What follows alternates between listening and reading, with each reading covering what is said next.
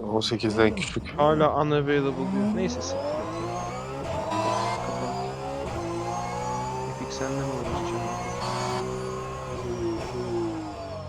Ahmet bize hala niye şeyin ekranını gösteriyorsun OBS'nin?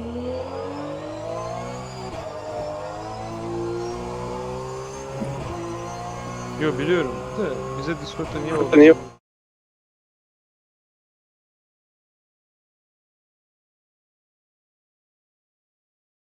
Niye çıkacaksın? Niye? Sen niye çıkacaksın? Ben çıkıyorum, sen niye? Pardon, Celal taşak mı geçiyorsun ya? pardon. Ya bağırıyorsun. Sıralama turu başlıyor oğlum, yapmayın şöyle hareketler. Pardon, zaten ona bakıyordum ben de.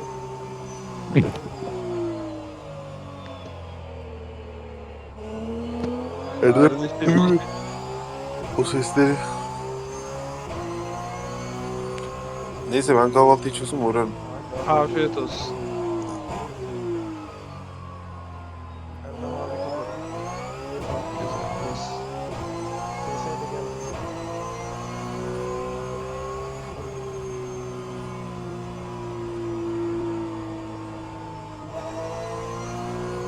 Aynen güzel. Ses var.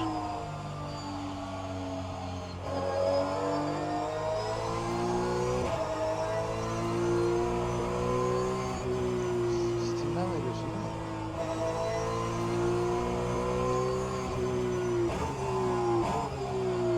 Çamur işi güzeldi ya.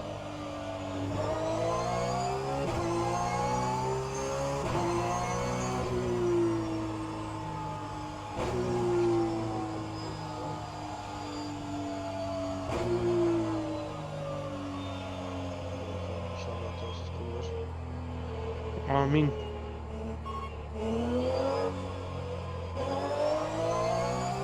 Isınmaz etmez de kolay kolay zaten.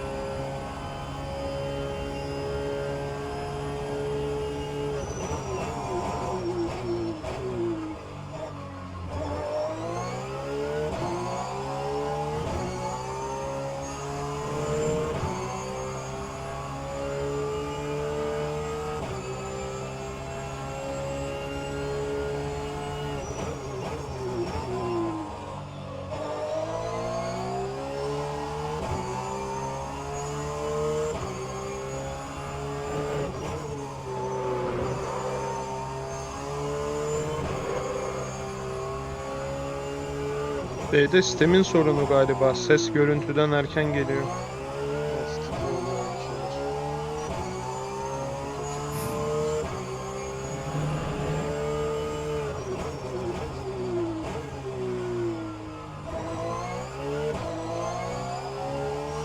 Yok, komple kesme de bir tık düşürürsün sadece.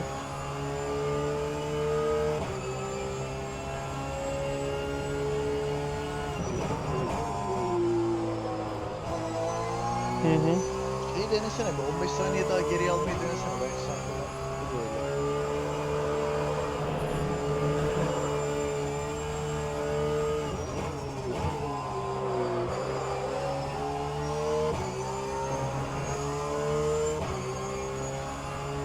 Sesi değil ya. Melih direkt şey dedi. Görüntüyü direkt full Steam'den aldığın şeyi 15 saniye geriden başlatabiliyor musun? Bu arada Erdem abi harika, şu an üçüncüyüz.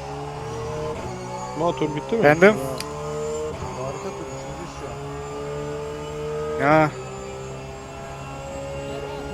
Yeah. Muhteşem tepki. Yeah. 55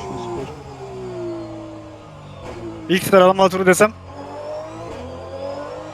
Şaşırmam.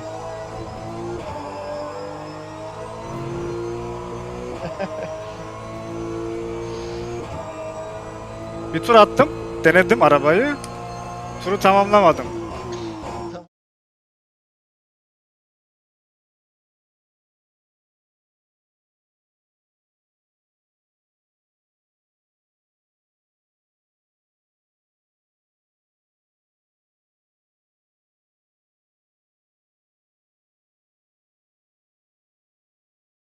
Bak ABS kapalıyken ne kadar kötü araba.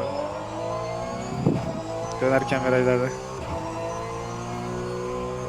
Kim attı kontrolünü? Diego Silva. Arkasında Nisula var. Kolejin 6. ilgi çekildi. Kolejin oyuncu yavaş şu an.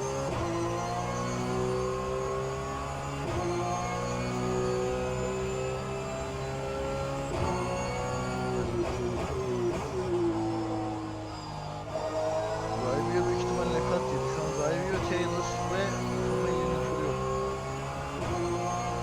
Raivio zaten iyi tur atacak. Valla elimden geleni yaparım.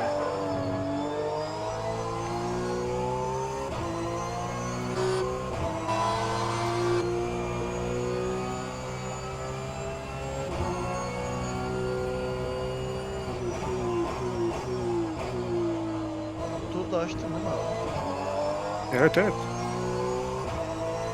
Motor açık.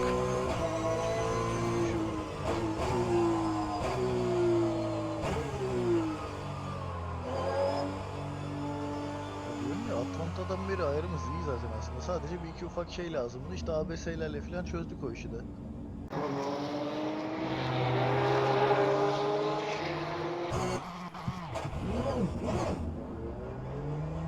Şimdi BMW Şimdi Drive'ye çıkıp büyük ihtimalle bu 0.4 koyacak herkese de buna yapacak bir şey yok ya. Benim de çok hızlı oğlum. Sorun tabii ki.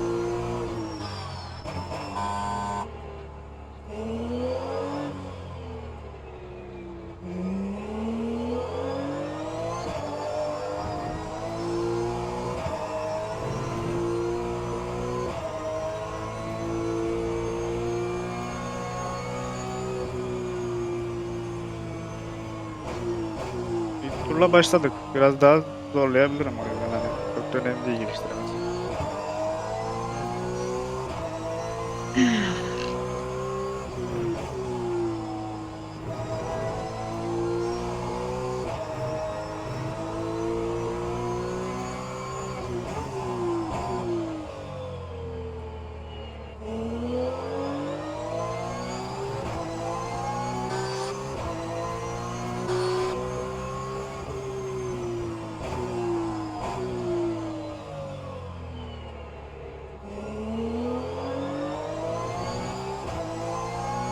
Aa, şu temperature şeylerini koymak çok iyi olmuş abi. Ona göre düşünebilirim. Hadi buna geçelim.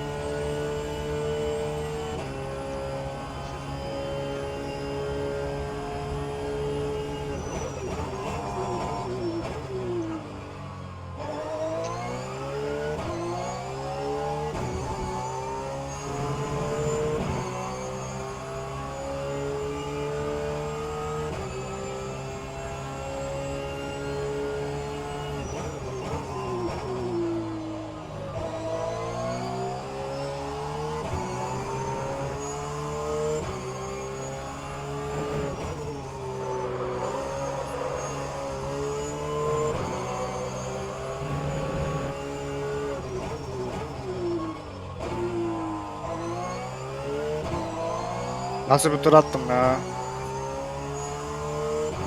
İlk sektörde biraz daha varmış ama sadece onu gördüm.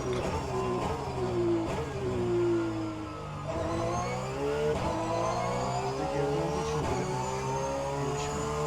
Gelişme. Yok yok. Sen geldi. Yani aynen ilk turu çok iyi atmışım. Yakın geliyordum.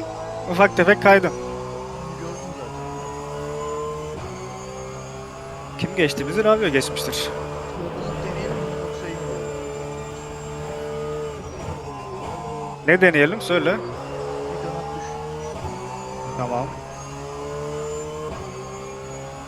Kaybedecek bir şeyimiz yok sonuçta.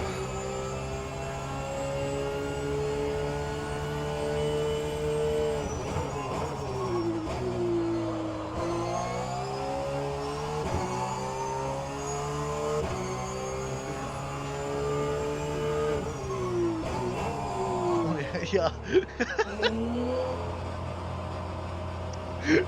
Bu kere elep bir ikinin içinden çıktık. Ulan herif.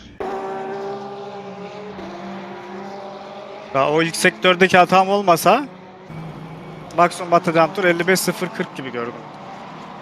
Birinin daha var bir de. Aynen. Ama atacağım turu atmışım. İyi bir tur atmışım yani.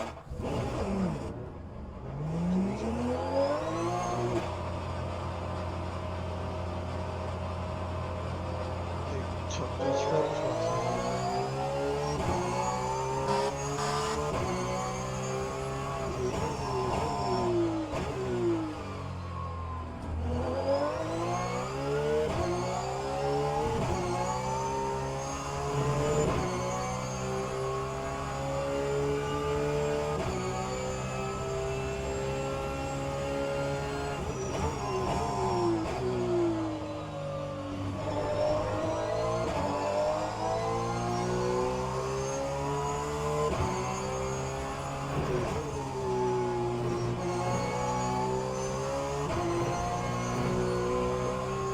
Harita kasıyor olabilir mi? Harita. Harita bence daha geriden geliyor.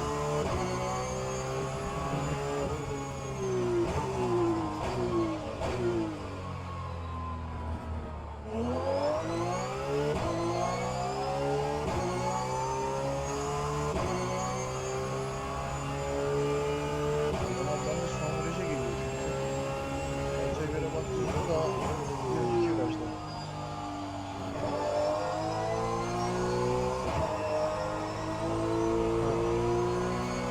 Bak şu an harita şey.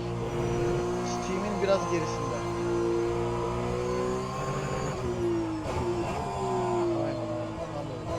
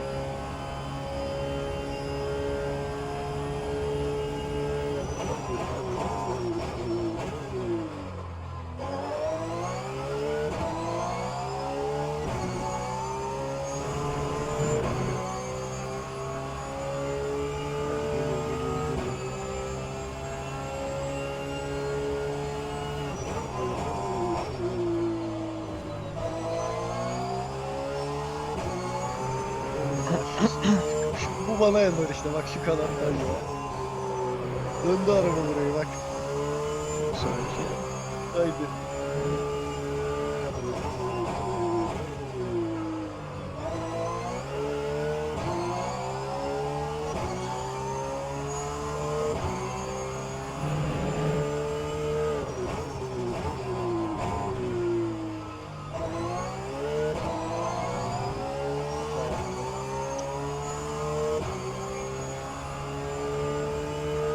Bak, bitirdim, çok güzel geldi.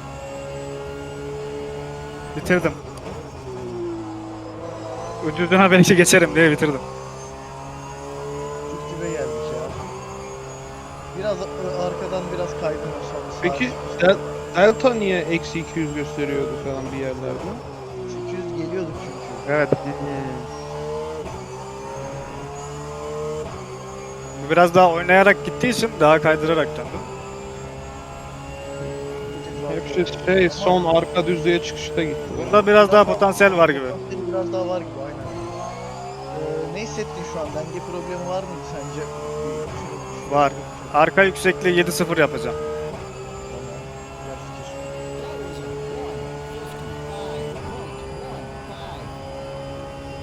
Güzel fikir. Aynen ya. Son virajdan güzel çıkmış. Daha iyi çıkmış.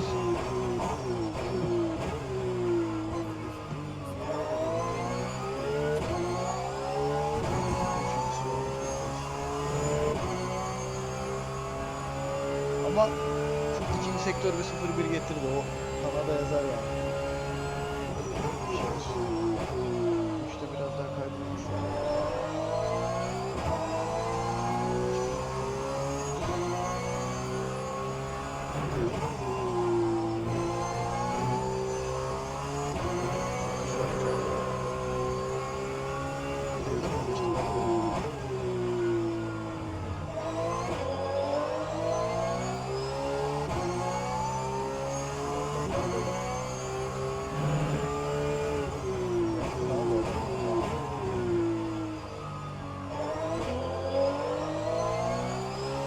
Hı hı.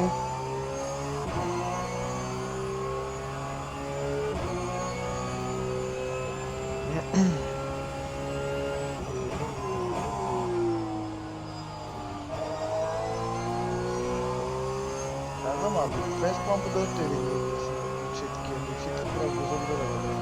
Hangisi ilişki? Yüksekliği de tutuyorum. Gerek yok ya, o kontrol edebileceğim bir şey ya. Çok şey değil. Çünkü bu halinde daha fazla potansiyel var. O net yani.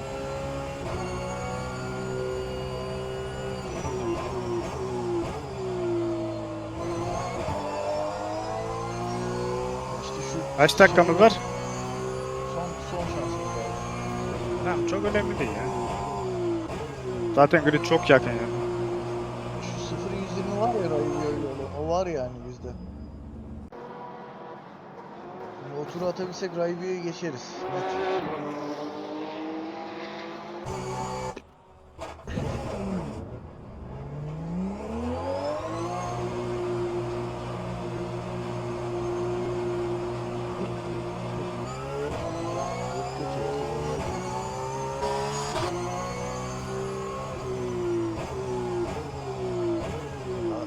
Bizden yana bir problem yok yani gerçekten.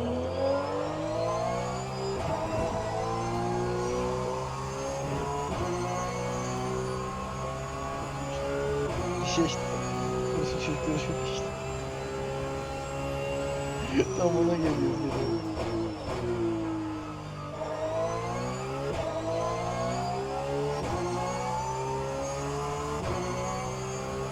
Şey geliyor.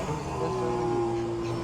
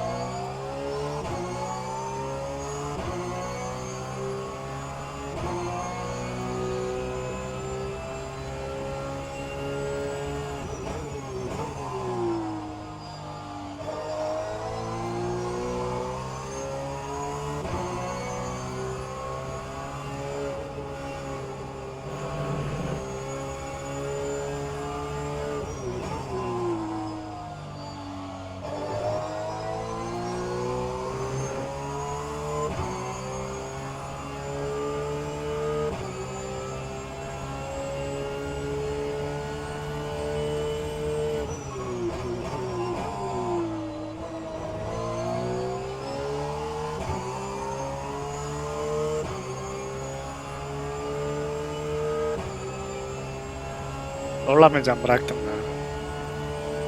Zaten tura yetişememiştim zaten tura. Aha, eksi 200'ü geliyordum. ABS'yi öne almayı unuttum, o yüzden kaydarken. 7'de kaldı. Lewis Hamilton style. Süre bitti. Özellikle ilk sektörü denedim zaten. Turu tamamlamayacaktım zaten. Yani 0-2'miz daha vardı şu an hep de.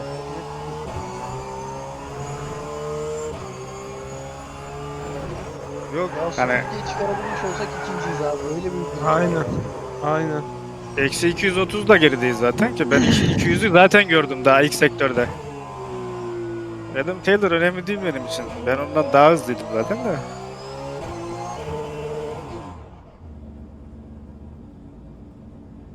İyiyiz maşallah Erdem abi. Helal helal. Yani güzeldi. Arabadan çok memnundum ya. Bir tıkı daha vardı. Onu da atmam lazım sadece. Ki diyorum ya ilk sektöre geldim eksi 200 zaten. Hani Kanat işe yaradı mı? tabii canım niye yaramasın? Tura başlayamadım zaten. Tam çizgiyi geçerken over yazdı. O yüzden turu tamamlayamayacaktım zaten. Sonra ABS'yi de unuttum tabi. En azından kaç atabileceğime bakardım ama.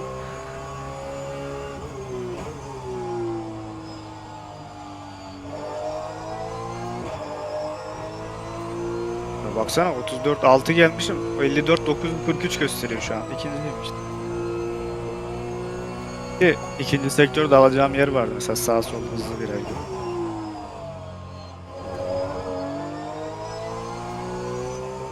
Koyunu geçtik ha. Eksi 300'üm vardı yani benim temiz bir turda. O attığım ilk turdaki gibi diyeyim geçtiğimi varsa dersek eksi 300. Düşün Kolezyon'un önündeyiz abi daha. Ya, kötü değilsin. Yo ben hani sonuca değil hani arabadaki potansiyeli söylüyorum. Aynen. Ben size dedim ama araba o bir kere denedim dedim araba hızlı dedim yani. Motor kontrol et daha biraz motoru. 7 de istiyorsan 6'ya çekeyim. Hiçbir şey değiştirmiyor yüzükte yani. Problemimiz yok diye yeter.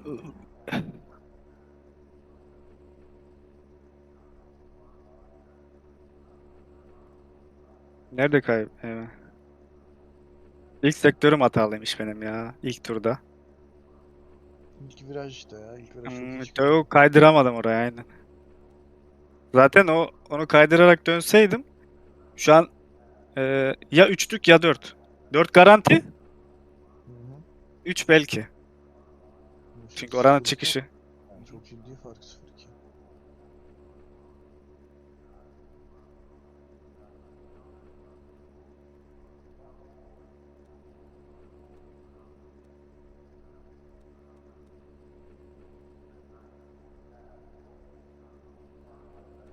Şu an kaçıncı bitirdik? 5 mi 6 mı? 5 olduk 500. ama Helal. Taylor'ın cezası var. 4'e Ama 2'de çıkıyoruz. olabilirdik Celal. Biliyorum biliyorum. İlk virajdaki Şey hatam değilim onu. olmasa. Yani 200'de biz geliyorduk. Çok yakındı ya sıralama. Biz o zamanı bulduktan sonra dedik ha 2 Ama olabilir. ben bugün kendimi pol almış sayıyorum.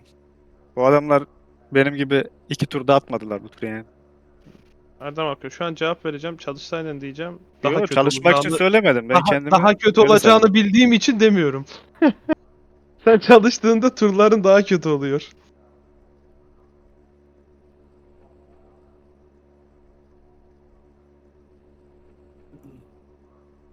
Seni hep böyle çıkarmak lazım sıralamaya. Bir tur atıyorsun, bitti. Çat. Güzel tur abi. Hmm. Yo turumdan şikayetim yok. Yani cidden çok temiz falan. Her şey yerli yerinde. İlk tur. Diyorum ya Ayağımın sadece ilk viraj arkayı kaydırarak dönemedim ilk viraj. O kaybettirdi bana. ay ay ay ay. O ne? Şeyler bir muhabbet yapıyor. Aa esniyordum. Ya şeye üzüldüm sadece. Eğer dön. Yani ikinci olabilirdik. Ona üzüldüm sadece. Ama dediğim gibi ben attığım turdan, arabadan her şeyden memnunum. Ya diyorum O ya ben zaman bugün kendimi gerçekten pol almış kötü. sayıyorum Bakalım yani. yarışta ne yapacağız? Taylor'ın stop go'su var. Hani normal bir ceza da değil. Hmm. No haş haş.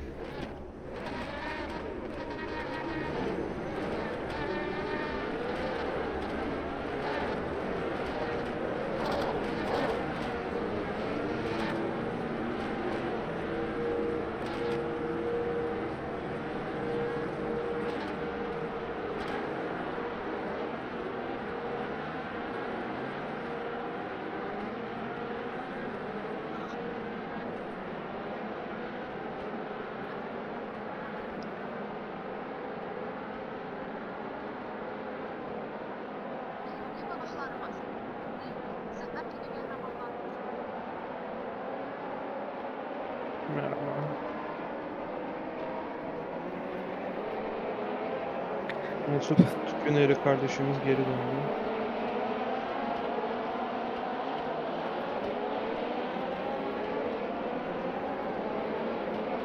New day in the office.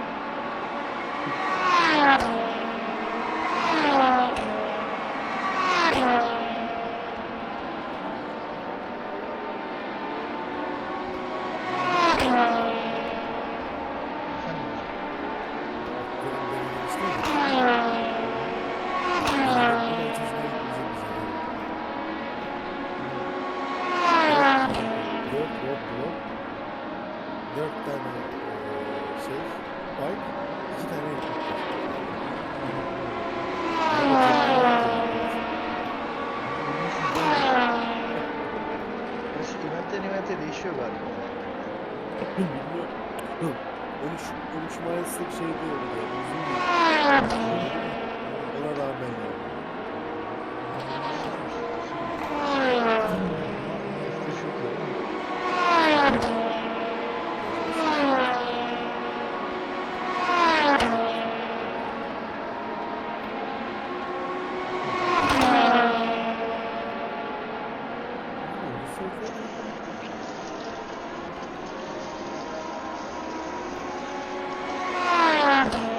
Bu arabayı görünce böyle ortaya geliyor.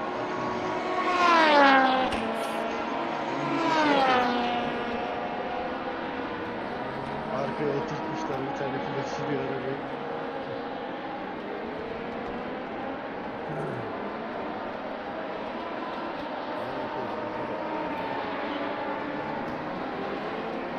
Sesin az geliyor.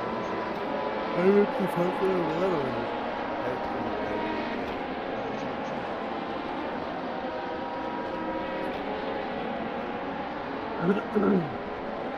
Start'a kadar oynayabiliriz. Starttan sonra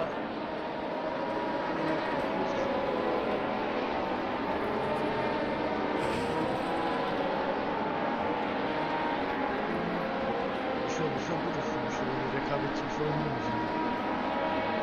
Zaten yemeğe mi dönecek? Sen mi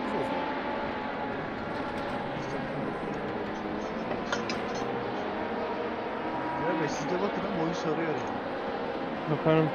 Olur. Ya bu Diego Silva nasıl Ravio'yu geçti ya? Harbi atamaz.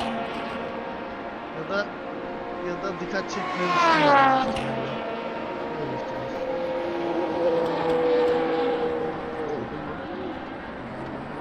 Değil mi? Ya ben de olsam ben de hızımı göstermem abi. Yarışta yardırır giderim.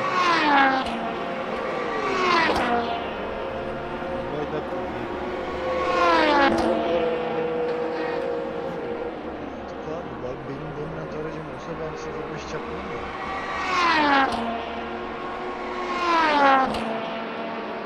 Aracımız yok yani hiç. Hiç de olmaz.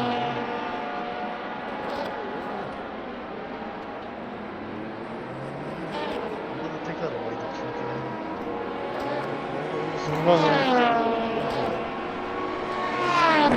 Ben Serra'dan 0.2 hızlı oluyordum. Her zaman kız herkesten dönüyordu, geçiyordu falan. Böyle dönemlerim oldu. Aynen. P3 bizim favori aracımız. TC'siz de P3 tabii ki. TC'li değil. Hayatımızın sevdiği. Ya o arabayla müthiş bir özgüvenle piste çıkıyorduk yani. Ama çılgınlar gibi çalışıyor. Benim öyle ciddi antrenman yaptığım son sezon. Her yarış baştan yapıyordum ben mesela. Tabii ki. Şu an baştan yapmıyorsan yavşaksın bir kere. Tek. Yarışamıyorum ki şu an. Evet kardeşim yavşaksın. Hani 23 kilometre ilerle olur ya sen görüşürsün. Olur olur. Bir yayınlar da Cemil izlesin. Ben de Yaşlar sensin kardeşim. Değerli kardeşim. istersen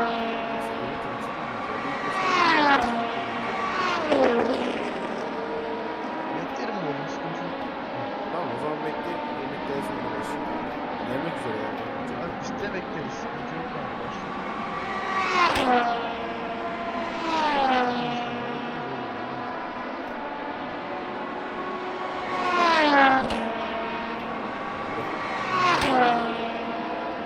Gel gel yayına gel. Dana. Dur geleceğim. Kazayı şu an hallediyorum. Aynen. Bir ara sportkarları açsana. 8C'yi açtım. Bir sürmem lazım. Alfa mı? Olur olur. Bakıyoruz.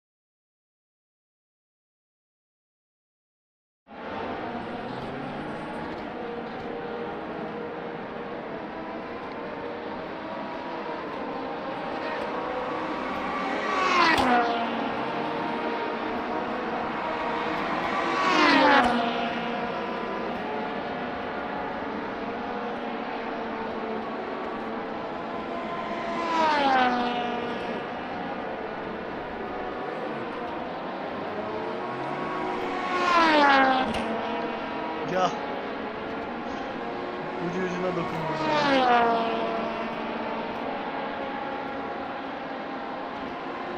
Yarışı gene sürdürdüm.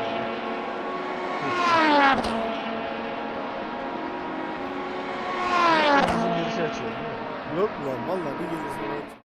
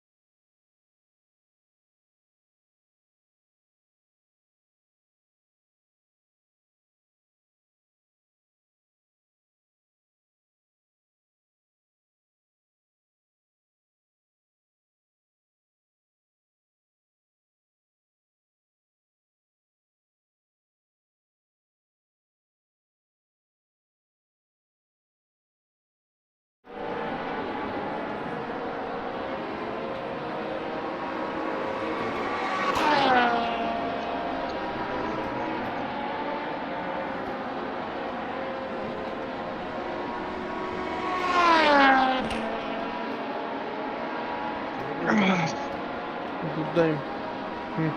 Sizin seveceğiniz bir araç aldım. Geldim. Bu sizin renginiz. Benim rengim mi? Bakayım. Benim rengim derken neyi kastediyorsun? Araba ve rengi işte. Şakacısın.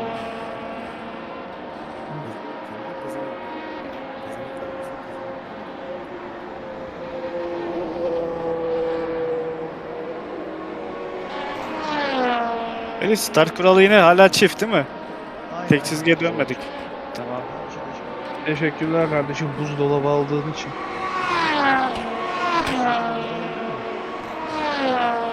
Benim için buzdolabı olmayı bile hak etmiyor.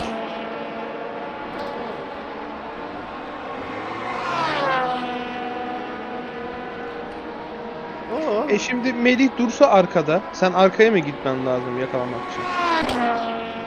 Bana vurup hasar vermesi ya da silahlarıyla vurması lazım. Sen arkasında az önce geçti ya senin önüne. Arkada arabayı park edip beklesen ne olacak? Geri mi dönecek sana? Atar mesela. Ha, tamam. Oha. Kendisi öldü. O neydi lan? EMP ne? MP şey böyle silah gibi işte bayağı hasar veriyor arabaya. Manyetik bir şey atıyor. Spike demirleri atıyor, helikopter çağırıyor. Blok ne? Söylüyor önde blok mu koruyorlar? Güzelmiş abi o. Yani. Sadece teke tek mi oluyor yoksa birkaç kişi de mi oluyor? 4-5 Bir sürü kişi oluyor şimdi. Bence bir Lan helikopter Allah kaçtı ya. Ben bu arada neyi charger aldıysam bok diyorum. Çok iyi yılan da bak gibi. Araba dönüyor ama hiç gitmiyor. Bu da dönmüyor. Nalas hızı mile'la mı görüyorsun sen Aydın? 160 diyor. Evet Aydın niyeyse bunu bıraktı. Almamış. Aydın niyeyse evet. Sen bir şey yapıyorsun. Ya, hız sayacını değiştirsene kilometre yap. 160'ta gidiyor kardeşim. Of Lancer ne hale gelmiş lan. Ha spike at. Uy. Durdum ha. Spike'da durarak kaçtım fark ettiyseniz. Peki Melih seni map'te görüyor mu? Sen onu map'te görüyorsun ya. Herhalde görüyorum. Göstermesi Bende de güzel var olur. silahlarda. Bende de yankı var. Bir de roadblock yerine turbo diye bir şey var böyle uçuruyor böyle.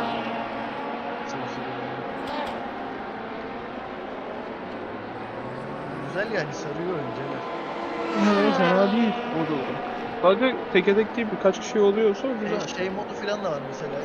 İkiniz bir aradasınız polisler kovalıyor falan. Modlar falan da var. Ya da direkt yarış modu var yani yarışıyorsun. Ya senin ananı Ne oldu lan? helikopter ya. Kendine biz kaymıştık farklı. Beni spike'ladı salak ya. Spidey.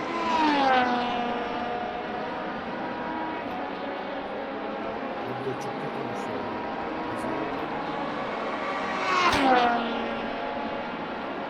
Iron Bey yakalayamadı. Sizden yakalayın.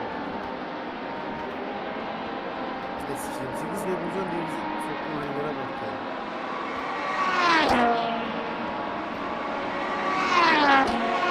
Biz buradan okul dokunamadık ya arabayla bırakmayın.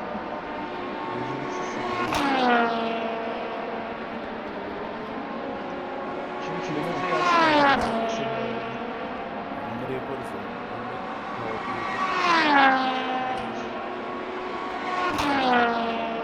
Oo Diablo açıldı. Gerçekten.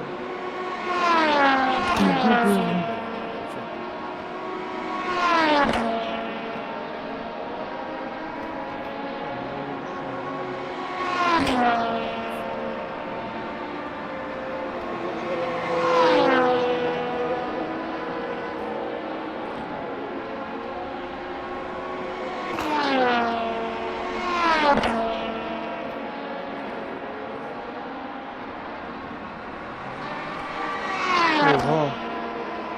Parkingde birisi yanlışlıkla ıspanak ne kadar yapıyor? 600 lira aynen. 700 lira hatta. Parking ödemesi yerine online 700 lira para ödemiş. 7 lira yerine 700 lira ödemiş gerizekalı.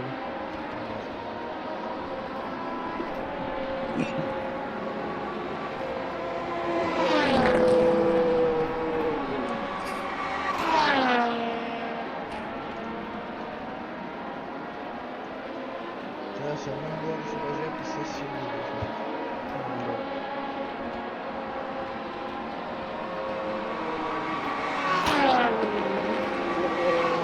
Az önce mikrofonu kapattım geldim gitti mi? Yok geliyor ya. Böyle bir şey cızırtıyor resmen.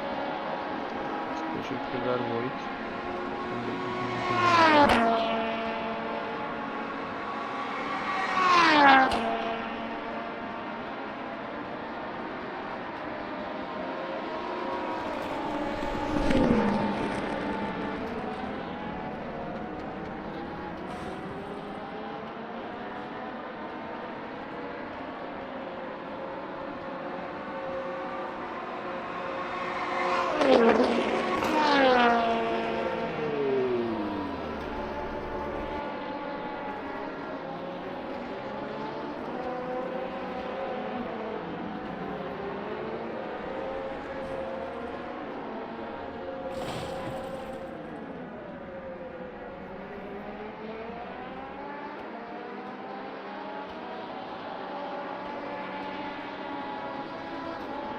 Gitti galiba. Gitti şu buluttan abi.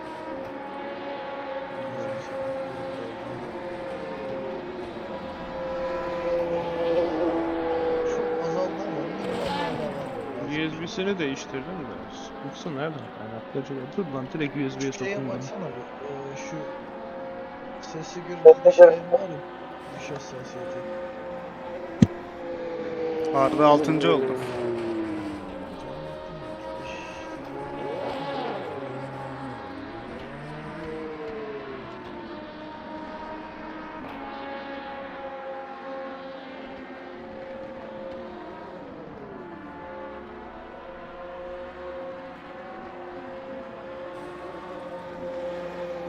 İlk 5 çok hızlı. 0-3, 0-4. Çok acayip bir birit var orada ya.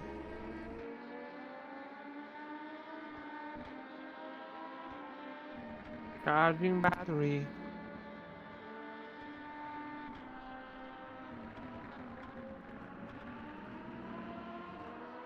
Alo. Hi, how are you? Tamam, problem USB uzatıcıda. Bozuldu şu an. Çok dayıcıda. Çok dayıcı takınca kulaklığının şeyini GG direkt kendi USB'sine takınca normal. Çok dayıcının ömrü gitti o zaman. P2'leri de 0.5 lempol almış adam. Ha. 0 saniyenin binde 5'i.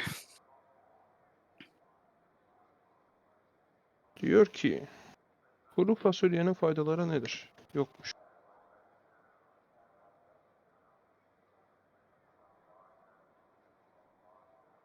Yalnız Jimmy bayağı yavaşlatmış şeyleri. LMP2'leri. Tabii canım. Ben şeyde Hard'la 44.8 falan atıyordum. ES'de. Dolu depoda.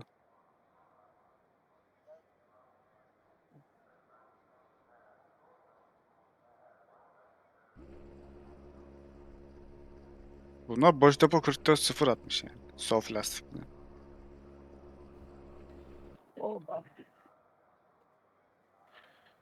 Niye kendimi bu kadar yorgun hissediyorum ya?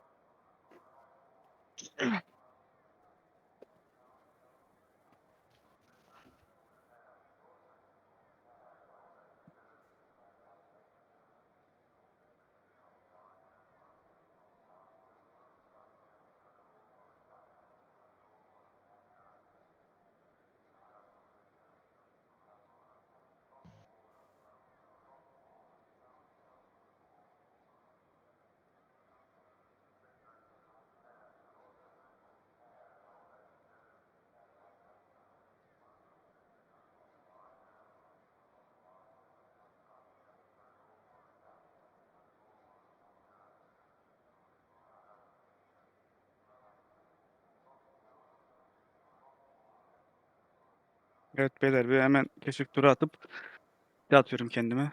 Tamam abi.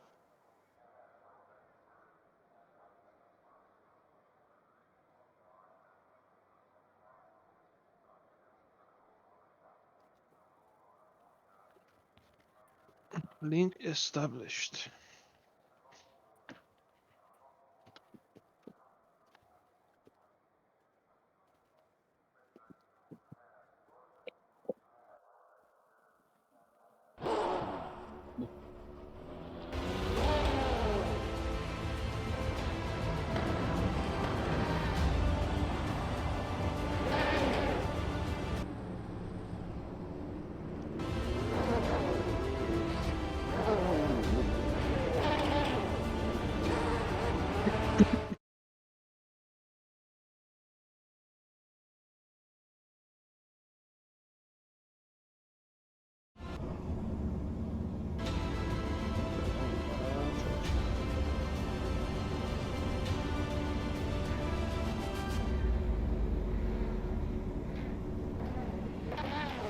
Ahmet Twitch'teki yayını kapadı değil mi?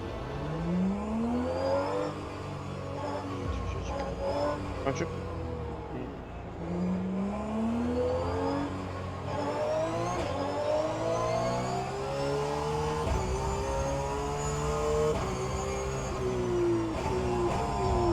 İyi. 2 dakikada sonra şeyde başlıyor. Twitch'te.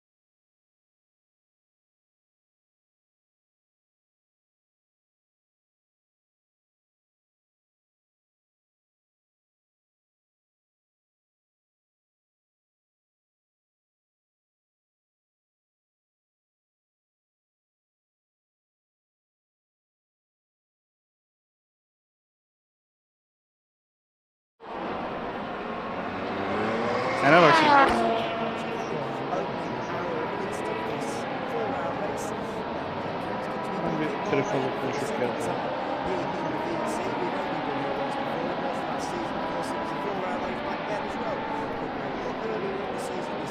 Vichy bir şeyler diyor. Yep, certainly. And of course, the real one. Jimmy pardon. Very attractive. It's going to be an awesome one. Great track, great addition to the last season. It's got 9 races over the course. Çocuklar kod 80'e falan bana kesin demeniz lazım. TeamSpeak'ten çok az ses geliyor. Kod 80 olursa. Races last season actually. It's quite interesting. Just to show it's only 4 hours.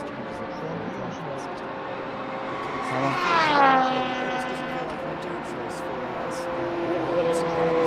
Çok az duyuyorum sizi.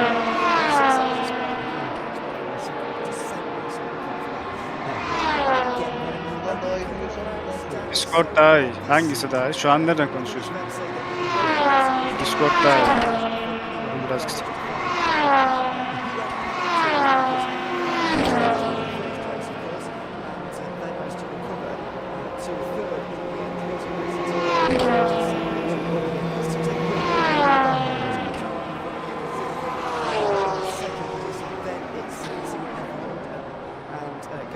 Then we've got Go Team Racing and virtualised by TX3. Winching Racing Team only 7th after their win at Spa. And they're on the 4th row. Sim Racing Racing row 5. That is the is at the front of LMP2, and it's in Iris. Then it's Studio Ferrari Esports and Team RTR on row 2 of LMP2. Hyperion Esports and Netrex GP on the next row. Daniele Brambilla will be starting the Visceral Esports car ahead of Go Team Racing. Netrex and on-off racing top 20 overall. Then the rest of the LMP2.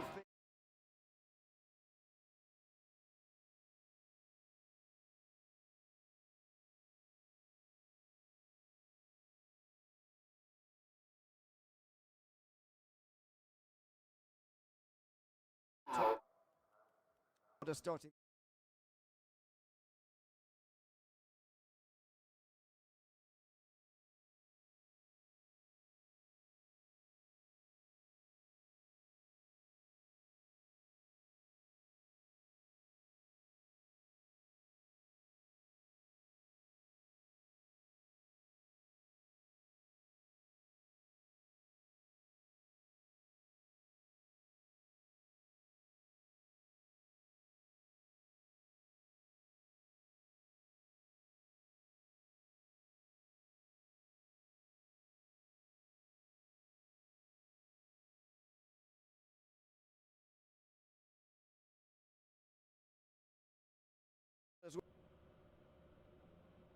Tomeli ERT in the Mercedes, start 47th, ahead of the other Visceral Esports car, and then that is the final row. Scuderia Leone and Satellite Racing to round out the 50 cars. Very big grid, Cam, and some tongue-tying acronyms as well to go with it, but very, very busy on what is realistically not actually a very long track.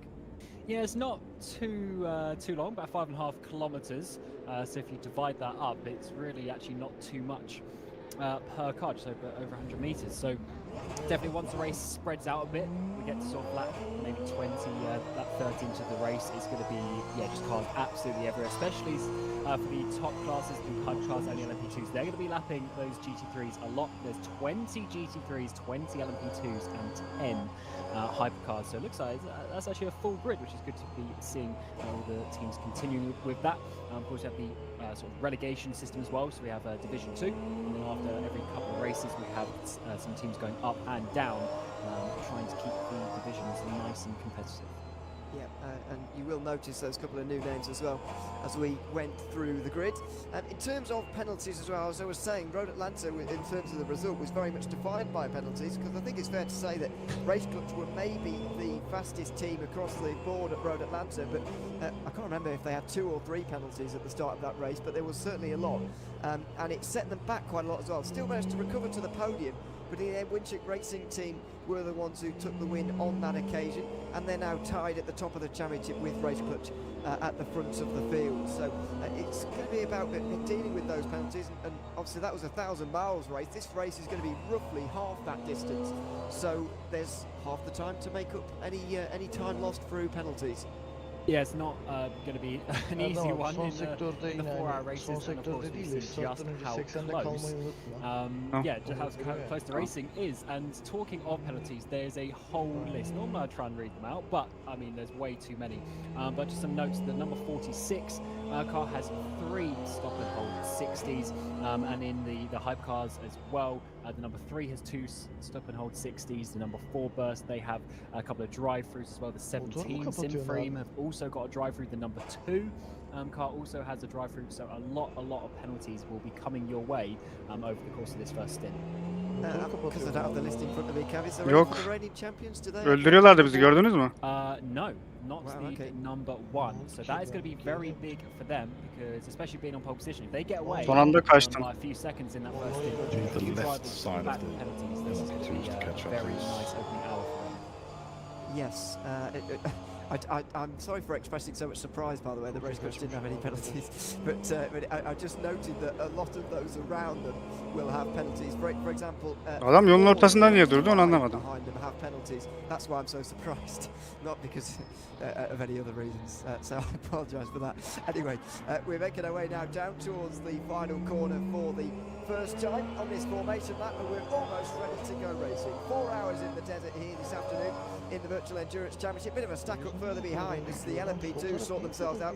Someone driving along Çok the büyük kaza var. tarmac on the left-hand side of the road there, kicking up all the dust and the sand into the faces of everybody else behind, and for whatever reason, just shuffling the order. But we should all be ready to go racing now.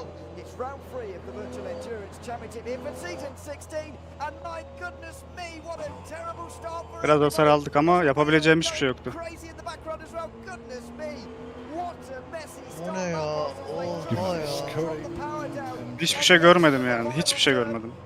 Sadece fren yaptım. O 80'i durabildin mi abi? Durdum. That Ya araba düz gibi. Bilmiyorum. Emin değilim, sürmem lazım.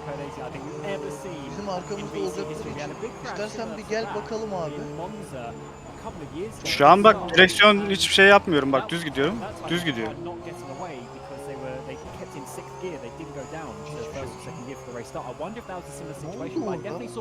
Bilmiyorum, LMP2'ler öldü yani. Onlar karıştırdı ortalığı. That is massive though, because if this continues on as it is, the amount of contenders Bravo that yine will gitti. take out are going to be damaged with that. Bence devam edebiliriz. That is going to be a big change to this part of the race. I mean, can we even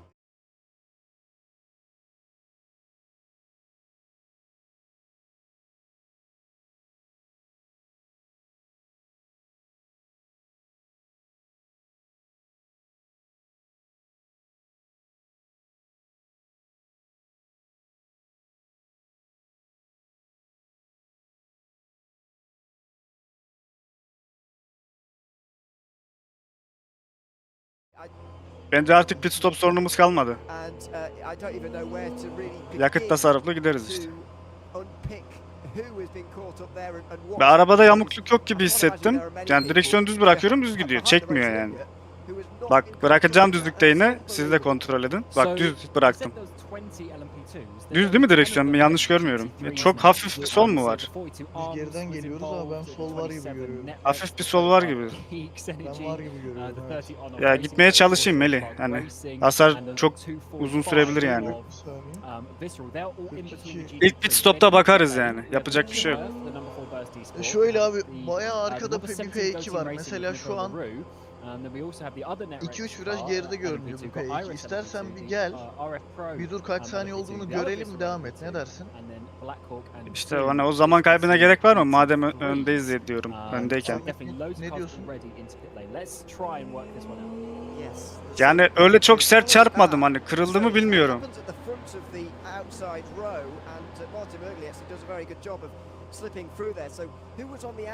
Ne kadar kaybederiz sanki, onu soruyorum. Ya bence pite kadar gidelim ya. number Pist üstü three, pozisyonumuzu number two, kaybetmeyelim. sorry. Ne diyorsunuz? Patrick Schindler, I think he eventually gets away with it, but he does get hit by quite a few drivers in Peki the öndekiler pite girerse gireyim There mi? are still 8 hypercars in front of the rest of the field. As you say, the number 17, Michael Leroux, is down the field. So Hayır, it's açtım, Hoyer açtım. for Burst. You mentioned that it was going to be a difficult Lastik start değişmeyelim. for, your team, Burst Esport anyway, Cam. Well, it's been made even more difficult Yakıtı now koyarız, because bir şey not only fark do they have etmez. those penalties, Yakıt they've artı got hasar damage yap and they're bence. down on pit lane as well. So effectively, Açık açık. the Lastik değişmedi. rest of the Yok. field in LMP2 effectively had nowhere to go. Nedir millet sağdan sağdan gidiyor. Because all the hypercars were sort of roadblocked in front of them, I guess, out the final corner. Oh yeah, I mean, once Yok girmiyorlar. that Devam crash ediyorum ben de. happened, It's going to be difficult to unpick people getting penalties in behind purely because they're going to be so Adam blindsided. Tyler I guess what burada çekecek cezasını işte. Ama almamıştır cezayı değil mi? to a crash though, which they will have no excuse for that. But I'm sure some of those teams are doing their best to avoid, but it's very difficult. As we're going to see some drivers coming into the Tamam ya, cezayı görürüz. İptal ederiz duruma göre. İlk pit stopta. Arabanın temposuna göre. Ya çok öyle bir yamukluk yok gibi ya. Bence. Çok hafif görüyorum. Ya o hani öldürür mü bizi bilmiyorum. Bakalım. Frenlemede zorlayacak, haberin olsun. And also for the 89, the BS Plus Zoom, they also officially DNF'd. The other people in the pit lane, I think, are just getting damage. Yeah, I think Mitchie Hoyer's already managed to find his İşte way back out of the benim pit lane tercihim again. But gelmekti goodness de. me, there's a lot of people in pit lane now.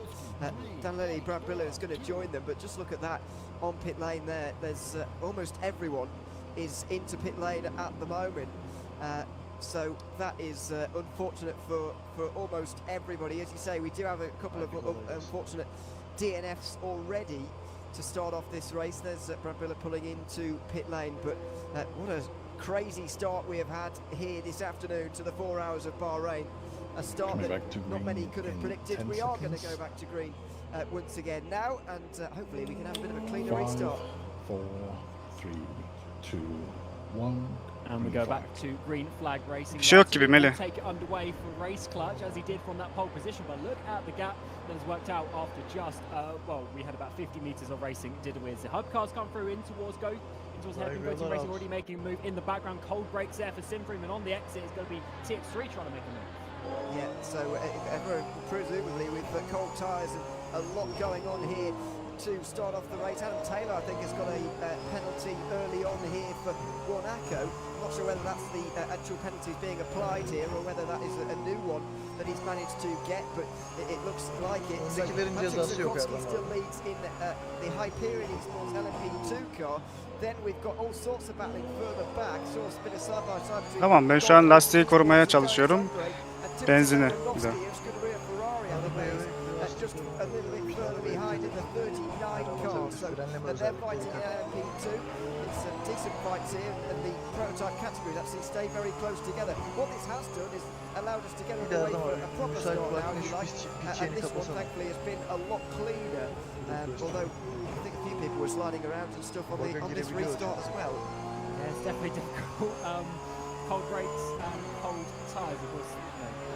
They don't take too long to pull up in these cars, but certainly just a couple of corners would be nice. And it's really the brakes, especially there. It's very difficult braking, especially. Tüzlük hızımız gitmiş birazcık. Just as it is, it's not the best. It's all in the background there. We're getting a bit of a move further down in the NMP2 category, in towards the apex of turn number 1. I think it's an undercover Eurasian car trying to have a battle. They got Zoltan Boda just up ahead of them. Up the inside is going to be in towards turn 4. Sola çekmesi nasıl? Opportunities really wide there on the inside. They've made the move up in 6th place, but no, they've gone wide and they're going to come back in the exit. Yeah, it's side by side on the exit of the corner. This dear, towards the S's. There was contact there into 5 and 6, and then through downhill at 7 as well. And thankfully they got away with that, but that could have been oh so different. One of the places on this circuit where you can actually make contact with the wall if things go wrong, and that is a bit of a rarity sometimes around here. So just around 10 minutes. Hiç yok yani. Kanattan dolayı. Still leads the race for race clutch. Then it's Ravio çıktı oyundan. second, the Winchik Racing team. In third, there are 7 hypercars still at the front of this field, then followed by 9 LMP2s. Then in GT3 we've got about 16 who have gotten away cleanly, so they've had a bit of a better time. I think both prototype fields have been completely decimated by the opening of this race. Yeah, they certainly have. And unfortunately, that's what happens when you get a crash right at the beginning of the race. It just puts everyone in a really tricky situation, to be honest. And hopefully some teams can recover from that over the course of the race. 4 hours is still long enough to come back for stuff. It just depends on the consistency of everyone else. Direkt Race is very difficult. Yok, iyiyim ya. Have a seat for Go Team Racing, making up a position, going past Team Racing. Direkt gridin başından başlamış ya kaza. İkinciye vurmuşlar. Number 7 car. The Valet LMP2 getting overtaken there must be a lap down already. Yeah, they're not 4th overall. I'll add. They are Buradan şehir edebiliyorsam atayım pit size. lane again. Who is still in pit lane at the moment? If you're wondering at home, Valet Esports have obviously just made their way out again. Although I actually can't find them down towards the back of the grid at the moment. Oh yeah, I can. They're 37th overall, but only 12th in LMP2. They're not actually doing that badly. Further back, we've still got Netrex GP number 27 in pit lane. Shortclock Racing still in pit lane, as well as Team Iris, who were up there in the first race, of course, and up there in the championship as well. They are in fact championship leaders. Martin Henningsen, championship leader, the number 37 car in the pit lane. rF2VEC Sport not having a good day in Division 1 this season. They're on pit lane as well. Hearing it's a DNF again for BS Plus Zoom competition. What a disastrous season they're having from time to time. They're either absolutely on it, as they were at Roman Lanza, or they're absolutely not, as they were at Monza, and now Bahrain. Atıyorum genele. Yeah, they've had such a Attım, difficult start to the attım season. genele. Yunus Rabio in that car is going to be not too happy with that one. İyi yaptın. Going to assume he's put a lot of effort in to try and get up to speed, and we definitely saw that. Oldular, kaza mı yaptı? Just coming Ya on slightly startta different çok situations büyük in bir the kaza GT3 oldu. class. That is Lee. Önümüzde biri havalandı falan. Gelişine koydu birine. Ben hiç görmedim. Normal hiçbir şey yapamadı. As well, so that is working out very nicely for Hiçbir them şey as it stands. yapamadı. This Görme one ihtimali also bile yok. got silver in that car. They're starting to already get the lapped cars coming past them. It's going to be a busy race from now until the end because the field is so spread apart. Closest leading gap is in LMP2 at the moment, but that field is very spread out, as we've mentioned from the early moments of this race. GT3, Şuraya baksana as ya. I said, is quite destroyed in terms of the field. We mentioned BS Plus Zoom competition. Blackpool Racing, the number 91 car, is down on pit lane at the moment. They're second in the championship right now. Then they are actually the only ones left on pit lane actually in GT3, but the others have managed to make their way back out again. Birileri pite uçtu girdi lan kazanın etkisiyle. They finished second and first so far in the races, but Blackhawk Racing, after a great start to the season, have seen that fall apart. They're the only team left down on pit lane there. Araba hasardan dolayı fazla yakıyor. Ligde de çok daha uzun süre gazda kaldığım için. That is difficult. We're going to get a replay. His rival, oh look at the absolute. Tries to go to. Oh dear, Eunice, what are you doing? Yeah, that was possibly not the smartest thing to do. A Bu little bit Evian unlucky hemen, as well, Evian'ın but, hemen arkasındaki de biziz bu arada. probably wasn't the best idea. Just applied the brakes, that would have helped. But Ya Ravi I am well, stupid yazıyor. they didn't. They're out the race, unfortunately, and that is a shame for them. Tom Martin still leads the way, by the way. In second is Martin. I am stupid. Simply now into the pit lane. Gateway Hevesi. Kulaklıkları bağlamış ya. For Hevesi. He's coming to pit lane now. Başka replay verdiler mi Raibio'dan başka? This is what's going to, barring everything that's happened so far, that is really what's going to be the downfall of Simply, I feel, today. The amount of penalties they've got. And not just them, so many penalties coming from the previous race. You'll see them in that top left-hand side of the screen pop up when they get automatically applied by the game, and that is obviously set up from the previous race. So it's a bit of a difficult, interesting situation for some teams with how the penalties get given out on BEC. The fact that for the next race, doesn't matter how good your qualifying is, you are going to be dropping down, of course, because it's at the beginning of the race. Şeyde mi? Kod 80'de mi? Ya bizim arkamızdan bir rahat bir 20 saniyemiz vardı diğerlerinde. Girip onarmayı for the önerdim ben. next round, which is not going to be ideal. 6 hours of Spa in a few Ama weeks' zaten time. safety car gibi olmadı ki. Yine 20 saniyelik fark durmuyor mu arkamızda? Şöyle söyleyeyim Celal. Elitecekler ama. 40 saniye yiyecekken hasara, 20 saniyesini yiyecek en azından çıkacak. Yani bakalım belki yine kod 80 çıkar da diyeceğim.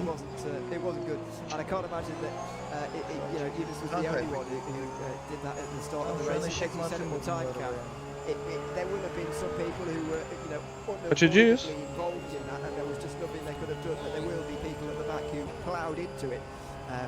You know, as we saw there, and I think your theory has been proven there by that replay. Yeah, Ya it's, sonuçta yarış startı kod 80'de nasıl anlayacak arabanın ilk Haydi yolu? başlayalım. Sim racing is 6 on as well. That kilometre leads, of course, the cars behind you to now go through and have a nice MC battle. Başlayınca söyleyin yayına Onto the gireyim. front last, I think 5-second lead now. He's got to Martin Mergley Bizde bir and şey yok gibi already Ahmet zaten. having a big lead with no penalties. This is going to be a difficult one for the likes Biz biraz takılalım of bari. behind, because we all know how fast race Kardeşim gelin 4 kişi okey denelim kardeşim ya. Standing really focused on this championship Nedir as well in bu? terms of the Need preparation. for So Speed. they should be ready to have good speed over the 4 hours. It's looking very good for race Butch at the moment, although we've said that before, and it's Aa, not always Emiç'e worked karşı out. Patrick 8 ya, çok iyi Sikorsky, by the way, is ikili now sixth in the race. This is unbelievable for LMP2. He's got Midinde Darius V6, Andre midinde right V8 behind him, which is probably Uf. more concern to him. Kanunsuzun At this BMW moment, olması but gerekmez there's the miydi Supreme burada car. ya? They've just Bence de ya. overtaken him for fifth Alfa place. çünkü İtalyan polisi bile Patrick kullanır Sikorsky Alfa'yı. is, well, going to be back in front of them again soon, isn't he? Because Simply will have to come down pit lane again, I think, for Karabinli yeri another kardeşim. penalty. So Ama LMP2 8'ciyi yer ki Williams M3'ü. are going to be in the top five. They're not going to finish Altı there, ve of course. 8 They probably will finish inside the top 10 ağırlıktan yer. by the end of the day. Celal I would şöyle, imagine. polisi zaten hep bir tık hızlı yapıyorlar ki yakalayabilsin mantıken. What a bizarre race. I can't remember a VEC race quite like Ama it. We've güzel had bir some big sarar crashes yani şu off an. the start, but I don't remember Güzel. anything Logosu quite bile like yeter that. be. Yeah, we're 3 to 4 seconds lap slower in the LMP2s compared to the hypercars as well. So it's going to take a good couple of stints for the hypercars behind them to overtake them for those overall positions. Of course, we don't actually have points Ya. overall, but it's so good. Aydın The araba LMP2's getting up there nicely, and also it's not Oğlum. just one random lucky car. Önüme attı Darius arabayı Andre, ya. Tatlıya nasıl da gibi. esports team. Oh, as he runs a bit wide there, moves to the back straight. Alfa şu an öyle bir dönüyor ki alışamadım. Haydi senin aynı anda niye her şey siyah beyaz? Yani böyle suçluya odaklanması için. Aynen öyle, Of. Aydın kendi blokuna giriyor.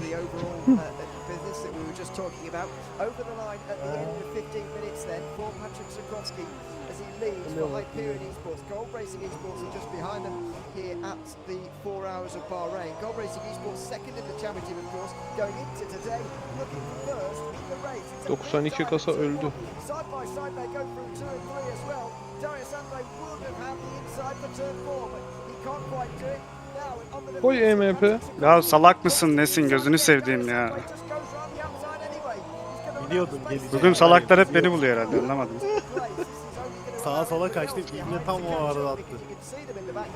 Dal herif ya. And this is a really great track for battling, as you're going to see here towards the infield section. bu Almost şey, a dive up the helikopter inside yakaladı there oyunu for Darius Andre. But if you remember back, Sen de gelişine bir tane koy. Gördünüz değil mi salağı? first round of the season, that time around there was a huge battle between Redline and Van Ya bir Wert saniye, at ben the yayına time, bakıyorum. and it was a very similar battle to what we saw there. So difficult to Yakalandık hocam complete the Alfa'yla. move, perfectly. You have to really work for it into turn 1, turn 3, get the run up towards turn 4. Niye yakalanmasın kardeşim? Uzakta bekliyor adam. Obviously, with the same cars, same track, we're going to see a similar situation here. So Andre just needs to find a way through. It is so difficult when you're in the same class around this track. And Bende bir şey yok, hasar yok. İyisin tabii. Yani hiç o kadar uyarıya rağmen hiç yine sallamıyorlar ya.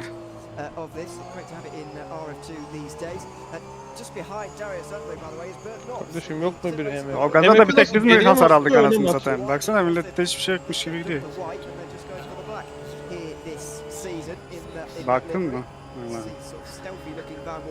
In the background, they're going to pull to the right hand side and give a very wide berth to Darius Andre, who kind of didn't want him to do that, wanted the slipstream himself. Oğlum ikinizin de aracı öldü ölecek ha. Ya hayır ya. back at the moment. Still only 8th place as supposed for first, but they're already nearly 100 seconds off the car in front of them. Oh, that is a lot. Ve hiçbirinde de kabahatimiz yok yani. That must be Seninkini bilmiyorum da. 3-4 now, so that's a very difficult situation for them M3 fena değil. to come back for, especially those couple of penalties as well. Sekiziye fazla dönüyor ya. And then, if you remember, towards the latter part of the Pek race, sevmedim, fazla Rocek dönüyor. and Latu had incidents turn 3 back around the motor as well. So definitely a couple of penalties they need to try and remove from their from their driving over the course of this race, because they got penalties in the first race and in the second race, and that has really hindered their start to the season and letting their champion rivals race up to get away like they did in the previous seasons. Only GTs battling the exit of the hairpin. Wow, that was close. Not sure that wasn't one of the leading GT3s. They pulled wide, and Darius Andre just decides to go through the middle of them. Not sure that was the way to do it, but they have done, and so they sort that out. Balo has made quite a few places off the start here for Visceral, by the way. Visceral now have their cars in 2nd and 12th, which is not bad at all, especially when one of them started, if not on the back row, then very close to it, the number 66. So that's probably one of the advantages of starting at the back on this occasion, is the fact that they could just slow down and pick their way through it. And I think that's Scuderia Leone just in front of them as well, isn't it? And so I think they started on the back row together, and maybe that says a lot about the way that they approach lap one. Fazla dönüyor Aydın araba. Yeah, Duruş being on the attırmayacağım. back road does give you the most time, I guess, to avoid some incidents, but also just being cautious as well. That is a big factor that we didn't see from a few drivers in those replays. And I think one thing I always try and remind, and I had my fair share of penalties in my racing days as well, but sometimes just having that little bit of self-preservation is always the best way, because you might think at the start of the race, oh, I can make up 5-10 places here, it's a big crash, but also you might get involved in it and then your whole race is done. Exactly. It's always a better Ay, idea amına koyayım, to bir şey just pull olmadı mı back lan, and wait for it to unfold in front of you, although it is in hindsight, as you say, when you're in there, it's very different.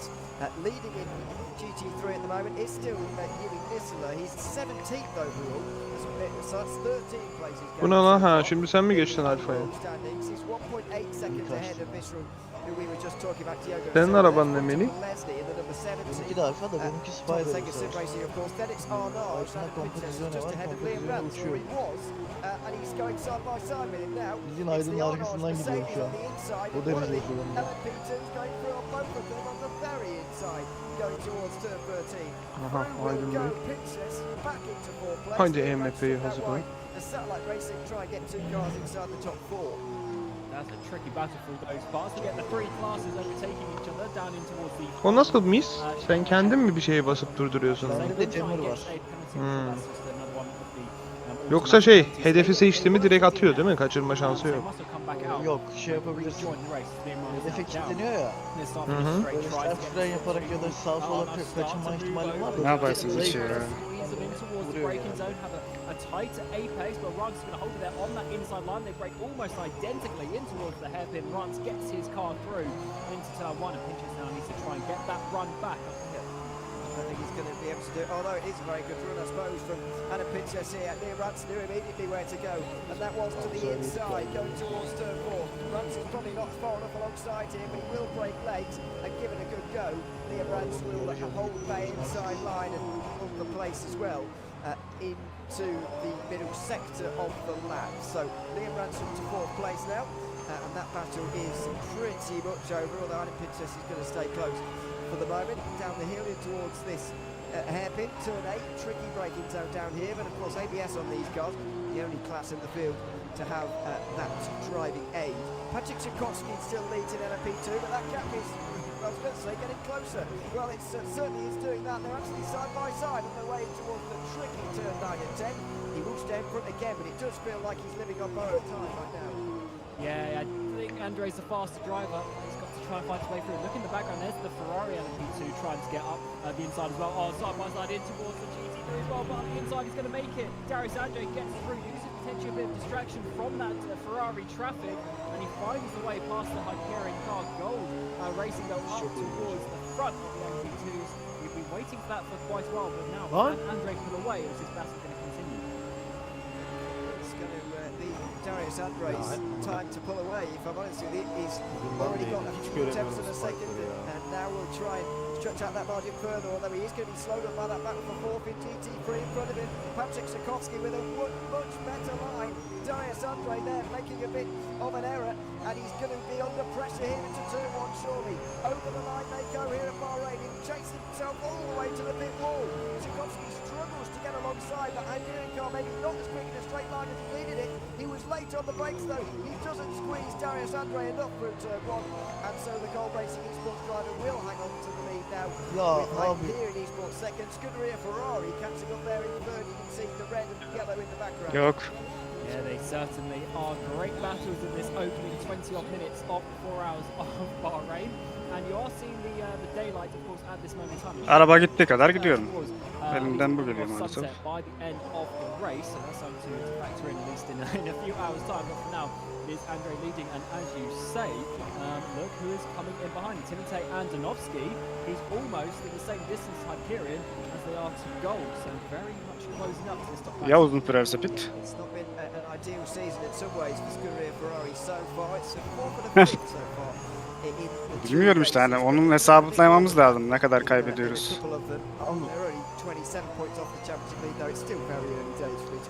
Anlık.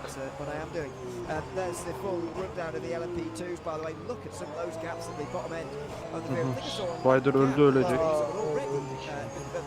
At the back of the field, further down there, and there's the tyre difference as well. That's going to be important because it is.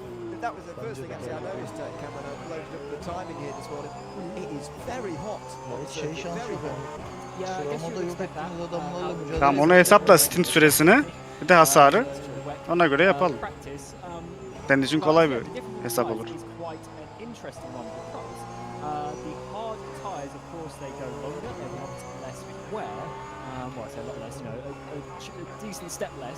Tamam. Tamam. Şu an zaten hasar açık duruma göre. Yap veya yapma diyeceğim bana işte. Tamiri açık yani.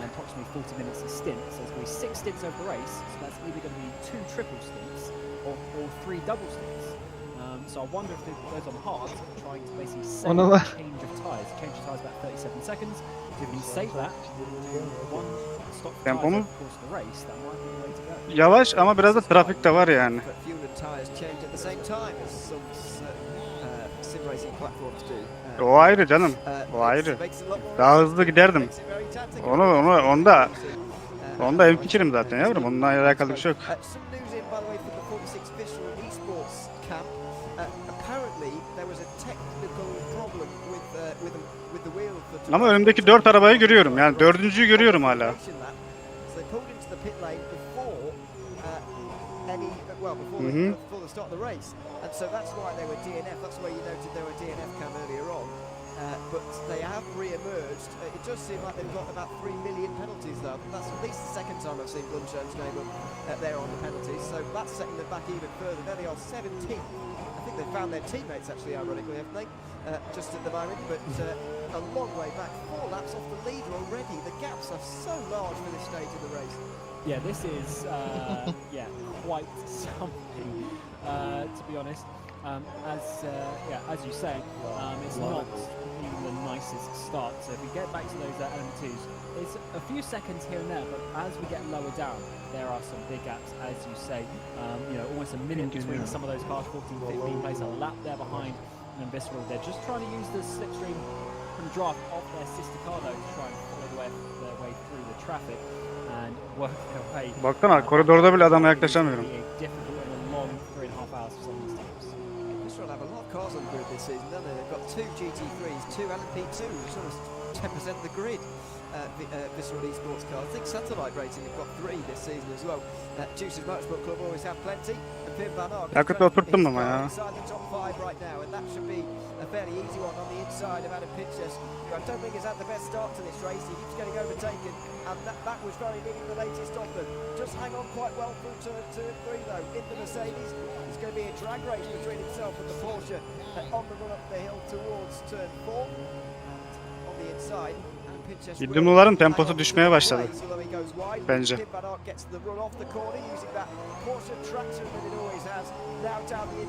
Ya ucu değdi ya. İkinci Spider'ın nasıl ucu değer ya? Duties Motorsport Club car is through, although not without a slight bit of Ya önüme contact. araba atladı resmen Yeah, that ya. was a little bit. We didn't quite perfectly see it from that angle, but yeah, you basically squeezed Pinch's out. So it was really tight on that second apex of the chicane, and Pinch's just going backwards a little bit, losing a couple of places in the last couple of laps. Already a little way behind the Bu satellite araba car, senin being verdiklerinden completely, çok daha fazla gone hasar up the way, var ya. up the road. So definitely maybe a bit of damage on that car. Just trying to see the ping load. You can see there's wrinkled a bit. I do think there's a little bit on that front end. Maybe just not having the speed in the car at this moment. Allah. Little bit bizarre. Someone wondering why we're so surprised at the big gaps. Oğlum ya bir I know anda it's başlatıyor because of the crash, görmüyorum da. but the Geri crash geliyorum is not salak normal. gibi ya.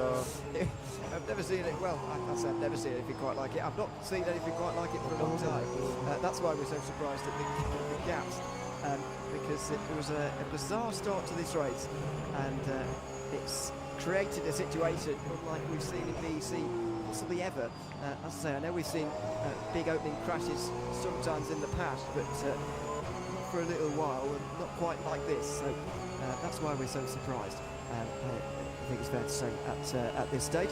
GT3 has been largely kept together, thankfully, and there's still plenty of battles going on up and down the field in that class as we approach the end of the opening half an hour of this race.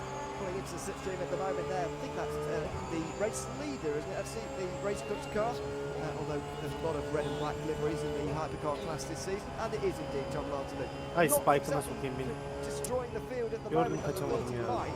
Winchit Racing Team, no penalties either, and just keeping them honest at 5.5 seconds. And on the last lap, they were actually faster, well, Winchit. So it's not like they've got absolutely no speed at all. It's just, you know, 10th by 10th, you start losing some time. As we've got Arnage continuing their battle, though Visceral just separate that one, spread it out just a little bit. They get up the inside, losing a few car lengths for Adam Pinchas, who's trying to keep in that battle, currently 6th place in your GT3. So you need to look out for Understeer United, actually, coming in just ever so slightly in the background. You see there the train of GT3, so 3 of them starting to catch down this battle. And that will be useful for them. I was hoping really that Adam Pinchas would get a bit closer while we were on board with him up there, just so we can see how crinkled the bodywork is. And I think we can see from here that it is a little bit. There must have been contact in the opening laps. And unfortunately for the GT3, Ne kodum bu bak it's a long yıkalamıyor way ki. from safety for them as well. There's still half an hour until their pit stops. Realistically, they're going to want to make it to the hour for a 4-stint race. Just 3 stops around. Ulan son dakika vurdum. Ah yemedi. 4-hour race, and that means you can't really just pit it. If this was a 24-hour race, for example, I reckon they might have been in by now, or in during the code 80. Just to repair that bit of damage. And Ya hayır, then sıkıntı figure ne biliyor out the musun? pit stops a bit later, Road figure Block'a out the takılıyorsun ya, coverage örnek veriyorum, later. crash it veriyor. Around Ondan the sonra race bir of başlatıyor, distance, you 600 can't get off kilometre ne start, yapıyor? there's no time to get back on it again. Yes, certainly difficult to do so. What might not be difficult is Akko here down the inside of turn 1, although maybe the horse doesn't quite have the straight line through. He hasn't been in the slipstream because he's a bit too close out of the final corner, but he dives it down the inside there on the 77 machine. He should have the inside line for turn 2. Gel lan, Hoping 6.8 var. we get the momentum up the hill, as this is a rather nice battle between the pair of them. Of course, Caspian Motorsport, Understeer United just in behind there with Jan Bellinger, but has he been able to get back in position? No, he can't. So definitely a nice move there for Caspian, slowly working their way up, and now into P7. Yeah, nice move, and that puts another Porsche inside the top 7. Start though for Understeer United, I think it's fair to say, in the Ferrari, pick their way through Onların the oyun mu başlıyor? Aynı carnage, söylediğin and they're başlasın. up there now Onları eminim. in the standings at the moment. They're down in Benim 15th, araba bile which seçemedim. shows you the season they've En been having siktir et so far. 6.8 zaten. This is a good Büyük ihtimalle run for them yüksek so aldılar. far in this 4 hours of en Bahrain. sevdiğim- On board with Jan Bellinger now. Just seeing one of the LMP2s just up in front of him, but just behind. He's got one of the Aston Martins at the moment. And is that about for position? It is. Alex Broutigan in the 81 Black Hawk Racing car, not the championship contending car, the one in second. It's the other Black Hawk Racing car. They're looking to find their way back into the top 8 again. And I think based on the evidence we've seen so far, it's going to be not easy for Broutigan to get through, but I think he is going to manage it at some point in the near future.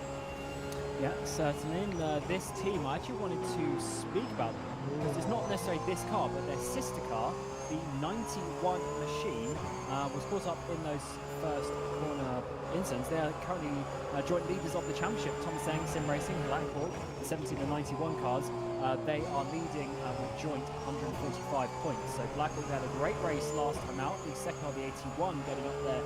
I believe on the podium actually it was. So definitely a good result for them.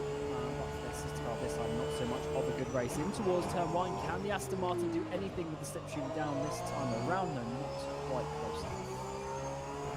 O ne lan, nasıl vurdun? Oğlum bir vurdun arabam yok oldu. Stay behind through turns 1, 2 and 3. Aa, Spike nereden Opening geldi? chicane. There is Mark Bate in the other Blackpool car. I was saying earlier what a great season start they've had. I keep saying it, they're one of the most prolific VEC teams to have never won a title in this championship. Plenty of the others who they've been racing alongside over the course of however many seasons it's been now for them, but still no title. Is this the year? Well, this is a setback certainly, but over the course of a 9-round season, and we said this a few seasons ago, I think it was 13, wasn't it? They were the last time 9 rounds of the season. You can recover from these kind of issues if you are indeed one of those teams. This is the view of Mark Bate. He's going to hit the pit wall. That's quite unlucky there. He could have gotten away with that. At least he's found the pit lane quickly, but he found the pit wall, and that gave him a fair amount of damage. Admittedly for him, he was so close to the car in front that actually he won't have seen a lot of what was going on there, but eventually... Sen az YouTube'dan kat yapman lazım. Nerede? Canlıda mı? Şu an mı oldu? Dur bir dakika öncesini alayım.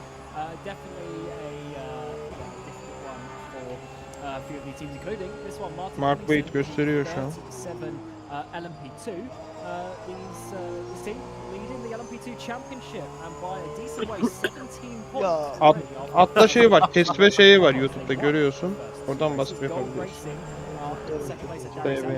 Hani şu an sadece Mark Bate'in dümdüz gitmesini gösteriyor. Ha. Buradan başladı. Away from Iris after a strong start, getting caught up in that incident, is potentially going to swap around the championship. Aha, gördüm. As I said before, though, it's a 9-race season, and we said this in the previous 9-race season. I think it was a few years ago. You can recover from these kind of problems. It's not like season 12, I think it was, where we only had 6 races in the season. 14, can't remember. But it's not like one of those seasons where there's really actually no room for error. This is one of those seasons where realistically most, if not all, teams are going to have a bad round. So they've got to just pick up what they can from this one. Ya ben çok odaklanmıyorum şu an. Genele. Yes, it's a different one. It really is, because if you lose, I think momentum is a big thing, and if you lose a bit of momentum with that, because it's not necessarily in terms of other teams, but in terms of your team. Niye oldu? Win those couple of races, you have the motivation for the next race. You will practice a little bit more, you work on strategy a little bit more. Whereas if you start on those bad races, that's where it's different. That mindset going over the course of the season, and especially with the length of the season in terms of months. So we only do one race every month. 9 races means it's a 9-month season, so that's a lot of time for you to to have all those thoughts in between the races. Difficult one for Ben ikisini de atacağım bu arada lastikleri. in terms of races to get back. Blumshine gets Öyle görünüyor. another penalty. Check that one off. I doubt. Deneyeceksen değil. Direkt deneyeceğim ya. Başka çarem yok. Yani 13 turum kaldı. 74 en kötü lastiğim. 60'lara falan geleceğim işte. That's the final one we're hearing, but they are nearly 40 minutes into the race. They'll be pitting soon for fuel. They're just finishing serving penalties. That's me. Mr. Esports have not had an ideal start to the day. That battle will continue on. That ground's going to still hasn't found its way through yet, but I want to go up to Sim Free because they're on the recovery. Patrick Schindler is trying to find his way past the 222. Gumpert. Ne oldu? Artık yakalamaca modundan vaz mı geçtiniz? To Division 1, and they're having a very good start to the season. Admittedly, they have no penalties, which obviously helps.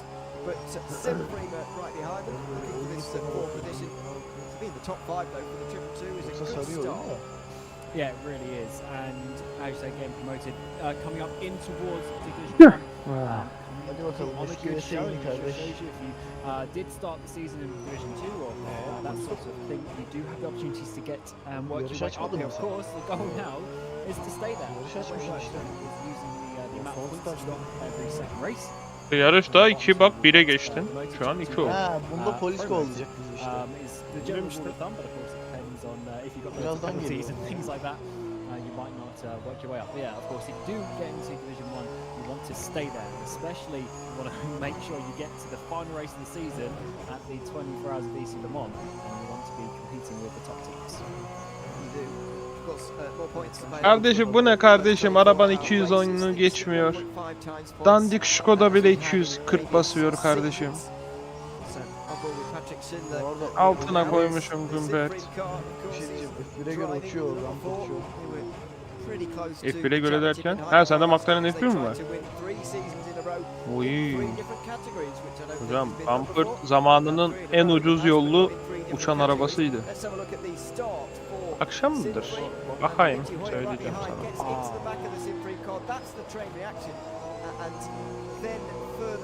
1 saat 18 dakika kalmış. Hayda.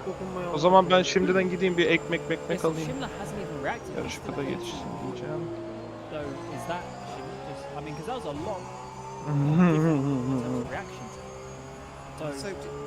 Schindler just completely not ready, or was that? But then all the cars behind were going as well. So difficult to see from that angle. But I wonder if that's just literally going completely too early, or if it's Schindler just not. Yeah, he didn't move. Everyone else around him on the left lane was going as well. So I think he just wasn't prepared for that green flag. Whether that turns into be his fault, or I don't know exactly how the rules work on that. But he definitely went after a stop. Bir araba kalkmıyor, arkadan birisi koyuyor işte. O koyan için. He's not the one who clattered into the back, and that was Mitchie Hoyer, unfortunately, who clattered into the back of him. I mean, obviously Hoyer would have been expecting Schindler to go, but even so, he went straight into the back of him, and that's where the chain reaction all caught off. That's when everybody else got caught up behind, and unfortunately it's created this situation now that we've got where the field is very spread out. We've got the top 4 covered by half a minute after 40 minutes in this race. We had a similar gap towards the end of the race at Monza, didn't we, in the opening round? That was 6 hours.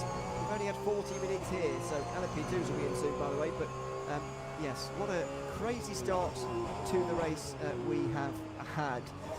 Yunus Rabia, by the way, is waiting for us to have a chat, so we might well do in a couple of moments' time. Just want to make sure he's all ready in a moment. But a shame once again for BS Plus competition, or BS Plus Zoom competition, I should say, who are down the only DNFs, remarkably, from this race so far. Yeah, it's been it was a tricky start. Of course, for that BS competition car, they're sitting, okay in the championship. They're still in touching distance of those top positions, but it was a very difficult, first round of the season, and now coming into the third. I think Yunus is actually here, joined us, which is great to see some of the drivers coming in over the course of the season. But Yunus, of course, once again, having a difficult race. Do you want to explain that from your point of view?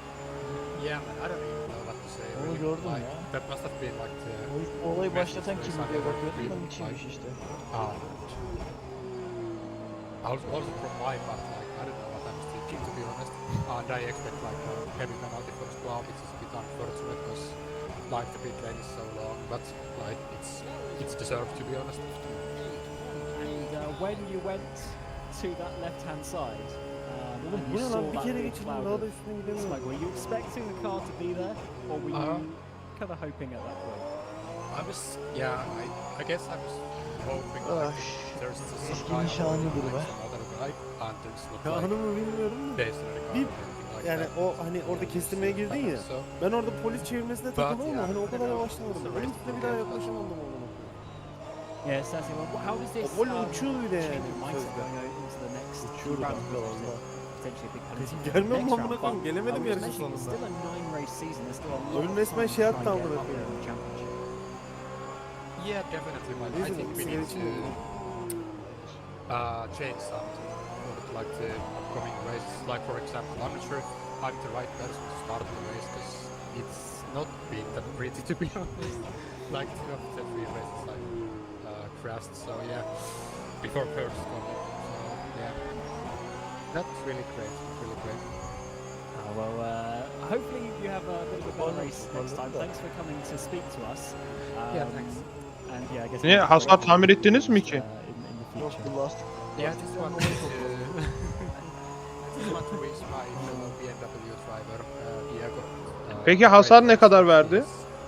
Better results and Abi hem lastikten toparladık derken dedim lastik mi değişti? Millet bugün başladı, biz başladığımız için.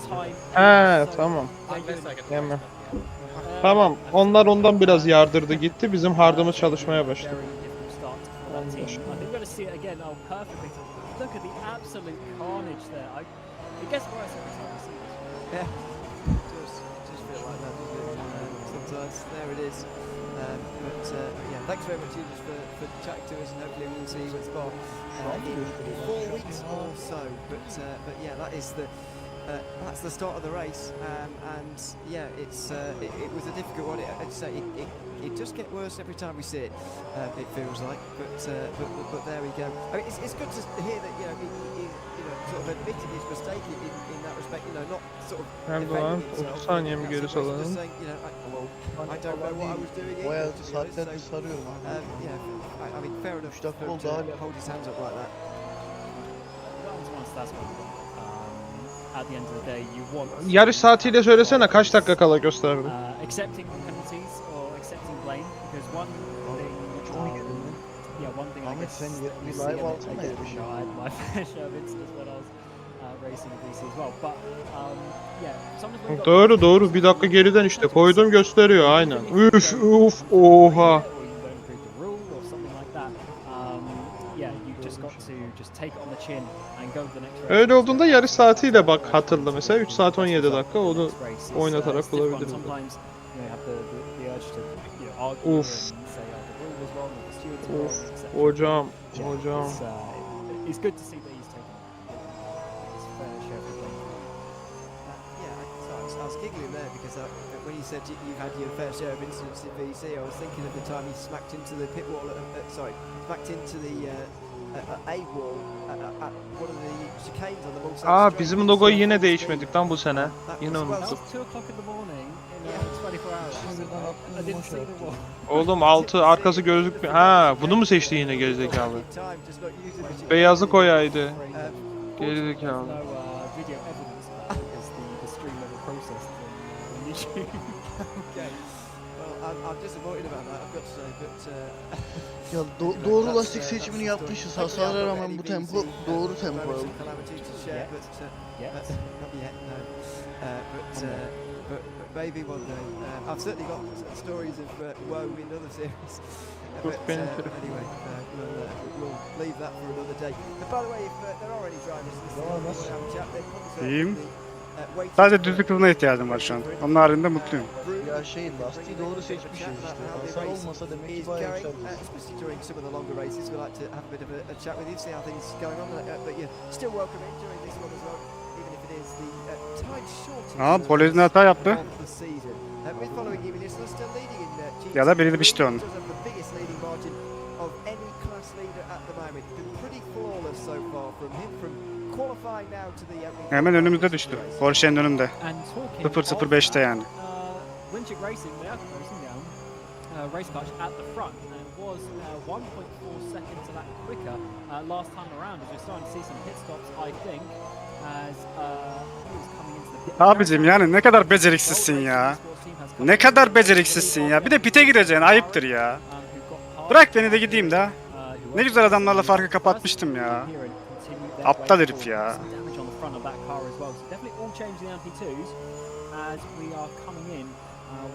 Aynen şöyle bakalım yayına Biraz sonra bir gelsin. gerizekalıyı izleyeceksiniz şimdi.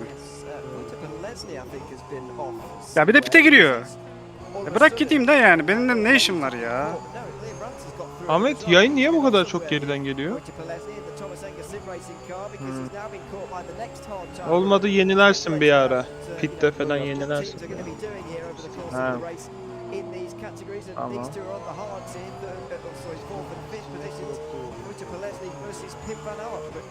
Of kökten iyi koymuş ha.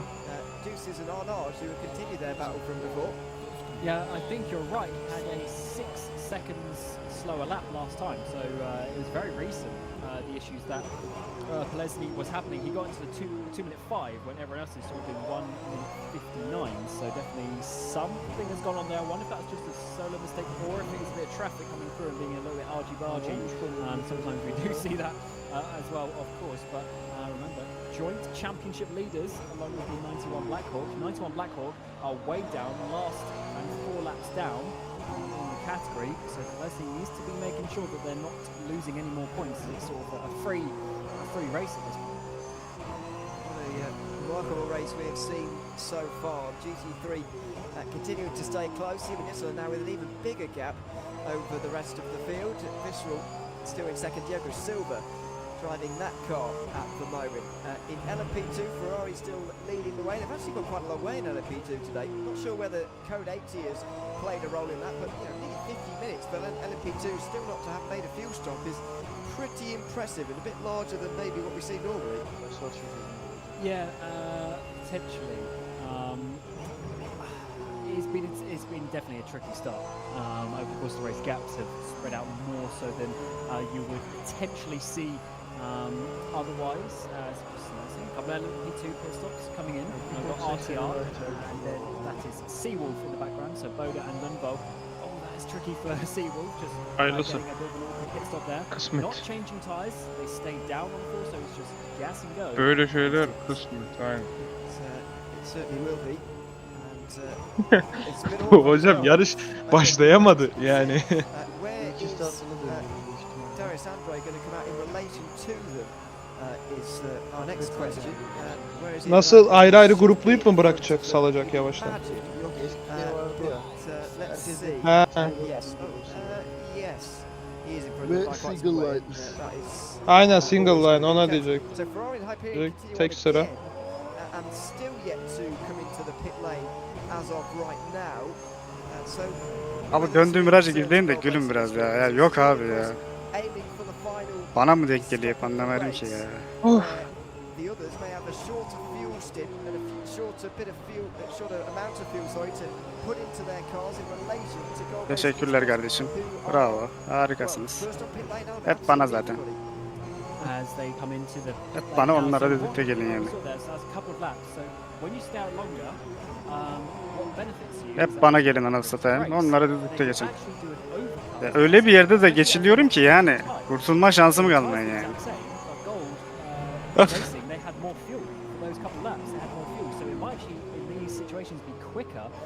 To stay out. You're basically doing quali laps when everyone else is back onto full tank. He's certainly taking some risk. Baksana adamlara düzlükte geldi ya.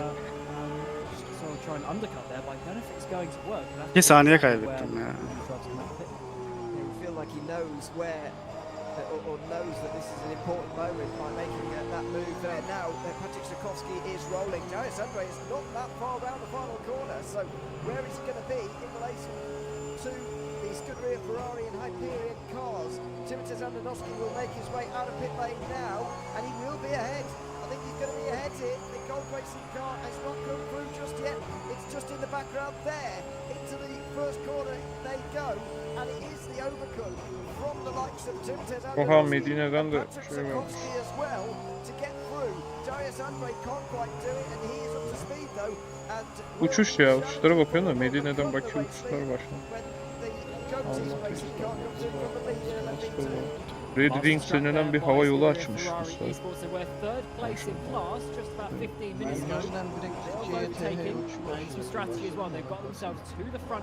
Bakayım.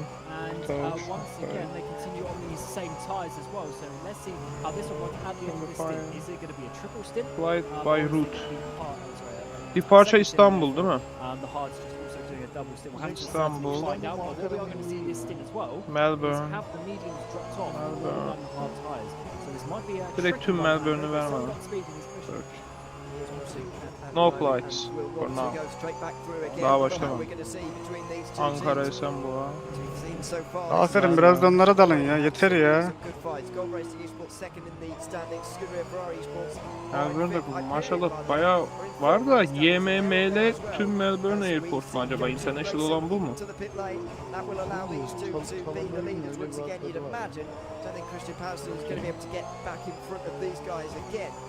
number 47, the reigning champions, of course, in MLB, the LMP2 MLB. category. Now Melbourne down to the International, final aynen corner. buradan bakalım. There you go. Andonovski in front of Andre. İstanbul ver bana.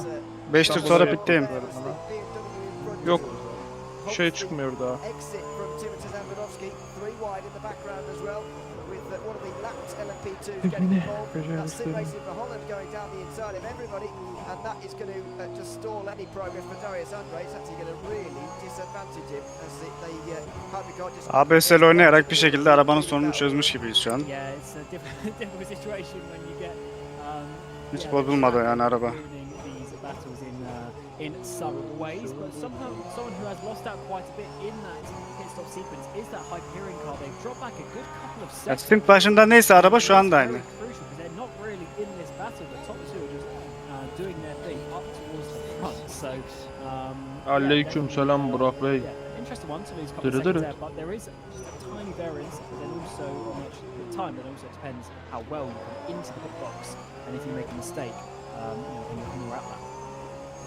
Yeah, it's all key moments in this race at the moment. A lot of LMP2s. Ya bir şekilde tutundum onlara yani hasarları ve rağmen. Hata yapanlar da şansım.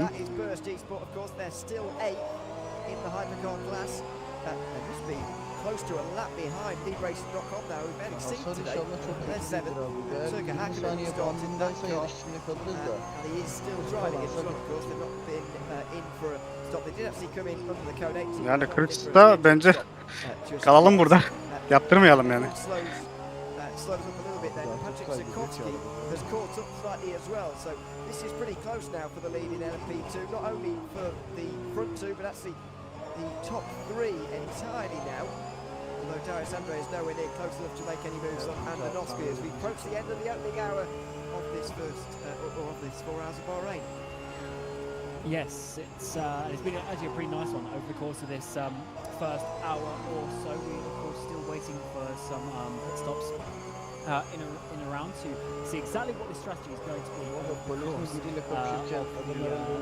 course of the race. 4 hours is not a lot of time to do your strategy, and so far a couple of teams have been doing it right, at least in this LMP2 battles. We are seeing a little bit further down. There are some very close battles coming in closer as well. See Martona for arms. He's getting close to Pedro Ramada up ahead in that battle.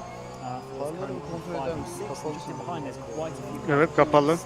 Aç demedi ama. Including that single car that we're seeing in the pit stop. So definitely the battles will continue very nicely. Also in the GT3s, they're actually not Birazdan açacağım. Burası çok kalış. spread out themselves. Neil Runs, who we saw overtaking pinches, he hasn't really pulled away, but he's certainly now in some further battles. He's actually pinned Van Mark, who's got past the pair of them. He has, yes. Not sure how he's managed that actually, but he's having a real reserve Açtım. towards the end of this stint. Even on the hard tyres, I guess maybe that is one of the reasons for it. Liam Radstrom, oh wow, he was very close to getting tapped around there, was Pim Van Ark. It was one of the LMP2s down his inside. It's one of the old Cyber cars by the looks of that, and he very nearly got tapped into a spin. Liam Rans was trying not to get that, trying not to let that happen. It was going to, whether he likes it or not, as far as the LMP2 was concerned. And thankfully for Pim Van Ark, the Satellite önümde. O da hasar aldı herhalde ya da spin attı. McLaren diyorsan Liam Reigns. Bir tane daha vardı when they made contact where the weight was on the cars, because if there was any sort of unbalance or a tap to the front or rear, then one of the cars would be spinning around, and that is not the nicest thing to do. But look, Lastik 57 oldu. very fast corners in towards turn 12, 13. 3 turum daha var. End of the track. Gideceğine emin misin? Highest point of the track was Evet riskli duruyor. as the race spreads out almost out into the race, it's just cars absolutely everywhere on track. There's still 49 of them out there on the circuit, so Pist ısınıyor abi, daha da ısınıyor pist. Tamam değişelim. understand why. Sıkıntı yok. Out through the final corner. Artlar medium'dan daha iyi çalışıyor. O kesin de. Prototypes involved, including that battle for the lead, which has Yeni just gone up the harda road. geçiyoruz. And this fight for third in GT3 as well. Jimmy Nisler still leading the way by some distance. Wojciech Polesny are now back to second, and they are getting quite close to the hour as well, as it looks here. Maybe they will be able to make 3 stops. We were speculating earlier whether they will or not. They're getting close to the hour. 57 minutes gone now.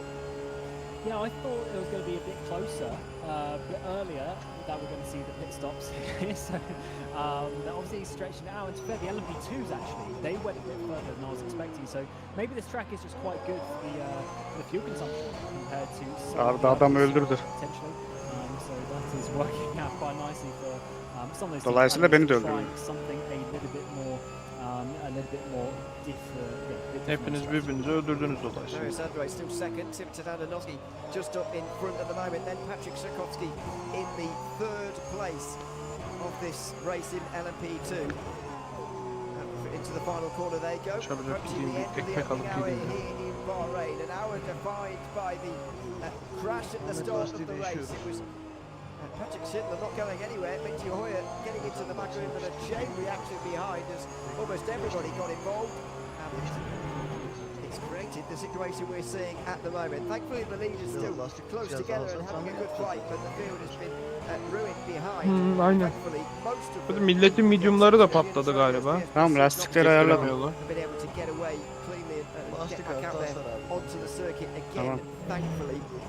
68 saniyeydi değil mi? So that is, Bakalım kaç saniye olacak. nearly the end of the opening hour then come, as I say, that it's difficult to describe this race in any other way than saying it was the start of the race that is the dividing round it so far. Varın bakalım. Bitler Yes, başlayacak. 100%. Because first of all, it took out a lot of people, but then the code 80 to push us back a bit in the strategy as well.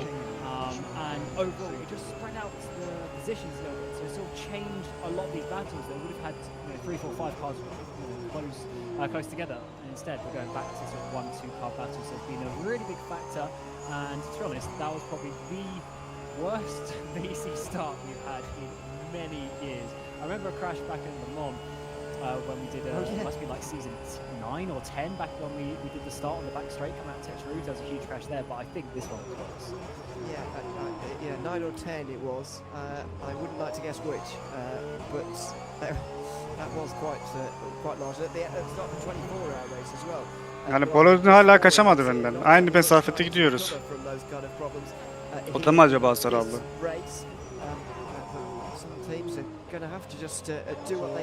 Normal değil çünkü. Yani benim hasarlı olduğumu düşünürsek açması gitmesi lazım.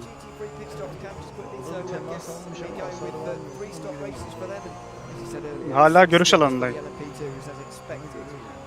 Yeah, it looks like it's going to be that. Yeah, the Vandals as well, they have a huge fuel tank. So yeah, they can definitely go very far into the race. It looks like it's going to be Reaktör pitteyim. like that, which is, to be honest, a fairly normal strategy, you would say. So not a lot for the teams to do in terms of that. They just need to make sure they are nailing all these driver stints. That is the end of the opening hour then. A big thanks to Cam Rogers, who's been alongside me for that. He'll be returning. Ya aslında böyle %8'den falan gelebilirim bir dahakisinde. Değişmezsem. Aa, ucu ucuna patlamaz mı ya %8? Yok yok. VEC debut.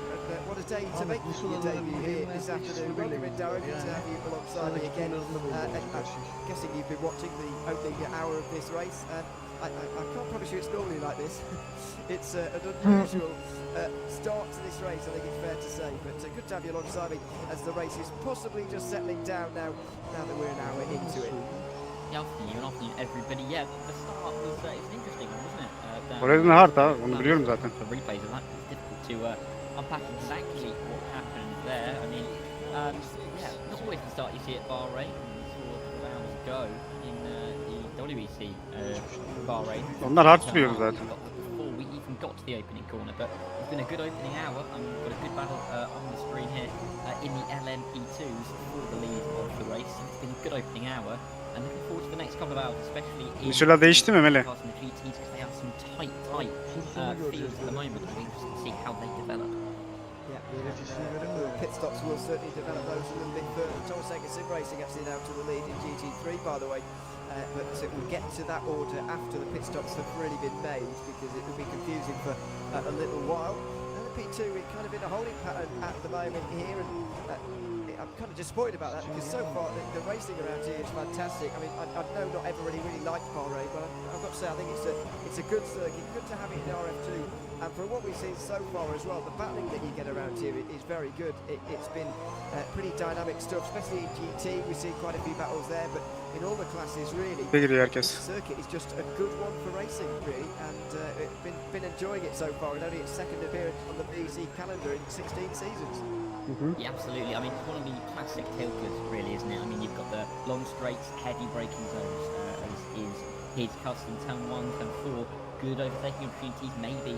100 saniye beyler. If you've got the overspeed, like we have Toplam here, pit. with multitask categories, but you know, it's one of those tracks where you can go side by side quite a lot of the lap. I mean, even up the hill, turn 12, turn 13, just up to where Darius Andre is going to be now, you can really see some cracking side by side racing. All the way through. Kolezine bakıyorum değişiyor mu değişmiyor mu? Kolezine değişmedi. Tahmin ettiğimiz gibi. From the lead in GT3. Jimmy Nisler has already made his stop. He is down in 8th place now. There he is. And he'll be making his way up the order, although not Pascal Leone, who carry on again and will be going on for one more lap now. So they will lead at least one of the laps. Jimmy Nisler should get back to the lead by quite some distance. Further back, Adamlardan 40 saniye fark ediyor Adam şimdi. Pinches is in pit lane. So is Giancarlo Rossi in the Ciambelli ERT car.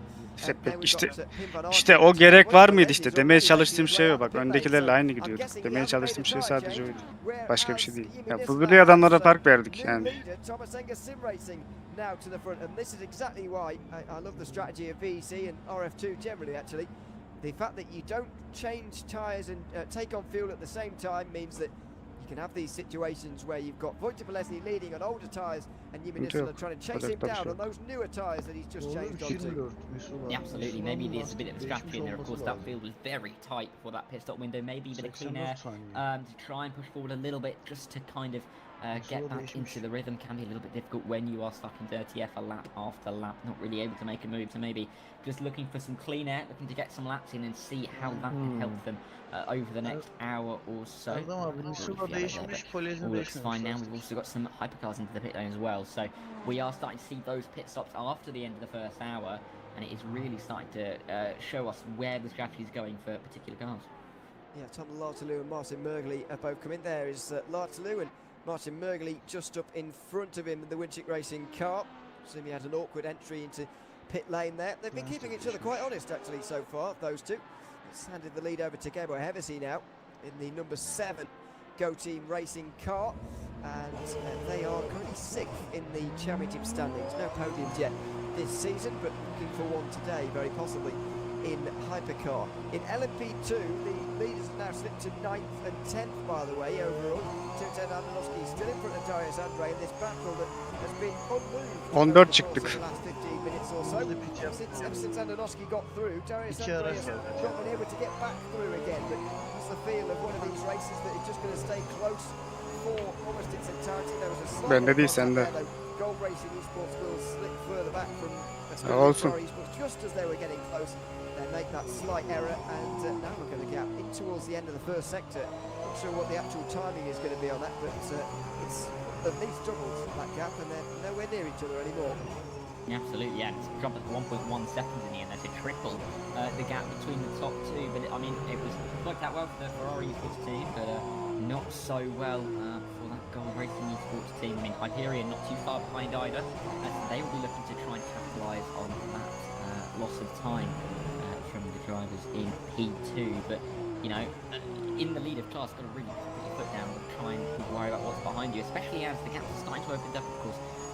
In this LMP2 class, we've got a little bit of a gap back towards the Ramada Motorsport car as well in the 5 class. So there is that little bit of a cushion. Gaps are still relatively tight, and you've still got the trains from GTs as well, but at the front they've gapped out that little bit more. But we've now got the leaders in like doesn't and there's been a change for what will become the net race lead, because Tom Lartalou has been overtaken by Martin Mergley, and there he goes past the 222 of Roland Toff, by the way, who's still yet to pit, but Martin Mergley is a good 8 seconds in front of Tom Lartalou at this stage. That is a surprise.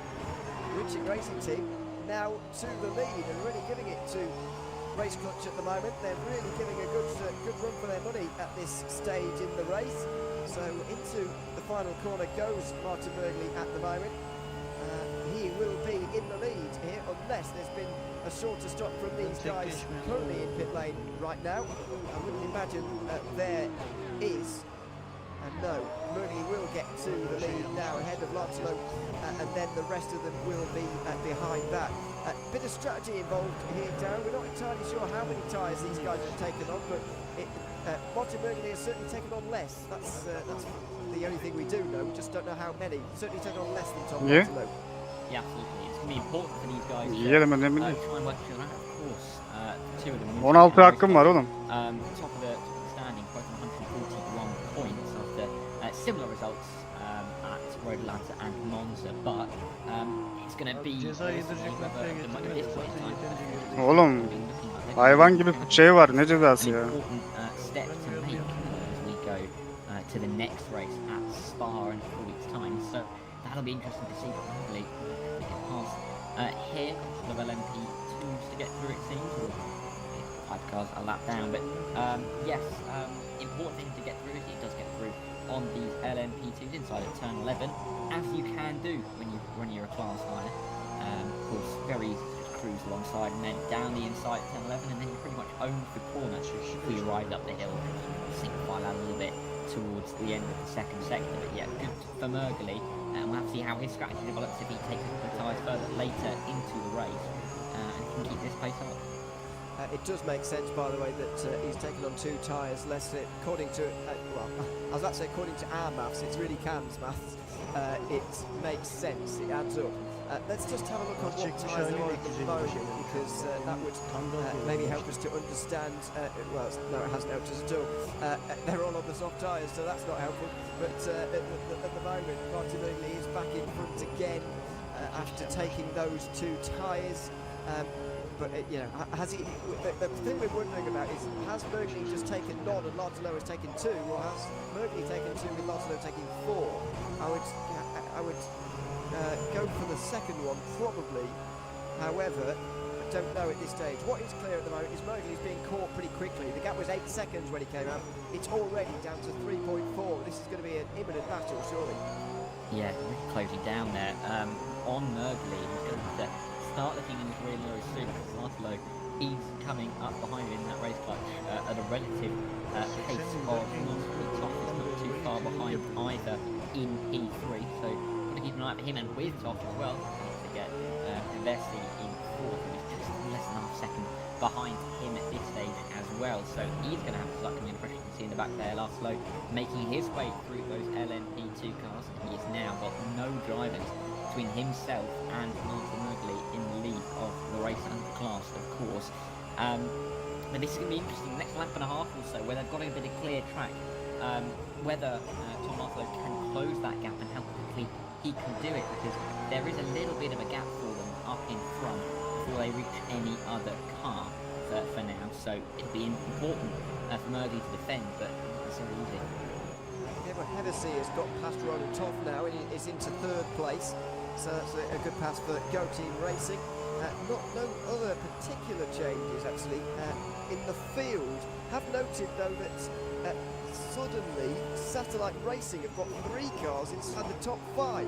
They've got Yumi Nisela in 2nd, Liam Brands, Andrew Holland is in 4th in the 67, and then in the 65. Liam Brands is in the top 5 as well. What a day Satellite Racing are having so far. I guess some of it comes down to them making their way through the opening chaos of the race, but you've got to take your hat off for that. 3 cars inside the top 5 for a team with just 3 cars in the race. It's a great job so far. Yeah, it's really had the best start to the season so far. So this is a cracking result if it were to go the way it is at the moment. Of course, very, very long way to go to 49 on the clock. We're only through the first round. Some of those cars who work up instance can start to recover if they have the pace. Second, 4th, 5th, really going well for them at the moment. William Rance is doing a good job of defending that P5 at this stage of the race. From the Arnage competition car just in behind him, but yeah, fantastic stuff for them as they come into the final corner. And you know, they're not too far. Tempolar ne durumda? 3 at the moment, of course. About 4 seconds 3.5 seconds between them. Diogo Silva might start coming under pressure if a bit of momentum can go with these racing cars, but of course they've got a long way to go, and still Liam Rand has to defend it for B5. Yeah, it certainly does. Adam Pinchas is the one just behind him there, and that battle will continue on. The gap between the two leaders still at just 2 seconds now. That is going to be below 2 seconds, I would guess, at the end of this lap. See, yes, 1.9. Good guess from me on that occasion. By the way, Nick De Silva has just messaged me. He's always a reliable source of information at Race Dutch, and thanks to him again. He says that they think Berkeley only took rears, which I guess would make sense. It does feel like one of those circuits where traction is very important, and it's sort of a good idea to, if you're going to do two, then do the rears, because there are a lot of traction zones out of this corner. I mean, pretty much out of every single corner you're accelerating again. There's not many high-speed corners around here, so rears seem like the logical choice, although I haven't done any research myself. Yeah, I mean, think about it. Turn 4 and turn 13 and 50 could we argue are medium speed, medium to low, but I mean, you look through here when he's going through 8 and then into 9 and 10, these are heavy braking zones. He's just about to sneak down the inside of turn 9 and into 10. Of course, heavy braking zones, you've got to get on the power nice and early from there, and the gap really is starting to close, but they are into some traffic now. As Laszlo is now starting to make his way through. You can see in the background get through all three of the cars. A couple of LMP2s and a couple of GTs in there as well, I think. But Maguli is going to have to find his way through, pick his way through, because there's all three classes involved here. He's trying to get past everyone, and it's difficult to pick a way through, especially when you know that you're being bared down to 5 tenths or more taken out of him in that sector alone, 8 tenths so far on this lap, and he really is going to start coming under some pressure soon from Barcelona. There is the battle between the LMP2 leaders as well. They just go through. Bert Knox is also catching Turka Hakkinen for 6th place in the race. That is another battle developing out there on the circuit. There are so many happening at this stage, and Bert Knox is getting lights flashed at him by one of the armed cyber cars. I think that is again clearly not pleased with the way that they were overtaken down in towards turn 9. Ricciardo. Attempt to make overtakes or even make lapping movements at that corner, to be honest, because it's such a tricky downhill turning while braking corner that I wouldn't want to be making a move down there. It's difficult enough when you're single file, but clearly Bert Knox did go for it there, and now he's closed in on Turka Hakkinen. I think this battle is going to happen simultaneously for 6th place as the battle for the lead, as Berkeley now sees his gap less than a second. He does put the LMP2 lead though between himself and his rival. Yeah, which can be very important indeed, but we'll see Barlow will come through into turn 9, will outside line, will go all the way around here, so I guess he will. But then he's got a GT there as well. Oh, it's down the inside once again, got the LMP2, and that's getting very close together for contact, and they're now going to have to both try and get through on the GT, going either side. I mean, it's not really grass on the inside there, is it, off the track, just the tarmac, just go over that, because it's still on the track technically. He got through, and that's what he do, what he has done, and Larklow again closing back in. I mean, you'll hope to see the exit. Many on track, nearing on 50 cars, they just don't stop coming in front of you because there are so many cars on track. A little bit of a gap ahead of these GTs though. We'll have to see if Larklow can come through here. Certainly will. It's not going to happen. It's the GT3s who are going to stall him in his Ya ben zaten full lastik korudum, gördün yani. Ona rağmen aşındıysa. Another lap by the looks of things. More flashing of the lights there as that battle in GT3 just perks up as well in the background. Of course the two satellite. Ama uzun sınıfta hard daha iyi. O kesin. Yani hasarlı olmama rağmen adamlardan şey yapmadım ben. Kopmadım. Apparently it says that there's a 100-second gap between 3rd and 2nd at the moment. I'm finding that difficult to believe, but it may be the case. Not sure, but oh no, it's coming down to 70 seconds. I find that difficult to believe as well. There's the there we go, 16 seconds. It seems a lot more reasonable. That's the Michelin car, by the way, that Martin Nurgli just got through. That would have very much confused me. But that's also a leading battle that's closing in because of different tyre strategies. Thomas Enger Sim Racing only 1.4 seconds in front of Satellite Racing now, which is a significant shortening of that gap as well. We could have 2-3 simultaneous battles for the lead here if we're not careful. Absolutely. I mean, we talk about this battle in the. Bana bir hedef vermeniz lazım. Şunu yakalaman lazım diye. Şu an çok hedefsiz kaldım. En iyi 8'lerde dönmeye devam etmen lazım.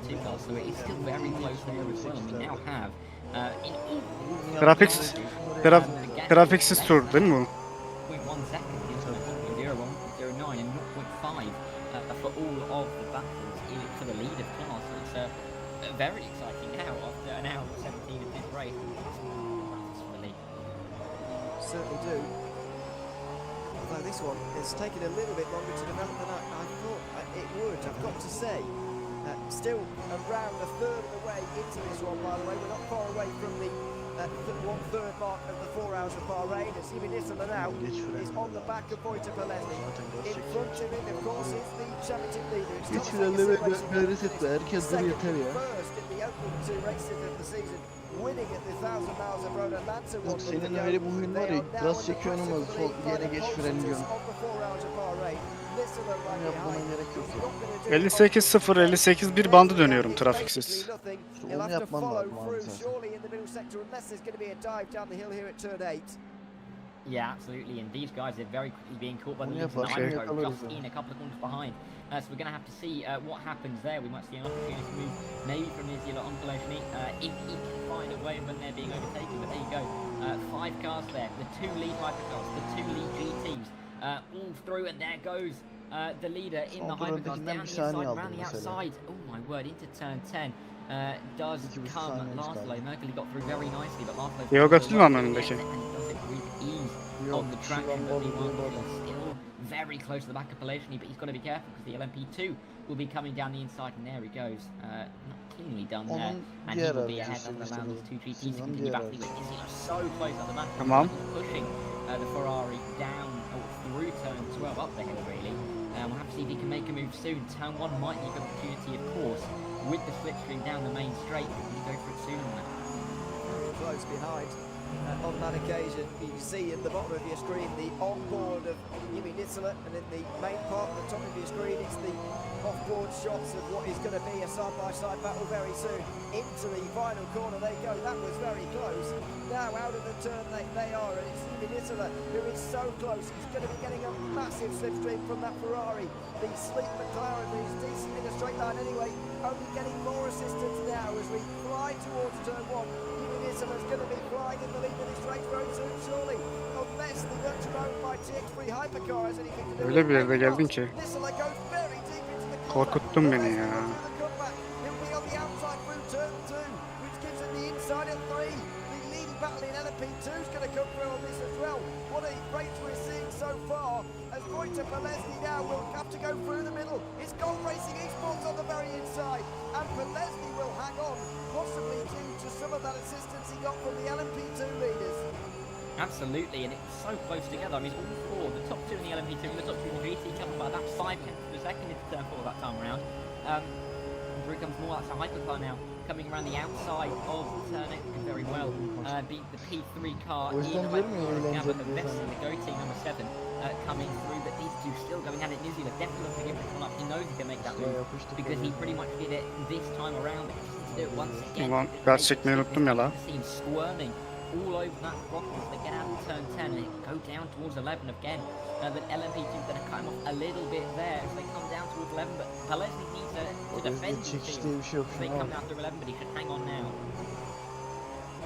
Should do, although that's a big dip to the inside on the way through the S's now. Round the outside through turn 12 goes Jimmy Nisler, and he's very near to lead. He is on the brakes very, very late indeed, and he goes through, but Polesny sticks to the inside. Nisler goes wide, and one of the hypercars can go through now as well. Wojtek Polesny may well be back in the lead all over again here on the older tyres, trying to hold back Jimmy Nisler for as long as he can, while Nisler is supposed to be out front and making time. He's being held up by the Ferrari for Thomas Ingerson Racing. It's finally the move complete though for Satellite Racing, and through they go into the lead. Will they be able to stay there? Polesny into the slipstream again. He's going to jump to the inside, at least get in the mirrors of Nisler. That was more to put off the Finnish driver in front of him, I think, rather than make a serious move. A great battle finally comes to an end. Yeah, what a fantastic move from Inzero. I didn't think he'd have a chance at the inside of turn 11, well, through turn 12, I should say, and then into turn 13, but he managed to make that move stick, and he went all the way around the outside and doing it as well. Good defence at the final corner and turn 15 as well, but here we go for the lead for the hypercars. Lartlo, a great exit through turn 10. Merkley's got to defend it very well in turn 11 to keep this one alive, because Lartlo will on the inside line, will he stick it down there? Yes, he will, just about the front end of his car, and he will take that position very nicely on the brakes, and he now takes the lead unless Merkley can come back, but I don't think he will. They're just about side by side. Lartlo chops across the front, and into turn 13 they go. Tom Lartlo into the lead after 1 hour 23 in this race. The battle's been brewing for some laps now, about 20 minutes or so, and finally Tom Lartlo does take the lead of this race, and he looks like he might be able to keep it because he's got built a nice gap so far back to Merkley.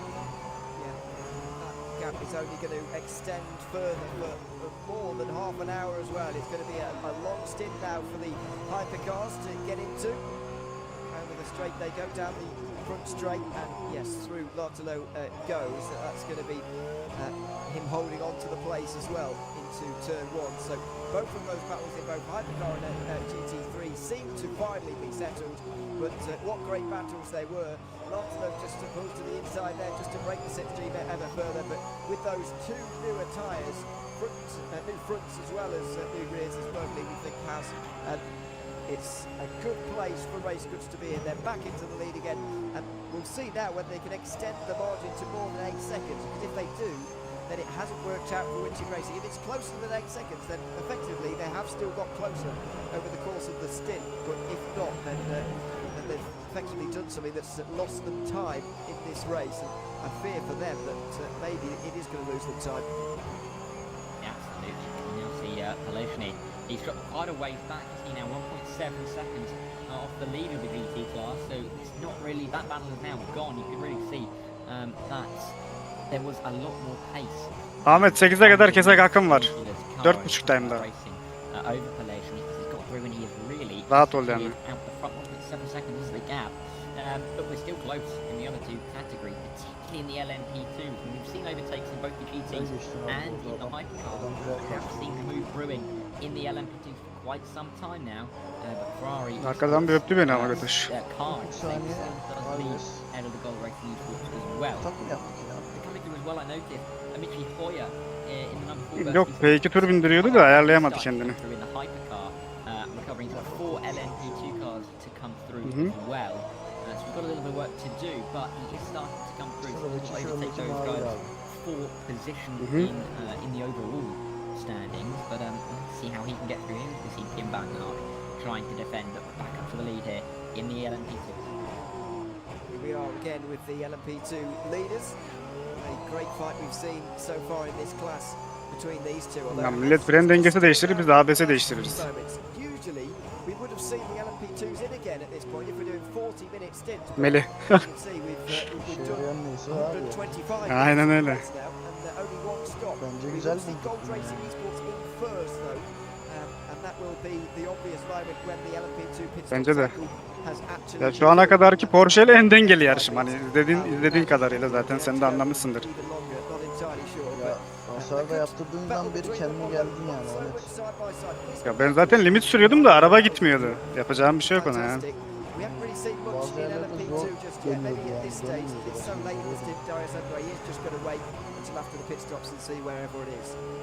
Yeah, absolutely. I think interesting calculation there, you. We've done 125 minutes of race. We've done 1 hour 25.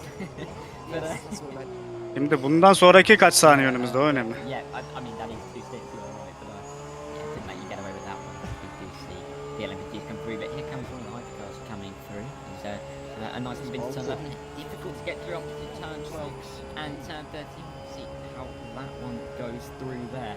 But Darius Andre might be trying to capitalise here. Temposuyuz. Yakalayabileceğimiz bir tempo mu?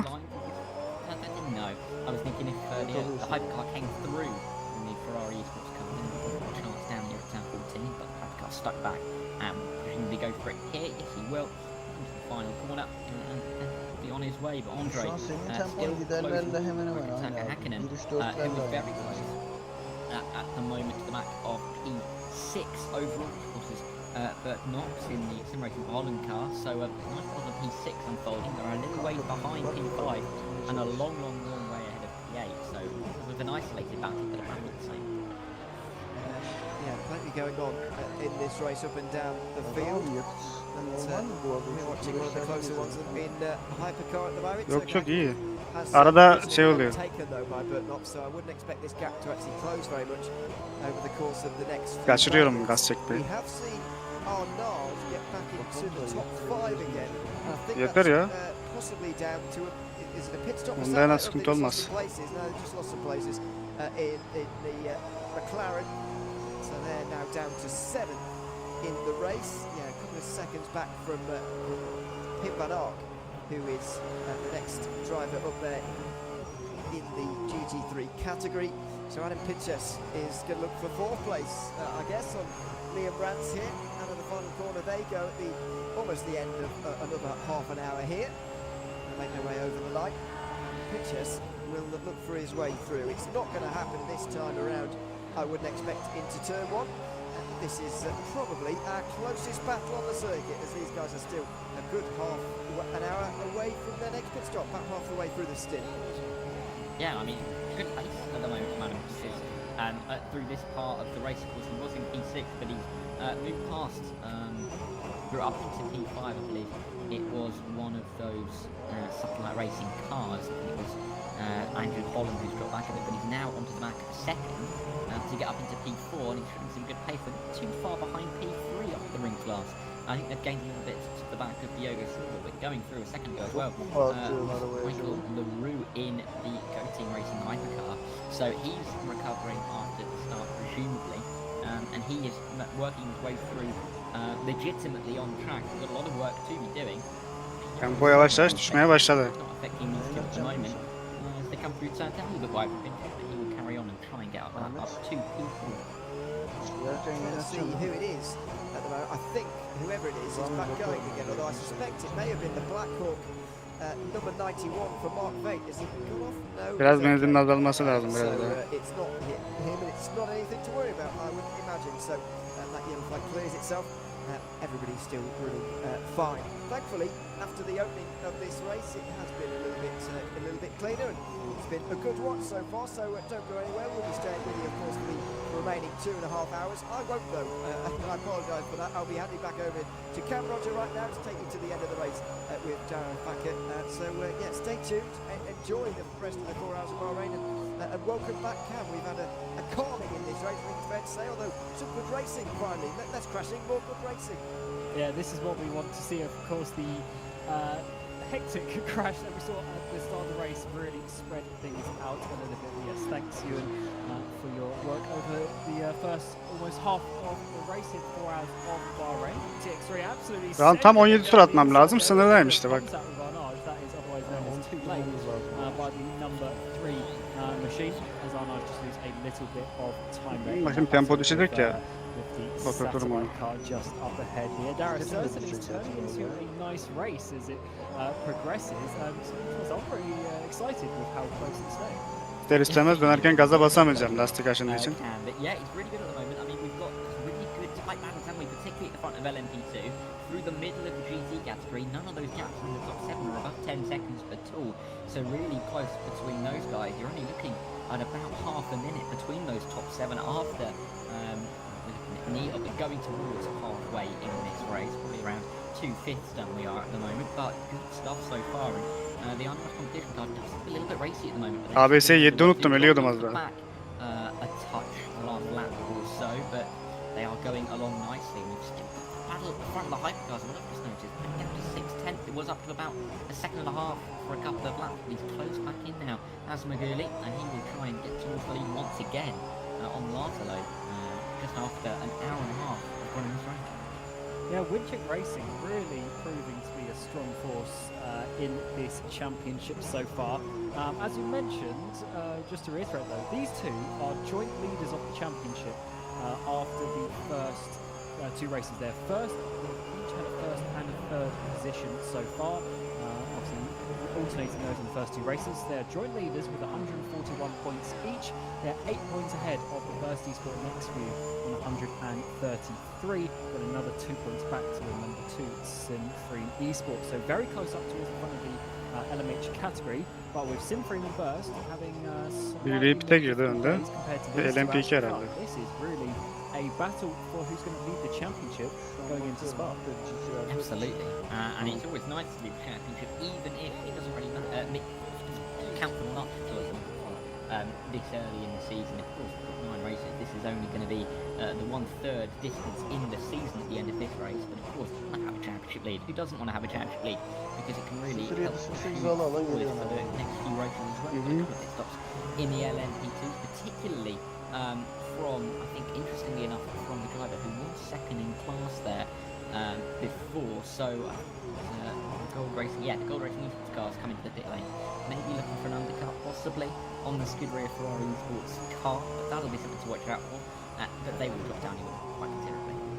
As we've seen for the first time, the tyres go up. It was consistent tyres in that first stint, and they are changing all 4. So the left sides go up on the jacks now. So it looks like it is going to be double stinting. And with 6 stints over the course of the race, that is going to be 3 double stinting tyres for those drivers. As that leads 58 başı turları kalmadı ama artık. Ferrari leading the way, and now of course a few seconds back to the Hyperion car, and they now have, that is Michi Hoyer going in. So this is for the overall position. Michi Hoyer will finally get ahead of all of the LMP2s, hour and a half after he got involved in that first corner incident. As all that is one of the Netrex cars going very, very slowly. They've obviously had some issues at turn 11. Yeah, absolutely. I deal with Michi Hoyer. I mentioned it a couple of about 20 minutes ago or so now that he was starting to work his way through. He's nearly got through all of the LMP2 cars. To be very pleased with himself when he does. He can then focus on the Hyperion who's racing. But it's interesting here with this Hyperion car in P2 in class. Only 3 seconds off the lead. He was 3rd, wasn't he?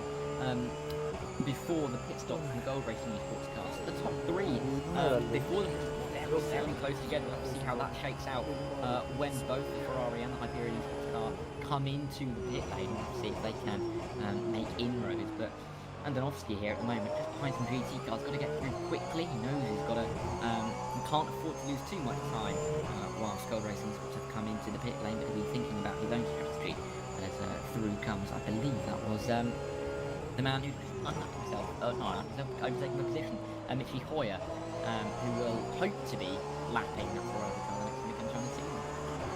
Absolutely, so that's Michi Hoyer back into order in terms of overall positions, but a little bit further down, a lap down from the leaders in LMP2, but this is a big battle for themselves. Ramada with Seawolf up behind them. They've been closing in very slowly, have Seawolf, but gradually, and now they are there, getting a decent exit out of turn 4, going to try and get the Caspian GT in towards turn 5.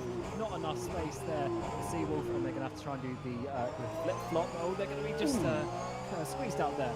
Through turn 6 and in towards the hairpin, they lose a few car lengths in their battles. RTR, Sultan Boda in the pit lane as the LMP2 pit stops continue. Yeah, absolutely. I didn't know if Lundvall was going to hit the back of the GT car. They got very close through turn 7. As this carrying on, we've got Ramada Motorsports still up in P7. They have got quite a gap though to Golden Sport, and of course they have hit as well as RTR into the pit lane.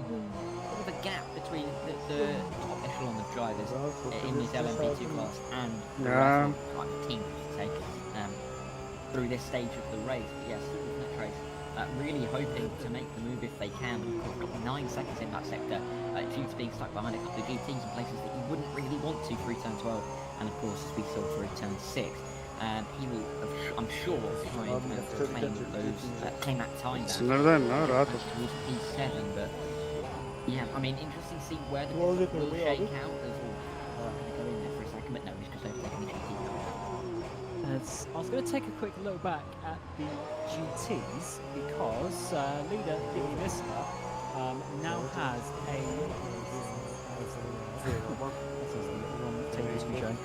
as Iggy Missler has a pretty big lead now in the GT3 categories. Of course, he got past Wojciech Blesnik, in sim racing, and it's now gone up to 8 seconds already, just showing the difference of those new and old tyres. And of course, it's not just new and old tyres, but it's the difference in the compound as well. Leslie on those hard tyres, trying to make the double stints work, but so far he's he's just going a little bit more backwards, and they still have 20 odd minutes of this stint. So if he goes and drops back another 10 odd seconds, then I think he probably should switch to the single stint strategies. Yeah, absolutely. Panogny. I think, yeah, it'll be kind of working what to do at the moment because we've got so much time to the back of our satellite racing car, and this release sport's not that far behind either. But satellite racing, the first car, 3 really has shown a great deal of pace in this stint. This release sports has fallen back to the leaders, and it has closed a little bit with Thomas and sim racing car avoids a collision. So it has gapped out a bit as the MPT gone on.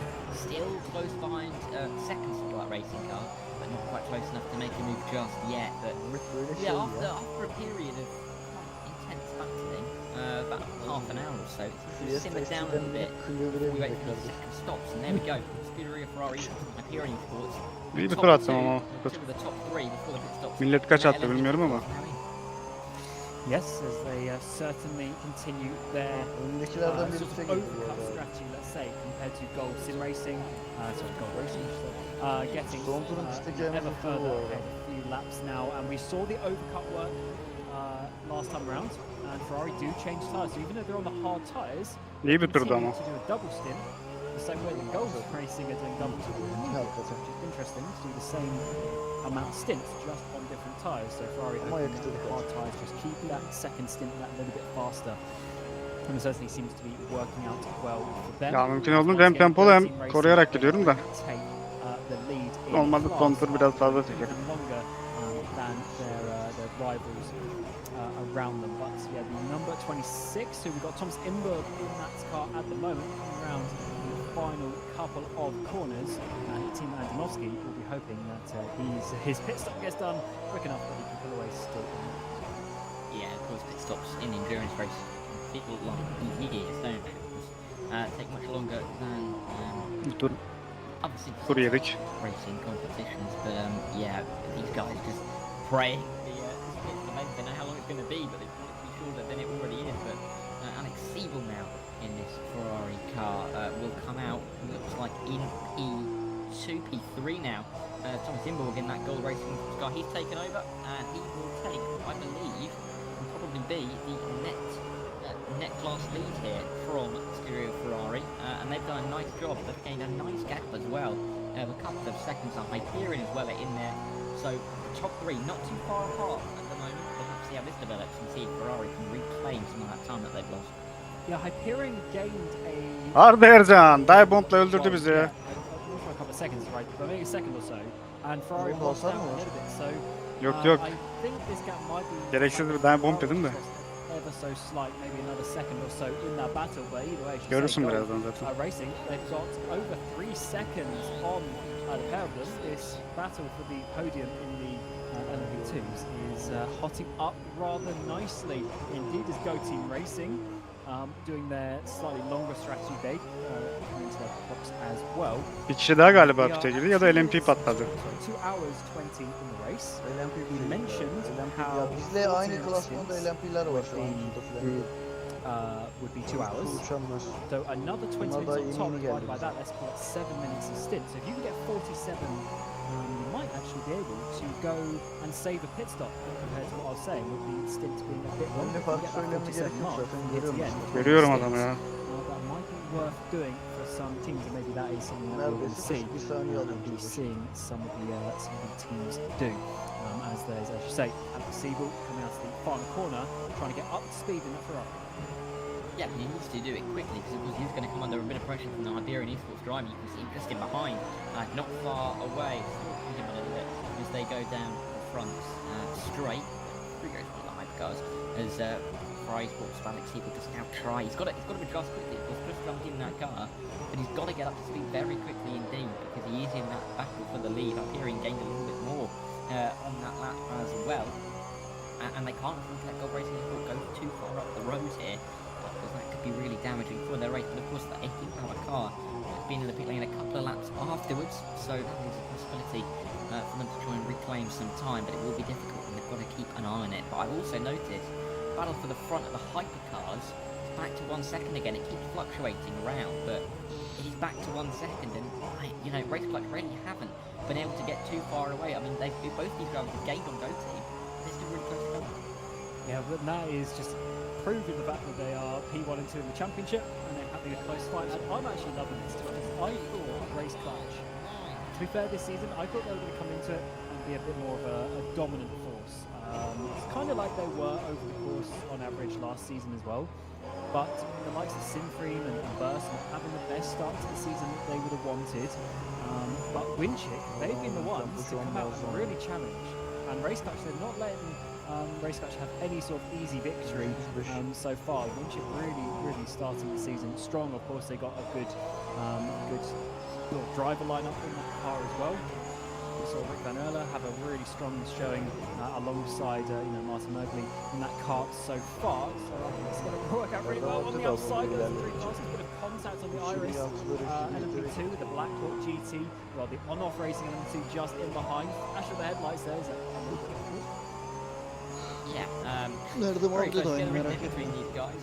Someone going a little bit wide through turn 9 and take us behind here, but yeah, I mean, the Gurley is through. That is the main thing. He's got through that cacophony of cars back there as they are working their way up to the turn 11 once again. We're nearing halfway in this race. And it's a point in the race where you really don't be making many mistakes because the later you go, of course, if you make a mistake, the more difficult it is to regain any of that time or any of those positions. So, especially as we go towards the second pit stop for the hype cars, Öndeki bu they kürek have been very keen on keeping it on the straight and narrow, Yok ya.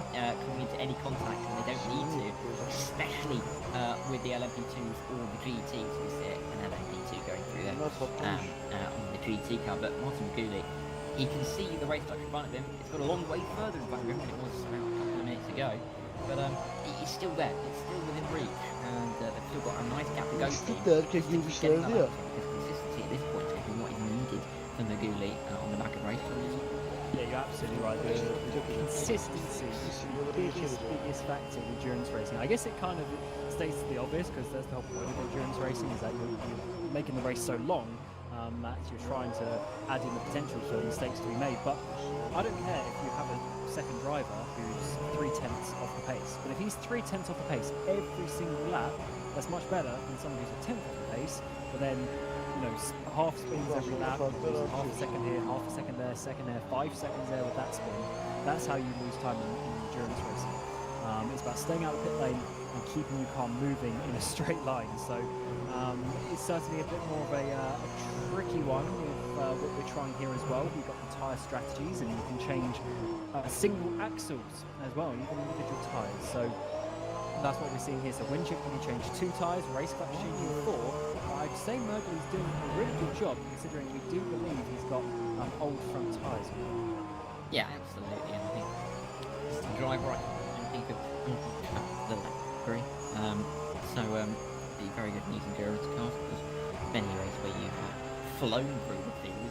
So I'd love to see how you would do in one of these VEC races. But yeah, as it is, we're watching the Maguli is trying to deal with those older tyres on the front of his car. And he looks like he's dealing with them pretty well. I mean, he's lost the time, but he's only really lost the time. He's been stuck in the traffic. Geçti zaten turun içine. I don't want to say back markers because they're not back markers, but you get what I'm trying to say.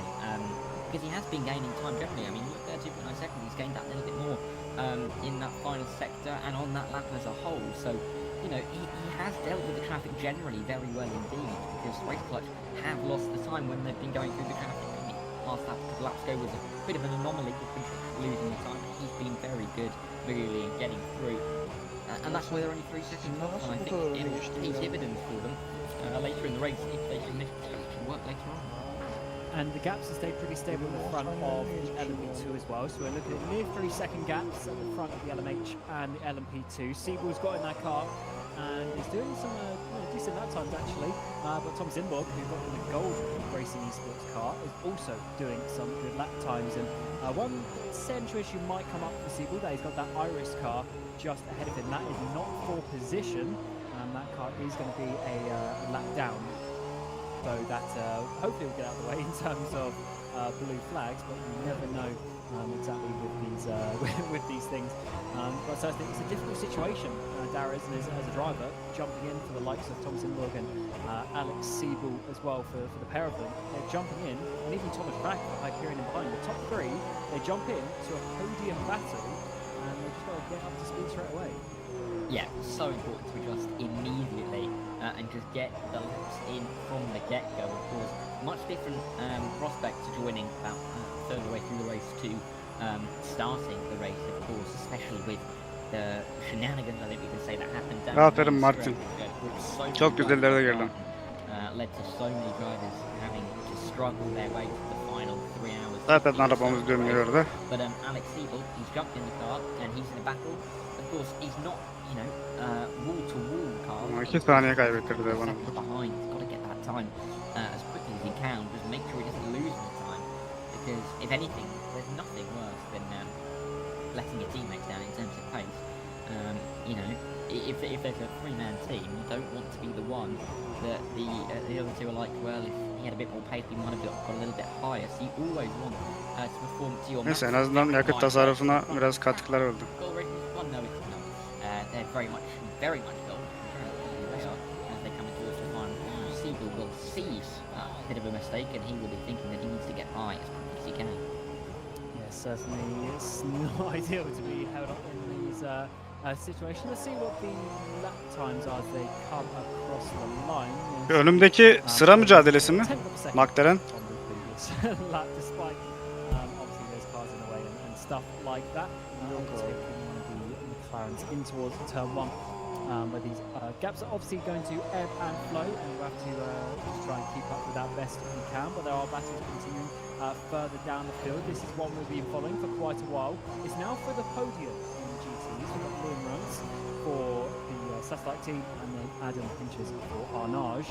And they've had a really good battle over the course of the first couple of hours of this race. But at one point I thought Pinches was going to drop behind, but he's really kept up with it. Yeah, he has. He's done a very good job at the moment. He again, like I said, he's worked his way through the field. That little bit right on the back for the podium in GT. I actually thinking about it now, he won in GT, of course. The first of those satellite races, him and Isla really has pulled the gap, isn't he? 13.6 seconds now he's pulled, whereas there was no 10-second gap between the top 8 in the GTs. He's now pulled the biggest gap between any of the cars in the top 8 to lead the race. He's doing an incredible job. The pictures will very much want to get through on Liam Rand in the second satellite racing car, because being up in P3 gives you that little bit of a boost as well, and you can just look up a little bit further to P2 man Pelezhny, who, you know, hasn't had the pace necessarily in this stage of the race because he has fallen a long way back from the leader. But of course, when the pit stops arrive, you're thinking about 10 minutes time or so, 15 minutes, and we will see who comes out with the best race car. Absolutely, and we've got another driver for interview, and this is the driver of Tobias Blumschein, who of course is driving in the 46 Visceral car. Fortunately had some issues already at the start of the race, and that has continued on. They're now 5 laps down on the overall leaders, 4 laps down in class, so definitely a difficult start. And I guess Tobias, first of all, welcome to Arabanın ledi var ya, ondaki second eksileri of all, görüyor how musun? did that sort of first lap, the first couple of corners really go for you to get purge? Had some issues off the road. Okay, it's going to be a little bit explaining. It's going to sound a bit silly. On the formation lap, my button bindings are a bit.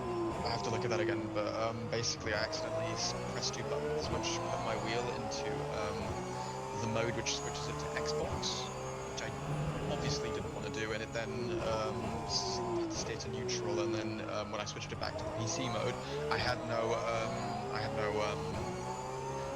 force feedback, so the safest thing to do was to basically just sit off the track at the start and just let everyone through and then go to the pit lane, which luckily avoided any damage to us. But yeah, because of that, we lost a bit of time at the beginning, and then we obviously had all the penalties from the last race where we had that one big incident which cost us massively. Yine çok iyi bir tur atıyorum.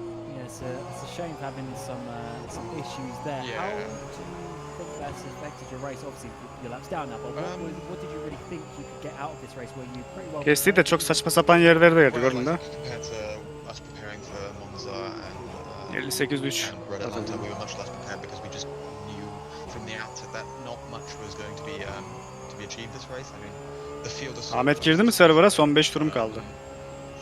That if you have a penalty, it's very tough to come back from that unless you're one of the quick guys at the front, which we're close to, but not there yet. We're getting better though. So we always knew from the outset that this was going to be a race where we're basically going to try and stay as clean as possible at Spa, because it's a track that I think myself and my teammates quite like, so we think we can get a better result here. So it's basically been a sacrificial race in a way. Yeah, for the second half of this race, I assume you're going to try and get to the end. It's going to be a difficult one in terms of points, but how are you Pretty relaxed. I mean, Christian's going to go to the end now. He's just going to drive as best as he can. He's been quick. It's his first race of the season, so it's basically him getting warm and stay as clean as possible. I mean, there's not much we can achieve, to be honest. I mean, we've jokingly given ourselves the goal of getting going past all GT3 cars, because that seems like a very realistic. That seems like a semi-realistic thing to happen. So yeah. Yeah, that's a nice goal. You've got still a couple laps to catch up to. Yeah, staying as positive as we can. You know, we've had a rough race. I felt really bad for the issues we had because I hope I didn't undercover Rygen's race. I'm going to go apologize to them for this because I feel really bad, but it's nothing I could have done. I didn't know that would happen, so we just it's annoying, but it's. Ona kadar iyiydi. For us, it's the best race that could have happened. To be honest, so, yeah, well, commiserations for this race, and maybe we'll speak to you at Spa in sort of 4 or 5 weeks' time. And good luck and enjoy your preparation. Yeah, thank you. Have a good one. Cheers, Tobias. So Tobias Bumschein from the 46 S1 cars you see on your screen now. Unfortunately, 5 laps down, so really, not having the day that they wanted in the LMP2 category. They are last in that category. They have this car next, the RO Sim Sport car. Orez ne yaptı? Devam ediyor mu o lastiklerle? Gidiyor da sürünüyor, 15 saniye geçsin. Guys on the visceral team. But yeah, Dara, that's certainly a difficult one, having some hardware issues, some binding issues, maybe just some procedural and things to sort out to try and fail safe those ones. Yeah, it's always the worst, isn't it? That the worst instance is you can't really avoid this stuff that should work but doesn't. That's why everybody hits techniques, isn't it? Because you turn it on, it could work, and then it's working. But a bit too late for going down the first straight to try and fix anything at all. But yeah, it's not looking good for them. I think I've just realised got 12 more GTs, make that 11 more GTs to get. Arda bugün bizi öldürmeye niyetli yani ha, farkında mısınız? Ahead, but I mean, the next car in front of the LMP2, the rF2VEC is itself not quite ahead of Team New Zealand at the top of the GT3 class. So neither of those cars going particularly well for this race as well. Birazdan görürsün. Best, I'm sure it's a bit close down the inside. But he's got through GT car. One of the more back markers in that category, because that's going to be a lap down now. But good stuff from Pinterest. He's still on the back, but this is the closest battle, it seems, in the top 8 of any of the categories. As we have a yellow briefly in sector 2, but that clear for Yeah, I think F1 yayını var mı? 14, I think it was the 42 arms. Aynen bak. Had a little bit 2 dakika var. of an off track coming in towards the sort of double hairpin of 9 and 10. But it seems to be that we got that going, didn't really lose too much time. Aydın nerede? How some incidents are ever present. Hayda, esporttan vereydi. Son 2 dakika çıkıyor. Very close battle between the 294 machine.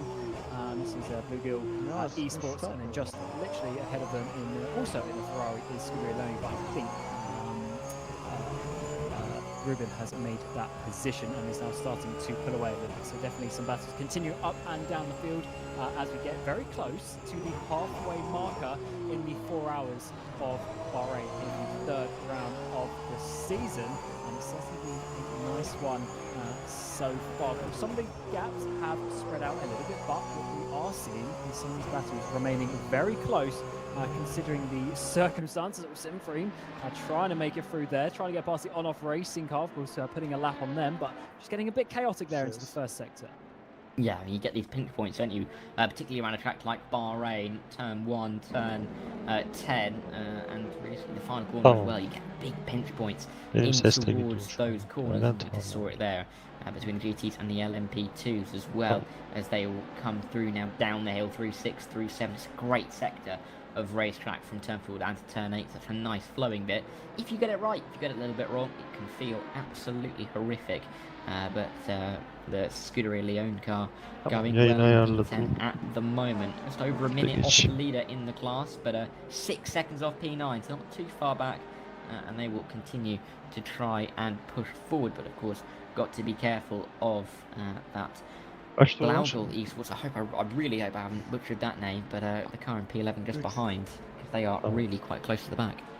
Yes, not the easiest name to say, but they are actually continuing to stay close. I was saying how Alvezel was maybe just starting to pull away, but actually I don't think it's going to be too easy, as that car is looking very nice indeed so far. And I want to actually go back and double check to see if this was one of the cars, because it's obviously a 200 number, which means they might be one of the cars that was promoted after the previous race. And yes, it was. Yep, this is one of the cars to be promoted. So congrats for them for obviously doing a good job in Division 2.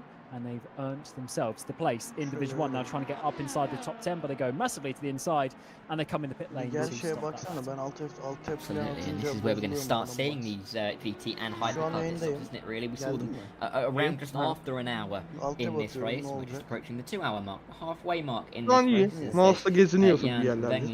Veninger, for the understeer United car, very nice looking car, I have to say. That is my favourite ones I've seen so far.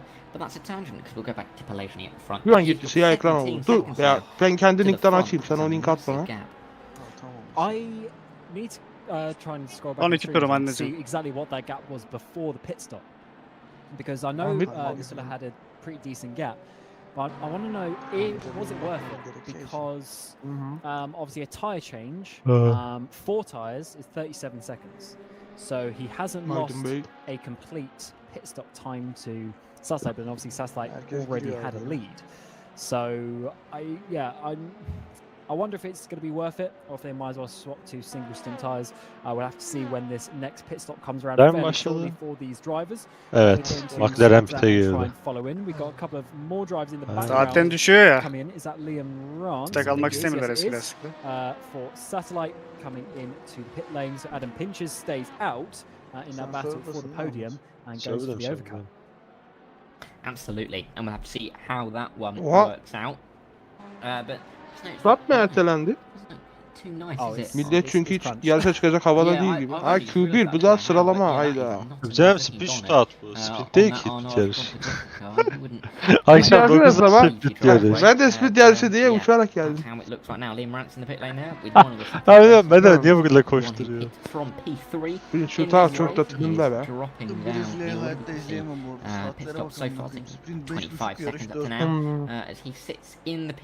Neyse ben o zaman iniyorum bir yemek yiyeyim geleyim. Because about halfway through the race, if you can set yourself up with one more pit stop to go in a very good position, you can just be a little bit more calm, get that consistency that you need towards the end of the race. And I mean, the lights at the front of pulled an hour 6-second gap. Erdem abi kaç tur var? Bir tur. He will be feeling a little more comfortable. Geleyim mi? To keep that gap. Nasıl geleyim mi? Ya serverdayım da basayım mı? O anlamda. Yok.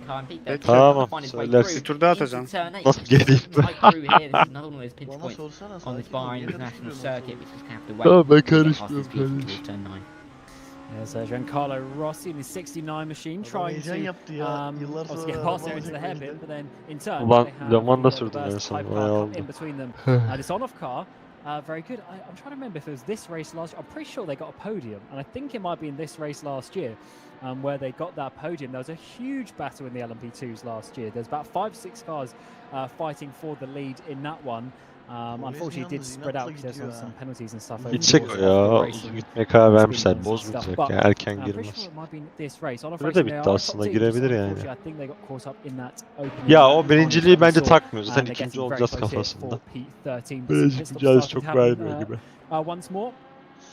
Adam Pinchers, sorry, Jim Unisula, I should say, is coming into the pit lane Artık from at. the lead of the GT3 category. Yollayabilirsin. I'm also seeing Turka Hakkinen come in from your hypercars. So definitely pit stop time here as we're into the second half of this race. There's one of the arms cars getting out of the way, not giving any more slipstream Yolladım to abi. Visceral. We're going to have to try and hold on to this one. Rigo goes to the inside. Is he going to be able to get it under the brakes? I think he should just about do so. No, he's going to have to fight it around the outside. Now it's going to be in towards Ama turn two. dönmeyeceğiz değil Then zaten looking for turn zorlayarak three. sürün Oh, there's a oğlum. bit of contact there. Contact is Öyle made. yani, Rigo zaten goes ciddi through. ısınacağı Flash of the için headlights from kalkıyordu yani Visceral. aşağıdan. But Rigo definitely sort of kept it on the track there. Just O iyi yapma. very awkward lines Good şu an. converging there on the apex of turn three. Yeah. Turn 3, one of those corners where it can be quite difficult to run through, of course. Allah. Kirby can use, of course, but go a little bit Araba too far. nasıl bitti yani. And you're Efsane really gonna tuttum find ya. yourself going over the bumps, but we will look back at this Visual Esports car. Daniele Brambilla to the inside of turn 8 now on the GT car. Gets through Ahmet'in very şey nicely. ayarlayacağım diye He will ABS'yi try and unuttum. be 7'de. on his way once again in P13. I mean, Visual Esports in Bana general ne ayarlıyor not ya? having a great day, are they? P13 for this car. And Ahmet still, oralarda sakın will ABS'ye be düşük kalma yani. Sadece ilk viraj. 20 before Biliyorum abi, Ruby is still yanmıyor. there. Yes, it is. But with the pit stops with the GT, there's only now 4 GT cars in front overall. So working his way through, it's getting a little bit. Sen bana ver. better, Ben önden kayıyorum but zaten. they're still not Ben modu düşük out of the ABS'den sonra. proverbial woods yet. But into the pit lane, I see. Is that Mergley? I think it is.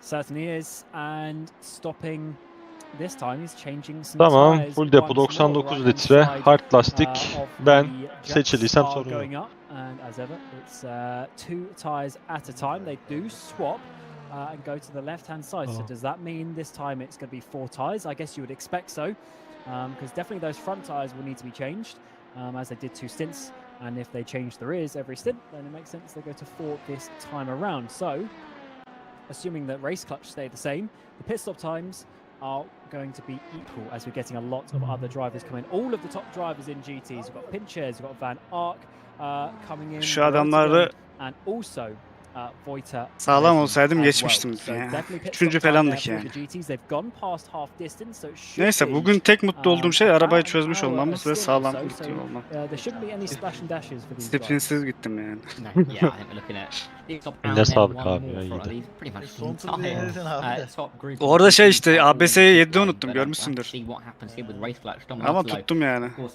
just seen a pit stop. Sen ilk viraj 7 mi of their kullanıyorsun abi? competitors, İlk viraj 7, geri he kalan will come in this time around. Makes ikinci sense, ya you've got üçüncü the viraj gap diyelim. will come in Daha while dönüş you 9. can, and last İç lap bölüm you 10. will see out the end of this stint in the pit lane, Sonra and then tekrar you'll be ilk bölüm. Yani ilk sektör 7. İlk sektör diyorum. İlk viraj 7. Yani 7 hemen dönüyorum. 9'u alıyorum düzlükte. Frenajı yapıp sağa dönüyorum. 10'u alıyorum. Ondan sonra bir daha şeyde. Ben kendi alıştığım gibi gideyim şimdi. Ya tamam git de. Yani ben öyle durabiliyorum ancak. Tamam. Tamam. Haydi bakalım. Hour stints basically. As Sedlacek gets a speeding penalty, that is the 70 of Thomas Eng. So from a strong second place, either Sedlacek, as he's just got in that car on the exit, or maybe Peleshny slowing down on pit entry. Either one of them, they've sped in the pit lane and they're going to have to come back in, I would assume, for a drive-through penalty.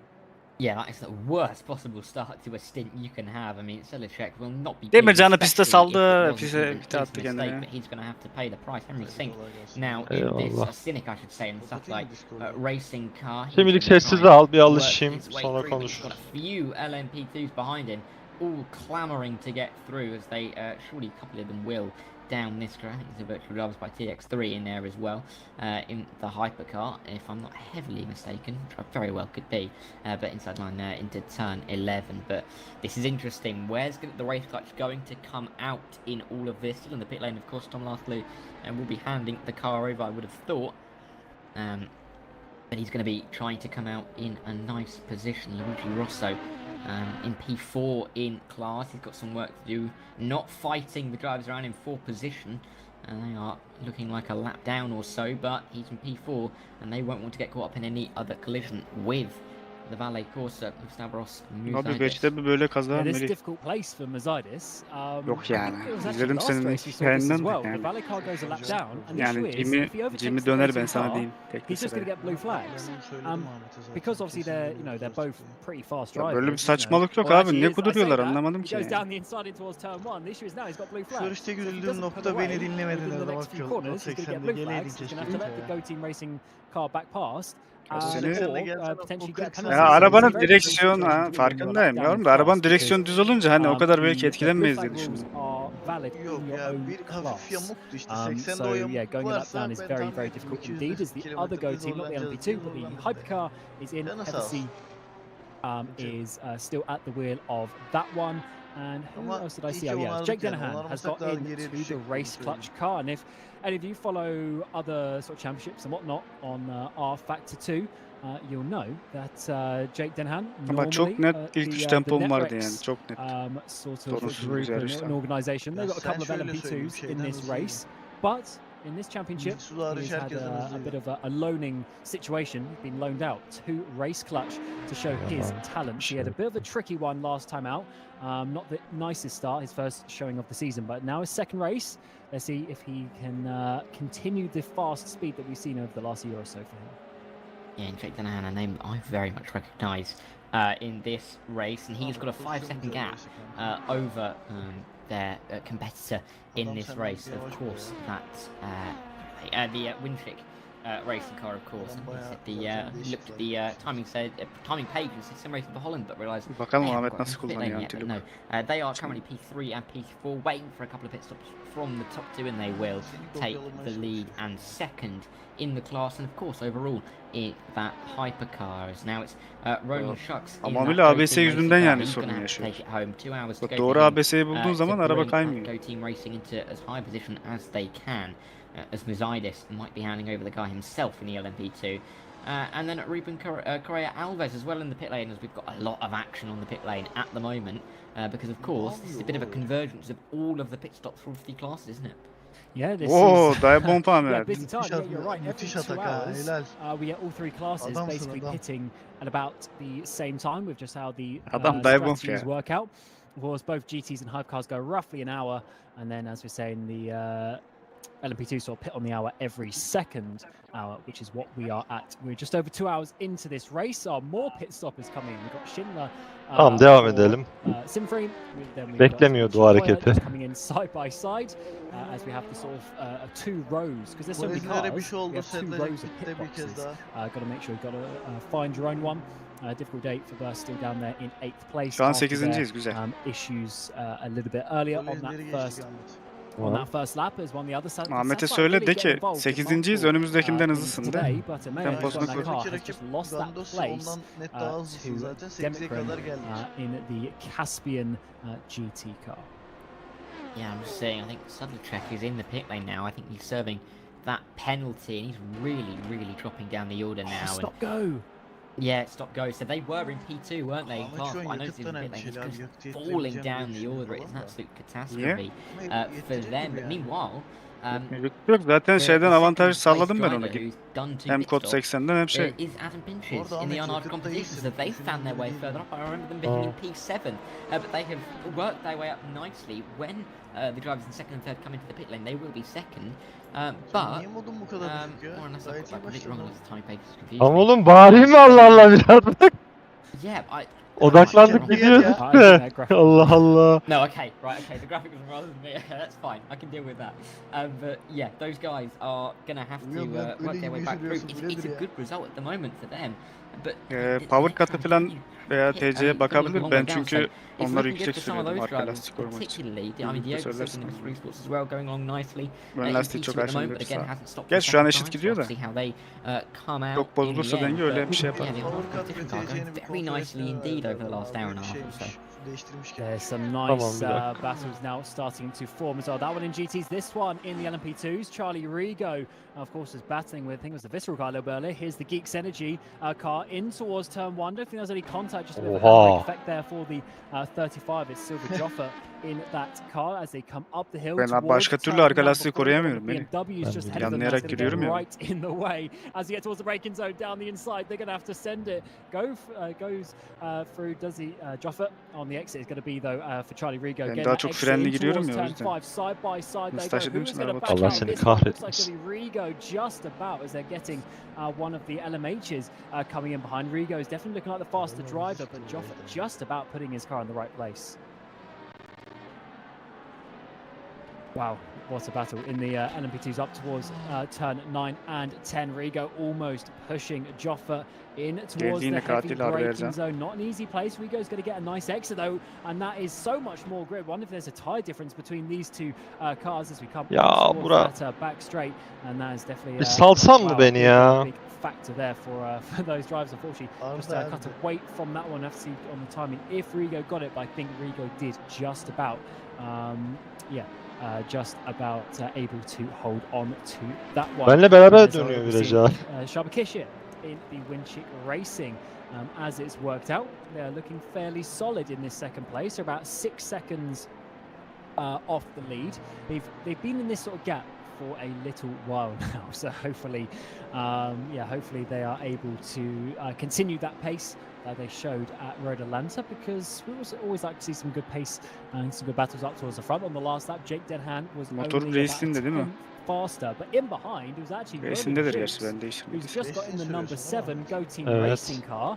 Ona rağmen böyle işte. Set a fastest lap at 41.9. That is, at least a fastest lap for that car, I should say. But that is a very fast lap time. That's about a second and a half quicker than what the top two are doing. Yeah, and it's important for them to try and reclaim as much time as they can. Of course, half a minute behind the next car in front. They've got about 5 seconds to the car behind. We've got got a couple of pairs, don't we, in this hypercar category? We've got the top two, and then the next two, and then the next two, as they work their way through. So it's all going nice and smoothly up there, but we've still got some great battling going on. But yeah, we've got first and second together, third and fourth, and fifth and sixth in little groups at the moment. They try and work their way through as Shucks will try and get through here on a couple of a GT and parking hypercar. Which is now he's going to be fighting. I think that is with one of the that car. I think it is with the Satellite Racing. Yes, he and Pfeiffer there trying to get through, and he is now through in the Satellite Racing car, and I think they have now both stopped twice. So I think that was full position legitimately without any pit stops, and that's an important move for them to make, back up past the Arnage car. Yeah, you're right, a change of drivers, Rance getting out, Pfeiffer getting in, and your very fast driver is Pfeiffer. The issue is he's got another fast driver of Adam Pinches, who's already been at the wheel for a couple of hours, and he's comfortable with that car. So let's see how this one works out. They're going to have arms coming down the inside. That's going to slow down, unfortunately, in Pfeiffer, and he's going to lose that Esteban off the road for the first time this race. And after all the battles for the first couple of hours, it just took one LMP2 at the wrong time for Satellite, unfortunately, to lose back that place that Rance got many laps ago now. There's the number one machine of Race Clutch going past, and putting in another lap of them, your race leader in the hypercars. But in your GTs, as I say, it is Arnage now on the podium.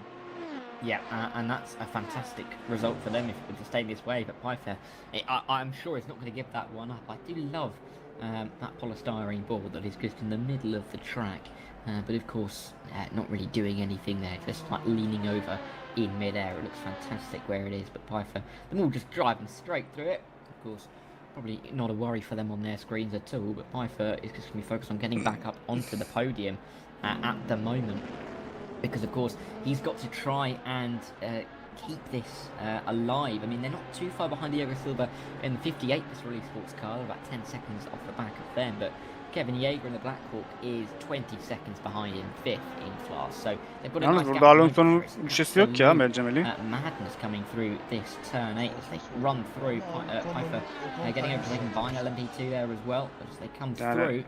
Adam Pinch is still in P3. And he's Açıkta being duruyor helped by yani. these faster cars to build a bit of a gap. And what a day it's turning out to be for Satellite Racing, because of course the sister car, the normal colours that we're expecting of Satellite, the blue and red entry, with Henry Sinek at the wheel, the number 64, of course they are leading the Görüşüm way, onboard'dan and it izliyorum. hasn't helped our sort of battle at Ocon'un the front, hatası ya because Tom was %100. saying in Halen that soluk bir şey yok 70 yani. machine, where have they dropped down to in class? gördüğümde Alonso Oh bitiyor no, gibi they're almost a geldi. lap down. Look in the Çok yok background. çünkü bayağı yer var. There's burada. Henry Sinek coming through, and there is Sen onboard'dan Sedlichuk, izleyince almost gördüm. one lap down. Erdem That abi. all that speeding penalty cost them. Ahmet'e bir tavsiyem That var is mı? Yakıtı very, biraz very fazla difficult kaldı gibi. to see, because tur daha we're izleyelim expecting a ama. good battle up towards the Ya front. benden bir tur az atacak And yeter for a ona car bence. who's fighting, joint leader in the championship in the number 70, Bakayım gives us a izleyeyim nerede perfect gazlar opportunity to gain çekiyor. loads of points on the number 90 Sanki here, biraz geç atıyor 91 I vites should sana say, göre, who's oradan 4 kaybediyor laps gibi. down. Ben ilk They lamba yandığı sort of gibi gave it atıyorum. away Bak o with bekletiyor. speeding in the pit Yani lane. çok fark How etmez o. fine are the Gaz margins çekmesine in this bakacağım. championship? Yeah, 150'de çek. absolutely tiny. I mean, the only thing I can think of similar, if I think back a couple of years in terms of a speeding penalty costing quite a big result, I think Scott Dixon in the Indy 500 a few years ago got a pit speeding penalty quite late on in the race, and that put him out of contention completely. And in a somewhat similar fashion, we've got here. Ben burada ondan daha çok erken çekiyorum. Yani 150 tabelasını gelince değil de böyle 200 gibi çekiyorum kendim tahmin edip. Onu söyle ona. O fark ettiriyor büyük ihtimalle. Of work onto Ahmet, his şu an back. He's gördüğüm going to have to kadarıyla carry ilk it sektör very nicely geç indeed. çekiyorsun But Erdem abi. İlk Aaron's here for the Scuderia Tamam. Leon car is on the back. It seems just in front of Henrik Adolfs in the going to mix up again. The Blaugal Esports. I'm going to go with Blaugal. Nerede çekeyim? Then I don't think my brain will Tahmini ever 200 gibi correct düşün. it, but, 200 he's yani coming 200 through. tabelası yok. Aaron's is hoping that he 200 can get that gibi position düşünen off him. diyor işte. Yani 150'den And he biraz has got a önce decent yani. amount of slipstream here. He's closing in, maybe pulled out actually about a metre too early, but should have a run down the inside. A bit of lift and coast as well, I think that was. Still Tamam, whilst bir dahaki trying to turu make the kontrol et overtake. bakalım He's ne going to oluyor leave yani. loads of space on the inside of turn 2 there. They go side by side as they're going to hold it around the outside. And this is an awesome battle here, the Bleagle car, trying to continue and hold on to that 11th place. Is Adolphus on the outside? Can he hold it? It's going to be a long run on the outside. This turn 4 is such a long way. Get pushed out onto that exit curb. Side by side they continue in towards turn 5. Can Aaron just about get it on the apex? Bu tempoda kaldığı sürece sorun Comes it yok. off rather nicely. They're blocking very perfectly there on the apex of turn 6. Yeah, very, very nicely done. There for the Sierra. I'm so sorry for the Scuderia Leon. Önemli değil oğlum. Hayatta kalsın I was yeter thinking ya. of the country, not the team. But İlk onda very bitirdiğimiz nicely sürece done bilmiyorum, to get up sorun into yok. P11. I've nearly done that about Geride 5 kaldığımız times in a sürece row, sorun and I'm amazed it hasn't happened until now. But there we go. It's happened once. So I can't promise it won't happen again. But just behind them, we'll look back to Philip Dries in his car in the 6th place Nasıl gidiyor? in Ahmet'in Hypercar, and he's temposu just nasıl? behind Prevec in the racing zone. It was trying to go down the inside. That was a Atıyorum şu an tight gap. That was a gap that Scott'ta. looked like it was closing very early on, and it might just give the incentive for Dries to come back at him.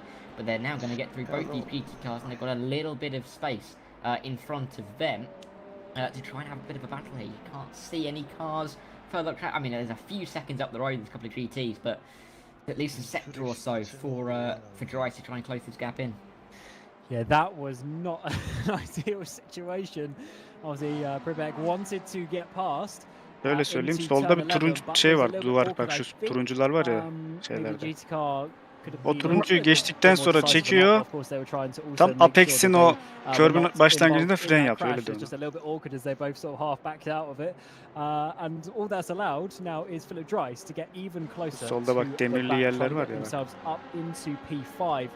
And as it stands, this is their major battle because up ahead is another 45 solda demir var bak. seconds Turuncu to the şeyler next car. görüyorsun ya duvar. The only thing that they Yani need to orada focus giriş on, yeri they var dive gibi down the düşün. inside there. Onu da çekecek. Cars, or at least Prevec does. Kök başlangıcında fren yapacak. Bu sefer ilk virajı kaçırmamış olacak. Farkındaysan ben ilk virajı kaçırmıyordum kolay. Yeah, he's got through there now. Down into turn 6. It's difficult there, isn't it? It's so tricky on the inside. It's very easy to have your front end chopped off, and there is that wonderful looking green and yellow car of Martin Ullmann now. The LC United in P10 in class, but they are really in a bit of a dogfight now, aren't they? For P9 with Juan Amaro in the Satellite Racing car. That I think is the Satellite Racing car that's dropped back a little bit. Was in the top 5, but oh my word, was that an inside line from that? Is that an LMP2 car going through? And yeah, some light flashing going on there. and that doesn't surprise me much as they go Bu through. düzlükte But söylersin ama. yeah, an interesting one there into turn 10, and it just shows why it's so difficult Şimdi to Ahmet overtake, even solda with the bir glass böyle difference down there. şey gibi Yeah, I think içeri that giriş was giren turuncu Mazidis nokta in var. the Valet Corsa bariyerin bittiği turuncu. LMP2, Tam o and turuncuda that was çekmeye another geçti yani example adam of being a Tamam. little too late. We haven't seen so much of Körbün it başında at da this frene track basıyor. actually. It's quite a nice track, I'd say, for multi-class. I've really enjoyed it. Gördü The race orayı we had güzel. last season in VC, as I mentioned earlier, the race we had in LVS.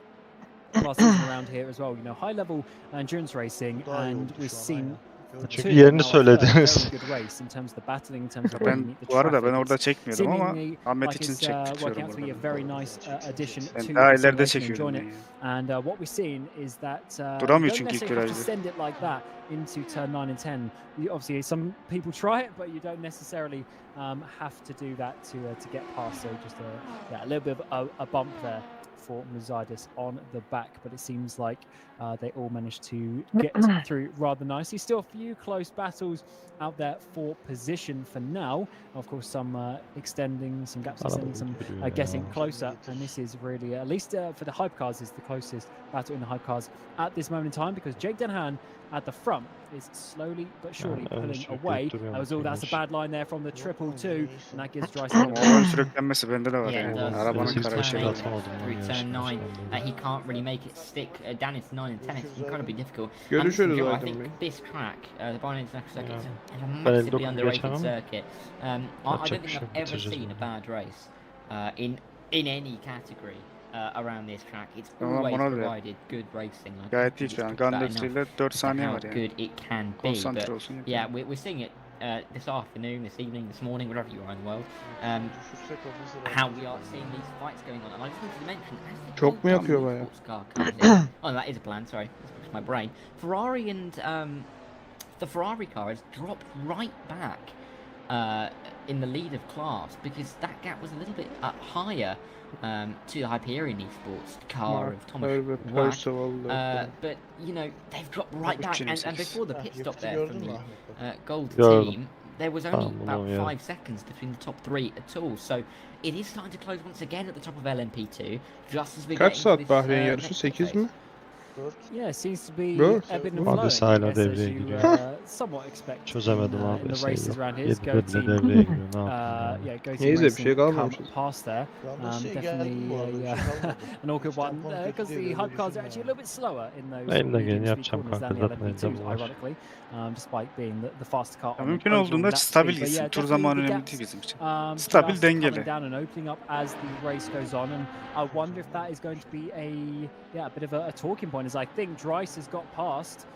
Yes, he has. Onda Vivek has atmış olabilir. dropped down, and Yanladı gibi those gördüm guys ama. have stopped around. So needracing.com up into Hata 5th yaptı aynen. place. 3 The saniye only issue now is 4 they've got falan. about 50 seconds to catch up to the next car. So racing zone team there now needs to try and keep up with the pink machine. Yeah, absolutely. That's Dryce getting through now on the GT car. And sometimes I just look at some of these names and think, oh my word, I wish I had a name as cool as that. Schult Pribek, it's a fantastic name, but it's not a fantastic line. It was it through turn 4, and it hasn't been a very consistent couple of laps for him, and that's why Dryce has relatively easily got through. But he's gone down the inside, I think, of a couple of cars just in front of him. Has he got through there okay? Yes, he has. But that looked a little bit nip and tuck through there, and he will get through. I think that's the Gold Esports car.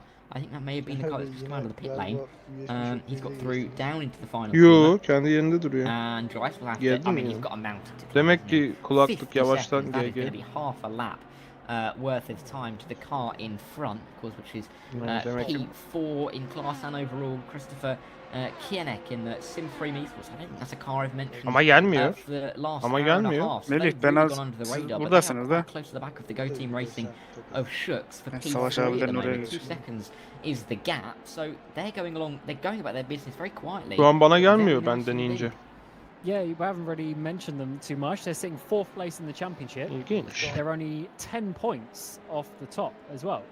Is the number 2 Sim 3 Yanıyor evet and yanıyor they're ama only 2 neden points behind yanıyor? Varsity Sport, who of course they're beating bir şeyler by 4 oluyor positions at the moment. We're Burst Yani being down in çünkü 8th şeye place, geçiyorum, so teste might geçiyorum, be hiçbir going up şey towards ses 3rd place in the championship for that Sim frame car, but of course Go Team Racing also They are 6th place in the championship, just 12 points behind. So it is potentially important for Go Team to keep this Sim-Frame car behind if they want to continue that gap that they've got after the first couple of races of the season, getting down the inside there, the Beagle GT car, as Kinect will need to try and follow them through. Of course, Sim-Frame, they were a very strong contender last year in the DPI sort of DPI hypercar that we had at the time. And the Aynen, previous year to mikrofon that, yavaştan they were GG. LMP2 champions, so a very strong team indeed, and Genelde just böyle getting used to being sapıttığında in ben this top class, and it's kulaklığın great to power'ını have them. kapatıp açınca Kevin'e geliyor Yeah, ya. absolutely, and absolutely so, Bahrain. and they are really showing why they are in the top category.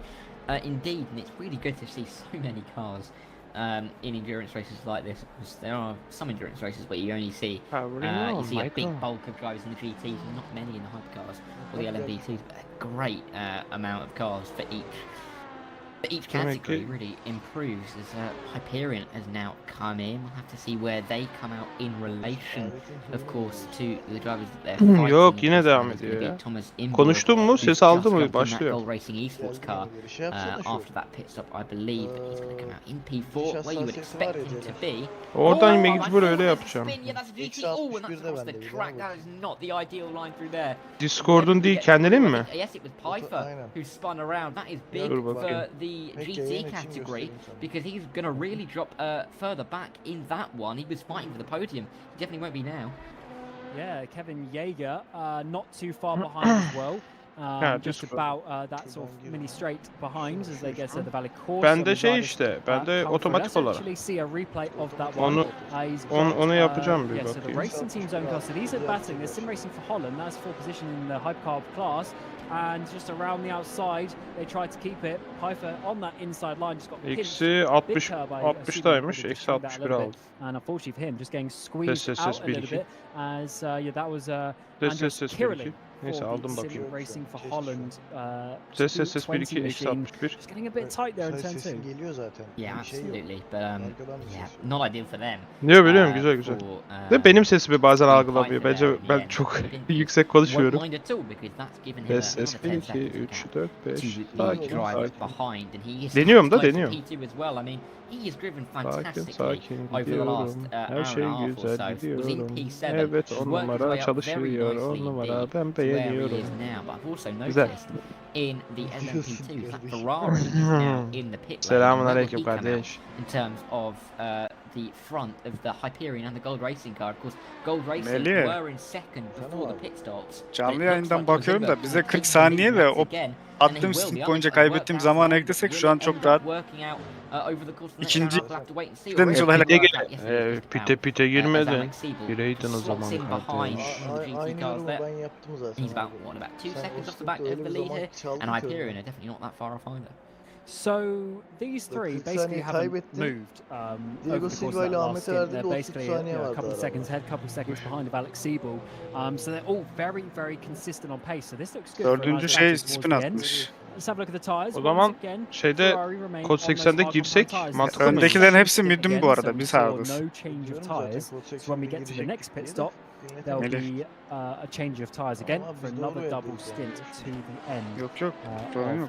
Yani herkes medium'a dönmüş, onu demeye çalıştım. To the end of the race. No, it won't. It will only be one more. Won't it? After this. Niye medium'a döndüler? Hava soğudu mu? But for the gold sim racing car that I was thinking about. Bilmiyorum. So they pit with like an hour and 37 to go. So obviously Siebel has about 46 minutes to go per stint. Ya lastik derdimiz yok. Bizim hardta da tempomuz değil ki zaten. Gerek yok. But he for gold they had an hour and 37. So that's getting, you know, a little bit more different. That's close to about 48. Ama hani o kadar süre kaybetmemize rağmen sadece çok fazla geride değilmişiz, onu gördüm. Canlı yayın açtım. Out a little bit to make sure that they don't splash and dash at the end of the race. Yeah, no, it would be disastrous really if they had to splash and dash in terms of fighting for this class win, because the top two are so close together that there's no hope that you can realistically recover that time, even if you just had a drive through. It's very unlikely. Ahmet'e moral ver, Melih. De ki öndekilerin hepsi medium'da. Tempoları düşecek de falan. Defending, but here we go. Tony, Sana göre ikinci bir yarıda. Raijin car, he looks like he's right on the back for P8 in class now, and Şu an he's önündeki recovering, herkes medium sen aslında going well, I sadece. should say, on Oh. the back of İhtimalle buradan Salvatore sonra tempolar Zitiello, and düşmeye a başlayacak fantastic onların. name there for the arms, Cybra car, but that's P8 in class. Just random, just because on an impulse thought Christian Pasquale. Gandolsi nereye gidiyorsun Gandolsi? Biraz yavaşla daha. Earlier, the team member. They have finally got through all of the GT cars, and are now a minute and a half. Ahmet yeni evinde ilk yarışına mı çıkıyor şu an? Evet. They finally done what they needed to. What the target was with an hour and a half to go. We'll have to see how far up they can get now. Ama Spa şeydi. Zevkine değil miydi? Bu ilk VEC yarışı. Neyse Spa'da denedin en azından sistemi. Spa test, burası yarış. Orada siz nasıl oldu ya 2 kere motor yediniz? Is getting closer and closer, and I think that third place is going to be a bit difficult. And these drivers as well, they might not be fighting for the race, but realistically, they're only 40 seconds off. And considering we've had so much of the race now, 2.5 hours, I wouldn't say that's too bad. Also considering that it's Race Clash and Winchell, some very fast teams. So Go Team and Sinfring definitely showing some nice speed in this race over the course of the first part of it. But the battles continue further back as well. Andres Kirili getting the run down this front. Demek ki 6 saatte bir yeni motor takmak gerekiyormuş kardeşim arabaya. They wheel back, they touch again in towards the braking zone, round the outside. It is for Kirili with the racing Abi zone hocam team pit on stop'ta the 3 dakikaya inside motor with değişimi de BMW blocking yapıyoruz. the way of them. Tek More tuşla. contact is made as they come up the hill. Yeah, I think Kirili was just Benim shut off a anlamadığım little bit Ahmet there as they came through turn nasıl 2. kaydırmıyor bu Wanted kadar some düşük space, abi demanded a bit of arabayı. space, Ya çok and the ilginç contact, yani. but it's seen him through now, and Ben I'm 7'deyken not frene too basamıyorum sure mesela. how Kaydırmaya happy geçti, dümdüz gidiyor direkt abi. Zolt Prebeck will be in that racing zone car after that bit of contact. Benim düz but gitmem lazım değil mi? Kirili is now through Ona göre. in the sim racing for Holland car, that Mantıken. all black car now in P6. Yine neyi başarıyor acaba? 220 and 222 in terms of the numbers. They're both. Çünkü o bir Ahmet Demirci. Ahmet'te ne var biliyor musun abi? Diego Silva now into the pit lane in the Visma Esports driver.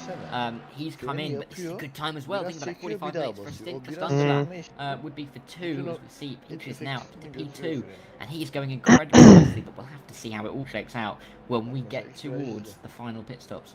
Yeah, what a race from Arnage competition. They've had to work for it. I think they're down in sort of 7th, 8th position when we were looking at Pinches in that first stint.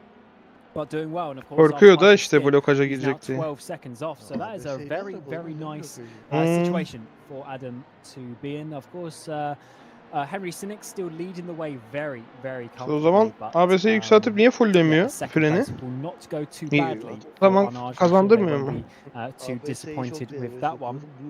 Where are they in this championship? They're 21st place in the championship. Silva almış. 45 points off. So this will be a huge jump up the order for them if they can get the points for this second place. 7'deyiz şu an. Silva hard almış diyor. Klip çift söyledi. Pite girdi galiba. In hypercar as well, not enough to make an overtake just yet, and also in the LMP2s, there's still battles going up and down the field. Yeah, absolutely, and it's looking good at the moment. For some of these guys, it's been a really interesting race. Paolo'da en çok kazananıma bak be. Evolving and changing, and cars just finding another Mamil one to son battle abi. with. Yok. Namı değer Burun. Not been starved of action by any stretch of Bruni. the imagination. El Bruni. Christopher Burun kim ya? Kianek for P3 now, of course. El Bruni. He is going to be Sen Prost. ama. Prost. Roland Ha. Schrucks. Bruni ne demek oğlum ya? We just- Profesör desen anlayacağız yani. El profesör. Bruni. Now we're seeing one İşte Bruni. So this hypercar will be Burunlu profesör. a great race, but they've got to get through these GT cars who are themselves fighting their way through. And Kianek not quite this time around will get through the momentary yellow Gördüm, sector, biliyorum. cleared up nicely. Ha Prost'ta da And burnu var try böyle getting Ermeni time burnu around, gibi. but, a bit of a clearer track might help him, and look at that, a nice clear piece of track, and that might help him try and get through now. Yeah, and doing a really good job. Bu saatten is, sonra adamlardan Roland hızlı in olması that lazım Go ama. Team Racing number 7, and a, Ama- I believe it's ama- the first time in this Ama championship, Ama they've had ama entries in the 59-7. in the LMP2s and in the GTs. They've got podiums and even a race win in that category. But stepping up now in towards the top category, and in general, Go Team Racing. I've mentioned this a few times over the last few seasons, but they're one of those teams. Bu ne lan? Patrikur they're not Magnusson one ne of, lan? like, the Magnussen'in big çakması name gibi. teams as such that if you ask your average person, oh, who's going to win the race, not many people would say Go Team Racing, but they're always there. They're always inside the top 5. They're always getting those podiums. They're such a consistent team. And I think behind the scenes, Georgi Nedov, team manager over there, I think he sets up the team very nicely. They've signed some really good drivers as well. And they're now competing at the top end, just 30-odd seconds off the race lead, doing basically Ya her tur 0-2 0-3 alıyor işte Gamlusi. increasing too much over the last few minutes. And they've now got Kinnick all over the back. But Ben gideyim bir çay alıp geleyim. Yeah, absolutely. And it's important for them to keep hold of it at the moment. Of course, second half of the third stint now that we're into, there will be one more pit stop, we think, for all of, if not most of, the hypercars, as Shux will get through on one of the GTs, and so will his rival in P4. But whilst all this is happening, of course, whilst we have these close fights in the hypercar, if we have a quick look at the LMP2, those gaps between second and third, they are still around 2.3 seconds between first, second and third. Alex Siebel not really able to make any inroads on the leading Gold Team racing car, and Thomas Vac as well in the Hyperion not able to do it himself. So, you know, a little bit cagey at the moment. They're still sorting each other out, and it'd be a shame if it ended like this in an hour or 23 minutes time, but that is a long time. See if these guys can close up. I'd love a three-way battle in the LMP2 for the win in the last 20 minutes, so that'd be fantastic. But, you know, we can always dare to dream as Kinnick. Oh, that's going to be difficult, but he's done that nicely through turn 8, and he's through the GT, but he's still on the back for P3. Abi frene basmıyor gerçekten yani. %50'den geliyor, baktı duramayacak, frene basıyor. Yani böyle bir sürüş stili olamaz yani. Efendim? Yeah, big slide out of turn 10 as well for the blue machine, and that is not going to do his rear tyres any good. And I think that is why we saw when we saw the Winchit car changing tyres, they decided to only change the rears because definitely, as we're mentioning, this style of track, you really have to lean on the rear tyres in all these traction zones, especially corners like this where you really get on the gas so early that you're turning and accelerating, so it really puts a lot of pressure on that rear left tyre. Neden o kadar korkuyor frene basmaya, ben onu anlamadım. Ben mesela kazık yapıyorum, %50'sen yani. That is getting very close against the RFRO car in towards this front straightaway. Now the three classes go past each other. Go Team Racing trying to hold on. They're using their sister LMP2 for a little bit of distant toe down that front straight. They should be able to hold on to this. They've got a decent gap from Kinnick there, but I think this battle's going to go on for quite a while now. We've got some dots that turn red when these cars get close, and these two cars have been red for probably about half an hour now. Yeah, absolutely. As we do continue to see these drivers come through, I think we're going to be waiting another 20 minutes or so for more pit stops to occur, unless there is a couple to go in the LMP2. I'm pretty sure most of them are. Okay, I'll eat my words. Here comes You knew it was going to happen, didn't you? The second I said another, it's going to be pit stops for a while. P2 in the GT category comes to the pit lane, but this Arnage competition car's gone so well. O Mercedes'ten filan 3. giden ben hızlıydım açık ara yani. Arabam hasarlıyken bile adam kaçamadı ben. Stint sonuna kadar arkasında gittim. That car not too long ago as well, but definitely going to have another pit stop to the end of the race from here, and they won't be able to do an hour and 20 odd minutes on. Duracağını anladığı zaman bırakması lazımken Ahmet daha erkenden durup bırakıyor. Battles, of course, continue as I was mentioning in LMP2 a bit while ago, but it's actually a bit lower down, so it's for P7. Yalnız size bir şey söyleyeyim mi? Bunlar böyle pit stop yaparsa biz bunların önünde bitireceğiz hep. Bak 13 ABS daha çok devreye giriyor, tutamıyorum arabayı. Ya gitsin, durduran şey o. Haklı o ABS'nin devreye girip girmemesi. Aynı hesaba geliyor öyle söyleyeyim. Dümdüz gittiğim için. And that allows Ukic just to get a run, trying to use, oh god, the left-hand side, either side of the GT they're going to go. Who's going to come out on top on this LMP2 battle? Up the inside, it's going to be Ukic. That is a very risky move. Avantajımızdan da bahsetmeliyim. Strateji avantajımızdan. Bak 6.'yız, adamlar 13 tur kala pitteler yani. going into turn 9. Tony Yukic is through, and he's still in P7 now as he comes through turn 11. But you know, he's not out of the woods Adamların yet. son bir piti By any olacak stretch yani. of the imagination behind him, there are cars that Ahmet are yakıtı ve paying for aracı his kontrol blood etsin. pretty Başka bir much şeye gerek to yok. get through because they are soaking. Ooh, that's difficult there. Just in behind, I think it's a hypercar actually. Selamünaleyküm. Behind him. O and that 6.'yız. car is the sim racing Millet long pit car. yapıyor. And they will get through down to the final corner, but yeah. Aynen. Tony Yukic in Öhleman. P7, Öhle. a bit of Aha. a gap up ahead. Aha. We see these gaps opening towards the back end Helal. of the top 10. Power cut'ını da biraz in açsın the diyeceğim yani LMP2 bazı çok category over kayrak the course of the last hour or so.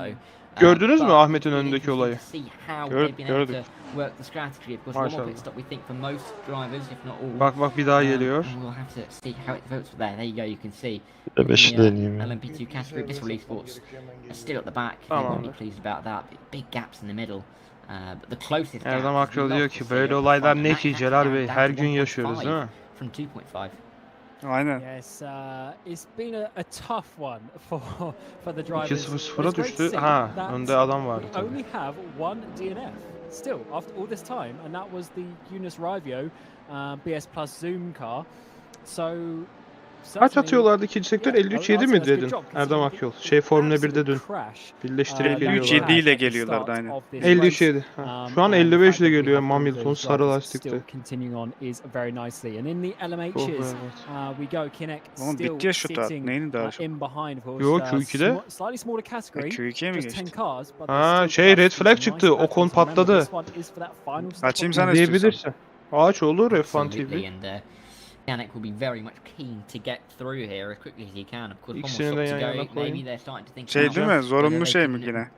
Get past Ha the aynen strategy, zorunlu try lastik. Hard, maybe medium. pull an undercut, try the overcut, Ha see if medium that medium works as well, başladılar. but, Birinci session'da medium'da hard yok definitely galiba. gonna be an interesting watch over the next what's that? Ama açamayacağım, ben 17 PUBG'ye or so. gireceğim çünkü.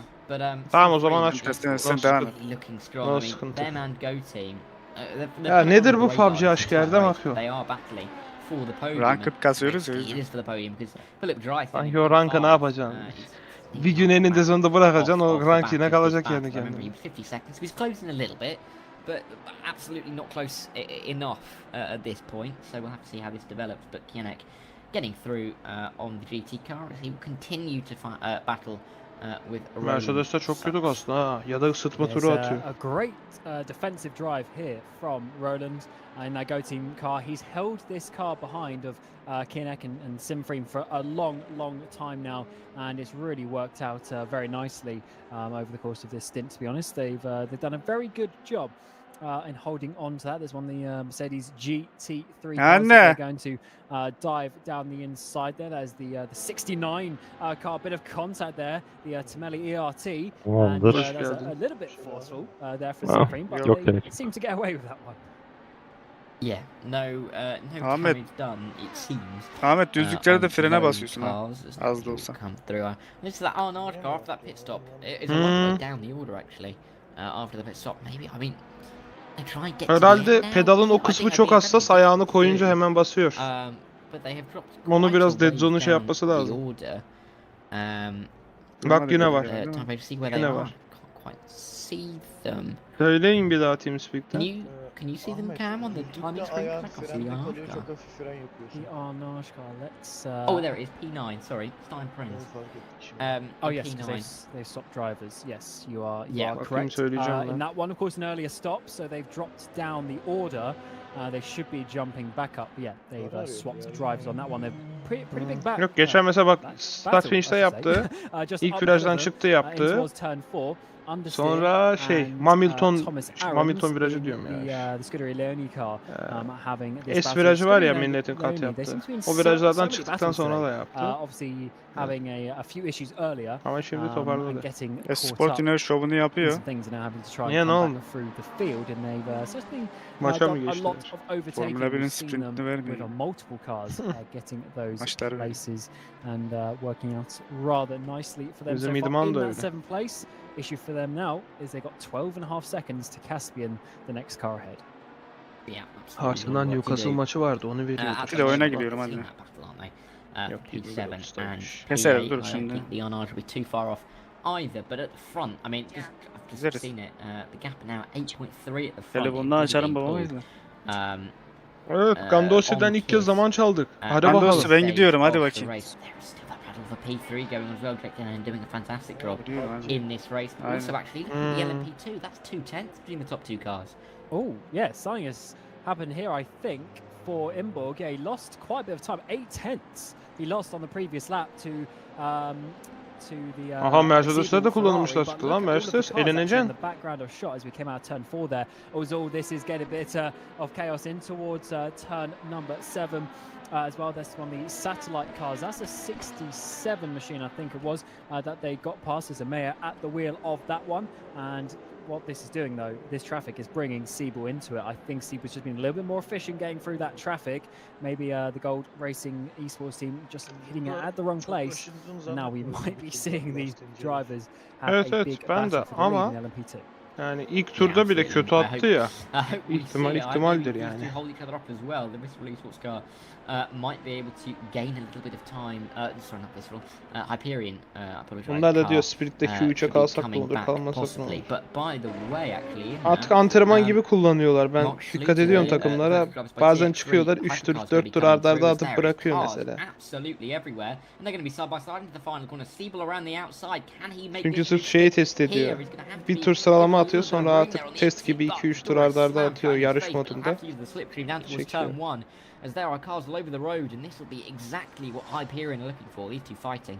Yeah, Ian Pfeiffer there in the background going off as Gold Esports try to use the slipstream of the Go Team hypercar. Lan Melih, senle hayatımız şey gibi oldu. Şu bende iş yerinde de öyle. Akşam işten gidiyorum, akşam shift'e adam geliyor. Sabah geliyorum, adam yine orada. Sonra adam shift'ini değişiyor, ben tüm gün AVM'deyim. Akşam bir daha uyuyup geliyor. Sende de öyle oldu yani. Ben uyumaya giderken sen uyanmışsın, oradaydın. Uyudum geldim, sen hala buradasın. And you're having a crash like we saw at the first part of the race. So definitely not what you want to be doing. And I think Siebel backed out of that at the right time. Aynen kardeşim. Just needs to go for it again. And now Thomas VEC is really starting to drop back 6 seconds behind this battle for the lead.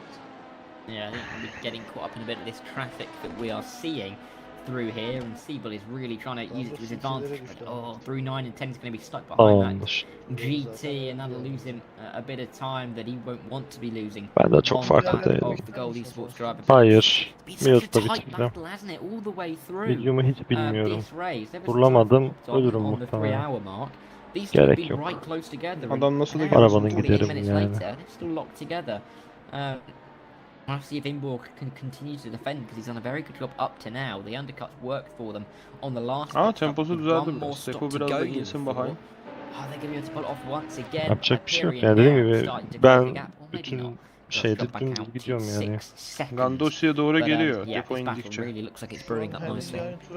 And what I'm thinking of, what is going to happen on tires? Ya şey başından beri böyle ya. They might not stretch it to a 5 stint race. So earlier we were mentioning 4 hours, you do 3 stint. If it's 40-minute stints, özellikle şimdi daha böyle istikrarlı şey oldu. Oturdu.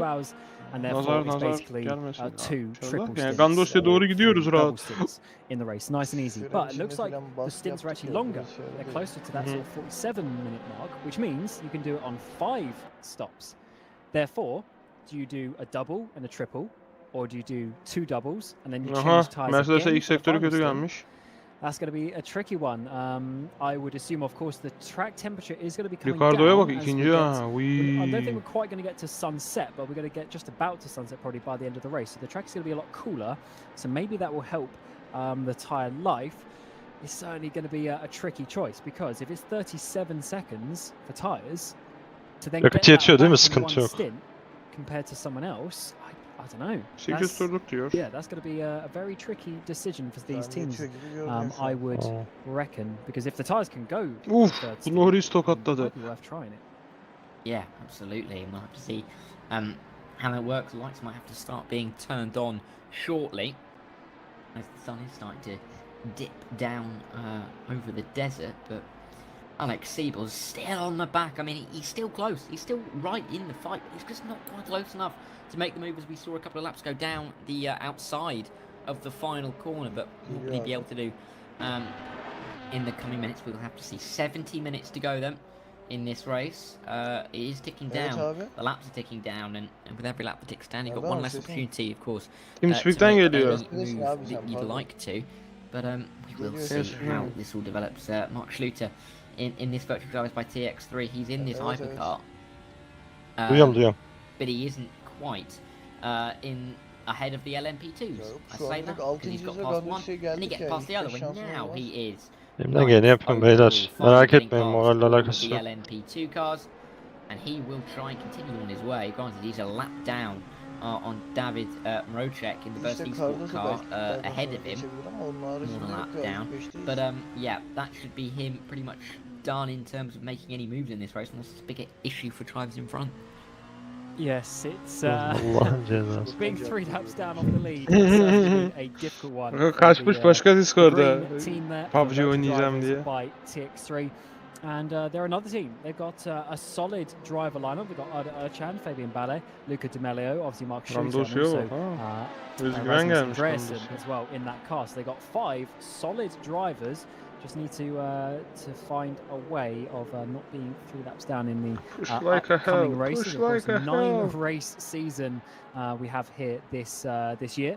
And that's certainly going to be a nice battle. And talking of battles, there is Kinect trying to get through, still on the Go Team Racing. But o ne lan? Oğuzlar gelmedi mi? Ne araba baktılar? Yeah, not quite. He's probing, isn't he? He's trying his absolute darnest to get through, and that gap really close now. Just about a car and a half between them of space. But Kinect, the best run through that corner as we see down the inside. That'll be them getting past. I think that's the gold racing car. Yes, it is actually, because that is the top 3rd and 4th in hypercar, just getting through 1 and 2 in LMP2. So big battles in the picture now as they come down the main straight once again. Pit stops will be starting to come into consideration. 68 minutes to go. How long can you go in the final stint? Maybe a couple of laps to go until we see some pit stops. But an undercut surely will be attempted by one of these drivers. Bailey. Yeah, I would say so as well, potentially. But it's all one of those things. When we get to this point, the longer you go into the final hour, the shorter your pit stop is going to be. So at that point, you actually gain more for staying out.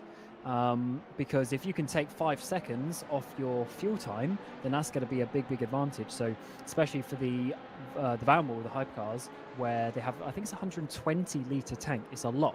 So if you can save, 10-20 litres from that, then that is going to be a big amount of time. Just because they sit there for so long with it being such a big tank, as this battle in the LMP2s is continuing for the lead. Thomas Inborg holding on really nicely in that position so far. And this gold sim racing team, as mentioned earlier, they are 2nd place in the championship. They are 17 points behind. Yo, stream olarak ama ikinci stream'e geçtim. Birinci stream kasıyordu. The 37, let's have a check up on them. They're down in 17th place in class, 4 laps down. Yeah, that is not going to be the way to hold on to their championship leaders. Oh, that's a big risk up the inside there of the Thomas Eng sim racing team, the other gold entry in the GT3. So Inborg, I think he's definitely feeling the pressure from Bu şey ne? Alfa. Ahmet gece 60 grubu. Ahmet diyorum, Aydın.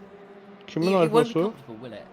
Eski bir alfa galiba, 148 mi? In Inborg's position, Siebel will be very pleased with how he can get a bit of a run here. I mean, he won't be pleased that he hasn't been able to get through yet, but he will definitely be probing away, definitely be trying to get that move done, but not this time around. Deep into turn 1, Daniel's competitor, when he get a nice run out Araba of 2. güzel ha. Araba Looks şekil. alright, but it doesn't look good enough to try and really challenge down into turn 4.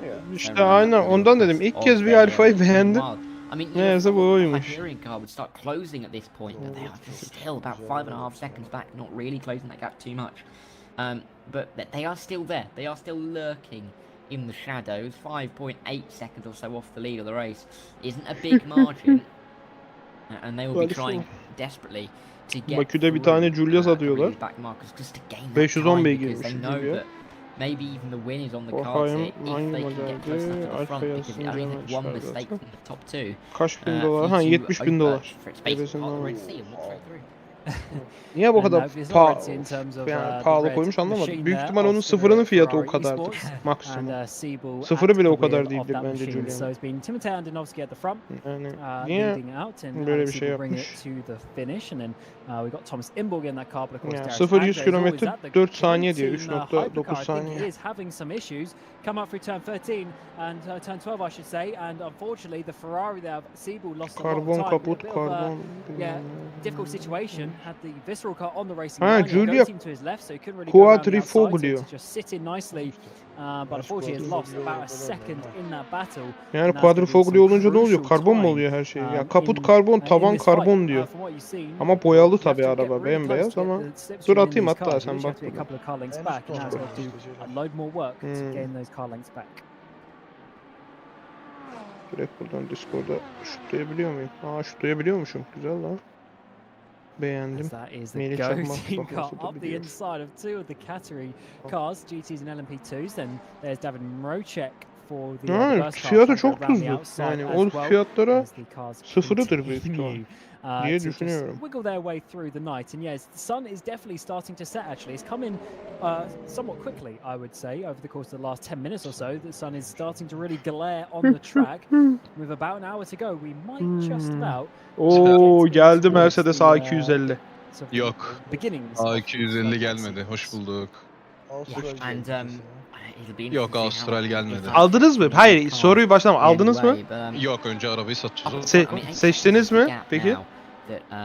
%70 ihtimalle evet. Tamam seçtinizse dur biz tahmin edelim. Tek Aynen tahmin öyle. şansımız olsun. Melih Bey. Tamam mı ikimizin de? İlk tahmin şansımız olsun. Golf. Hayır. The Ferrari once again closing back that gap, and Hyperion have closed a little more again. A second has been taken out of that lead the last time around. So they are starting to appear in this. Renegade ne lan? Yeah, still some work to do. Renegade ne? That is Siebel to the inside. Aa, o da mı var? Of the Go Racing car, but he's still in P2. Bir tane daha hakkınız olsun. Really close behind. He'll surely go Hatchback'tir from büyük these. ihtimal. Sedan Yeah, değil he mi? should. Abi info He vermiyorum. needs to literally be Yok, düşünüyorum. a car length behind coming out of the corner. He is now on the apex, but obviously with the concertina effect. Ciddi misin? 70.000 dolar. Just a couple of car lengths earlier. Ha, and then Türkiye pushing bazında out düşünme. towards Yurt that dışı not bazında close düşün. enough, Yani vergisiz Alex düşün. Siebel, and it's olayı. just how it is in these sort of Niye o kadar prototypes. pahalı ki o? There is slipstream. You just have to be so close to get to it. So in some ways, it actually makes the battles quite cool because you're Diyorum just da hayır flat out 70.000 racing, dolar. trying to hold on to Yani the şöyle back. You're not düşün. being limited by dirty air really or anything like that. Yok mu hocam şey? Yeah, that sort of concertina effect of the cars ahead getting on the power that little bit earlier. You sort of have to overcome that, have a bit of speed Yani advantage 70.000 dolara to 8C try vardı. and make Şimdi it sen work. But as 4C mi battle, daha mesela 4C 40.000 dolar. just remains as it is. I just wanted to go over the leaders because we haven't spoken to Yani them. mantık karşılaştığında öyle. Şimdi Julia 4C'den iki tane 4C alacak fiyata mı normalde de dünya pazarında? We'll go over some of the drivers as it stands. So Jake Denhan is leading the way for race clutch, and now there's a 14-second gap over 4C M3 mü? Shabakish not having quite the same speed so far than we've seen this battle. With Julia Kim, M3 who's mü? actually managed to get past Go Team Racing.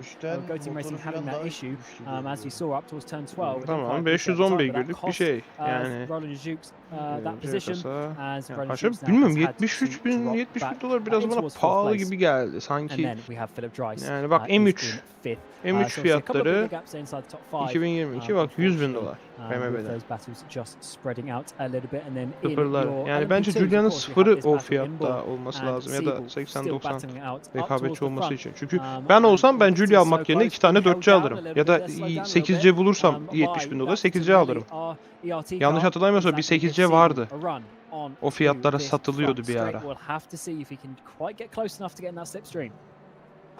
Yeah, and he'll want to get. Ama tabii bilmiyorum 8C'nin and he fiyatını. just wants to get past them. He's been this close for 20 minutes Hı now, hı.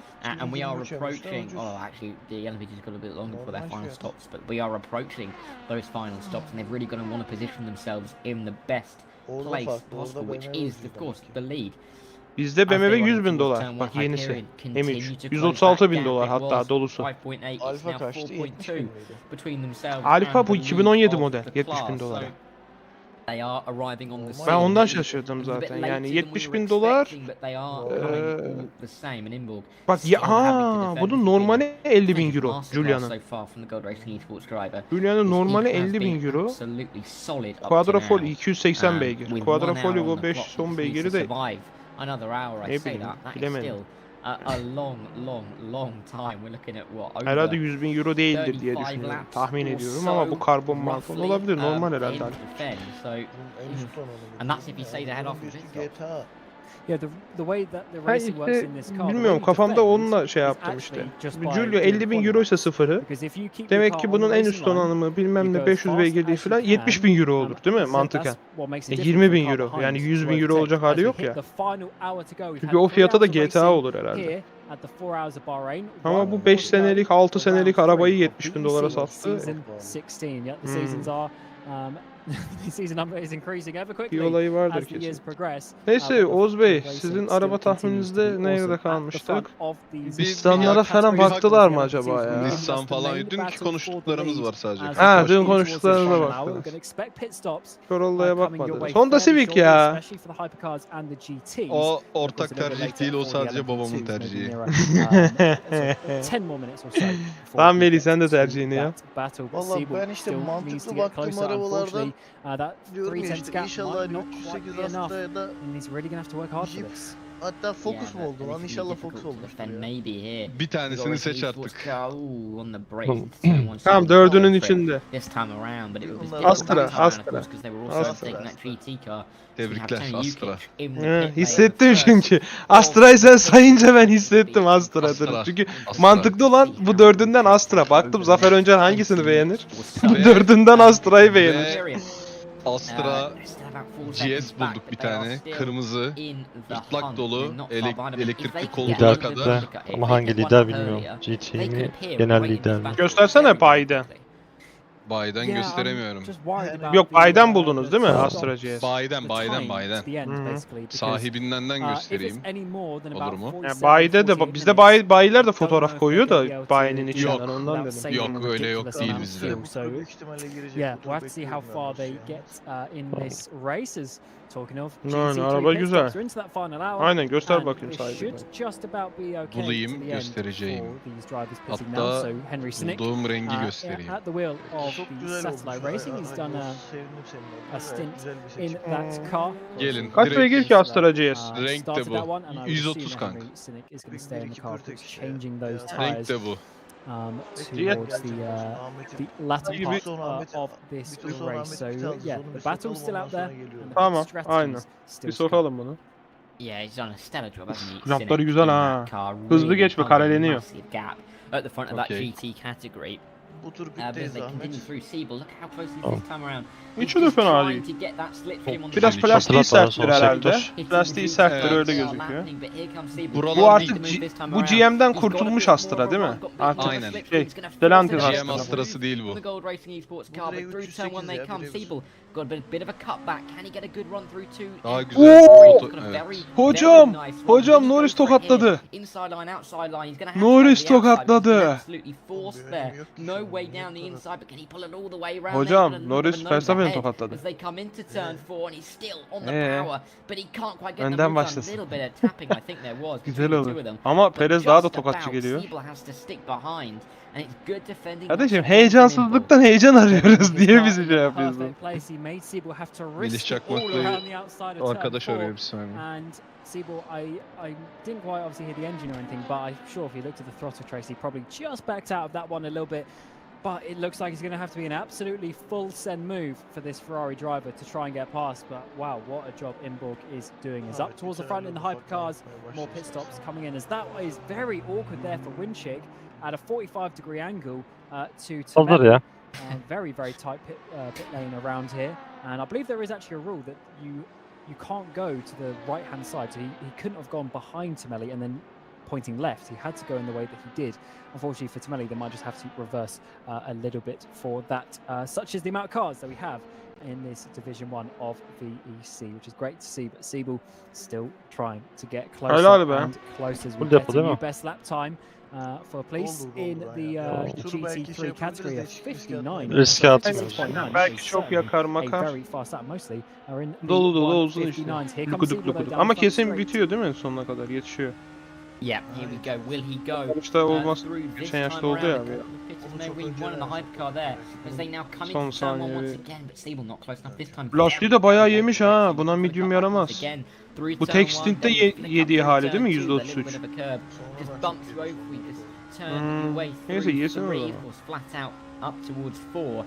He's not going to be close enough this time around once Neyse again. Norris Reis folü It's aldı. not going to work out for him. I know actually that the hypercar in the pit lane is in fact that Wintrick Racing team.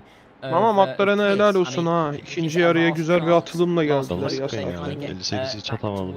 Kötüydü yani. And Jake Dennehan maybe, but they're going to come out in P4 very comfortably. Düşündüğümden bile kötüydü Have to ya. wait and see, but Araba yok abi. Ben yanıt alamıyorum ki arabadan. İstediğim gibi süremiyorum yani. Araba sadece düz gidiyor. O arabayla yapabileceğim bir şey yok. Yol aracı gibi sürüyorum. Ya 10 numarasın Ahmet yani kötü halinde bile Div 1'de milleti tokatlıyorsun aynı tempoda tutuyorsun en azından yani öyle düşün. Ya Celal arabada rahat olsam hiç gıkım çıkmaz da rahat değilim. Biliyorum gördüm de sıkıntı yok abi zamanla yani her şey zamana bağlı antrenmana bağlı. Ondan dolayı düzelecek. Aynen ben açtım. Söylemek için bu pitten çıksın kapatacağım. We did see the race clutch car, I believe, a lap longer in the previous stint as well, so there's definitely a tiny bit of an advantage. The way of the red machine, at least Kapattım in sesini. towards the front, but is there going to be an advantage change here in the LMP2s? But you just see Imberg, he just gets an awesome run out of that final corner. No real slide, no sort of change of his momentum, just goes very nicely. Arkada çıktım. And Siebel is going to have to absolutely send Tamam, it sıkıntı on yok. the brakes. Elimden He's geleni better on the yaparım. brakes, it seems. He's braking a lot later, and he's always closing up just a little bit. We But need to he catch needs to find a way to get Gandosi. that Ferrari past. Gandolisi. yeah, all the while Hyperion, they are stalking their way in the long grass. They are closing ever slowly but ever so surely. 3.4 now is the gap, as that's an inside line at the front for Imborg on the GT car. He's got through there Şimdi nicely. bir de Tamam, hard tamam, lastik sıkıntı yok. Anladım. yardırma modu yani. Onlar yine medium mu? Aynen Gandosi medium. I didn't know if he was going to get through for a second there, but Siebel has got it through, and he will continue to stick right up. Ahmet'in şeyinden plugininden. Through also comes, I think, Sarı gibi. Gandosi'ye baksana sarı gibi. Discord'da. Ya bir defol git ya. Bakayım. Aa beyaz. Full screen yapınca beyaz. Aa yok sarı pardon. Russo'nunki beyaz. Russo'yla karıştı. Sarı. Gandosi sarı. Full screen yaptım. Hatta Ahmet'e düzlükte sorarsın. O sana daha şey diyecek. Daha detaylı görecek o burada. Büyük olduğu için. Around to that. Can't unfortunately see from this angle exactly if the tires Medium, are up medium, on that right-hand medium. side, or if, Medium because we almış definitely- onlar. I'm pretty sure we saw the Aha, racing car medium. change tires. So that is going to be an interesting one for these guys as well. Güzel. Go Yok, Racing sıkıntı yok coming kanka. in. Biz they're hard'dayız, giving up onlar the jacks, medium'da. The right hand side of the car goes up on the jacks there. Those change of tires for the Swedish teams. That Bakacağız leaves daha. Kinner to stay out and have some leading laps at least for the Biliyorum, ben de Sim yapıyorum 3 car. They might not be Adam yapıyor, ben winning de the yapıyorum. race İşte today, ondan but they should be able yetişemedim. to get on to Bakalım the hayırlısı olsun. podium, Nasıl which gidecek is going to göreceğiz. be the Neyse, important the fact of them that they're going to be looking at. Here's Neyse yayını Shamkish kapatabiliriz falan coming bile. out onto the back straight in towards the final corner, and Açalım, already Discord Jake istiyor. Dennehan is moving. So I think this is still going to be a pretty Ha healthy Oğuz lead. Bey. Nerede And yayın? race Gel clutch bana in göster arabayı. firm control as we enter the final hour. Aptal herifler ya. Öf. They are coming in clutch, but I think I've just made it without even Aa, thinking ön about it. taraf Either way, panjurun da plastiği çok they are kalitesiz up in ya. P2. Yeni arabalarda da onu sevmiyorum. Yani şu parlak piyano bilekle yapıyorlar ya. Çin malı bir şeyin piyano bilek boyanmış yani gözümüze sokararak. Öyle bir aftermarket bazı şeyler takarlardı. Tamponun altına falan difüzör mifüzör onlara benziyor. And he just needs to bring the car home. 51 Ama araba minutes güzel. Is what remains in this race. We're well over 3/4 of the way through this 4 hours of Bahrain here. And as the sun is setting, the battles are heating up a little bit as we still see the LMP2s. They are still going at it, they're still close. And even in the GTs, those gaps have really started to close up, haven't they? Ya 3 As I şöyle bir say, şey. big Ben pit. 3.8 tercih etmem. Yep, Neden tercih etmem? owing Ha, a split stop, he Peugeot'dan comes in, so iniyorsam that puts Henry Sinek back out farklı olsun. into the race lead, Anladın mı? and, Zaten Peugeot'um var. Stun 208'im varken Prince is 308'e going to be, değişmem. in that Çünkü second öyle place bir now, just gereksinimi 5 yok. seconds Çocuk back. yok Sinek definitely had a bigger lead falan, than this, evli değil veya at arabayla one tek point, seyahat but I ediyor zaten. didn't Zaten quite seyahat bile follow the etmiyor. pit Ne stops, farkı var 308 and IQ8? potential Benim tyre changes or not. So there might have been a slight tyre discrepancy that brought that one down as Sedlacek is also Renegade'e into bakayım. pit Kaç para lane for Renegade? Tomsenga. Ama o da Sim racing, and motoru ne unfortunately for ki? them, Yakmıyor that mu? day has turned around very quickly. He, şu an otomatikman bunu da Stellantis motoruyla mı donatmaya başladılar? Fiyatta olduğu için işte. İşte onu diyorum. Fiyatta olduğu için fiyatın şeyini. Kendi motor derken Chrysler motoru mu? Yine. But of course, a couple of other drivers to mention. 50 minutes to go in the race. We've got Direksiyon Cardozo there, Fiat. third place for Visceral. Üçü güzel ha. Ian Pfeiffer for Satellite Racing in fourth, and then Kevin Yeager for Blackhawk in that fifth Üçü güzel. place. So still some battles O yani to be şöyle sorted out. şöyle beğendim lan. Ben bunu şeyle dedim herhalde bu kompas mompas gibi bir garip tipsizleri vardı ya. Kompasa bakayım. Aynen bak kompas şey rankların biraz farklı versiyonu falan. Bu şey bana Suzuki Jimny havası uyandırdı. Jimny'den daha konforlu, daha güzel. Rahat rahat git yani. Bir Jimny kafası var arabada.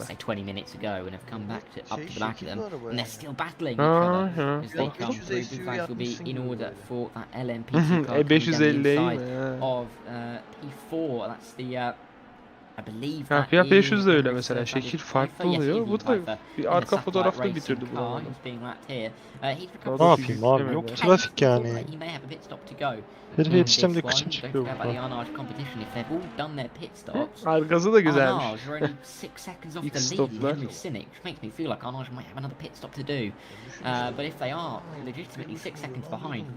What a race they've had.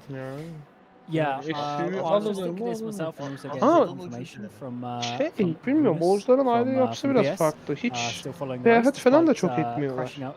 Yani mesela ben olsam alırdım seyahat ediyorsam. Çünkü bir yerlere gezmeye gittiğimizde jipi alıp giderdim arabanın altını vurmamak için. Köye möye işte gezmeye bir yerlere jiple giderdim.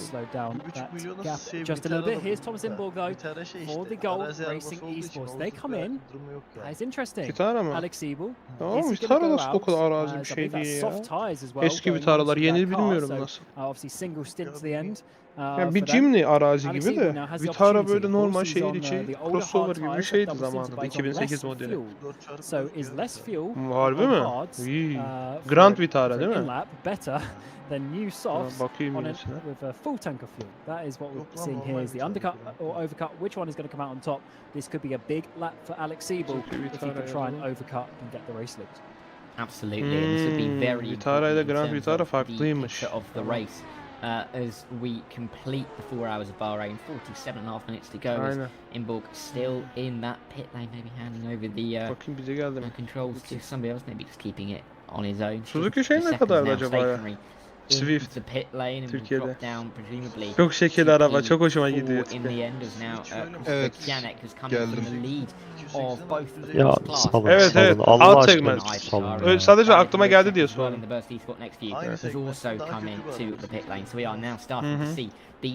Evet, Melih Bey, yayınımıza geldiniz mi? Göster bakalım. 73 seconds is the number that we're going to look out for once Alex Siebel comes into the pit lane. Is it only going to be one lap? Evet, bayağı beğendi kanka. 308'de olmayan donanımlar var ya Astra'da. Mesela kaldık. Mesela elektrikli koltuk. Başka?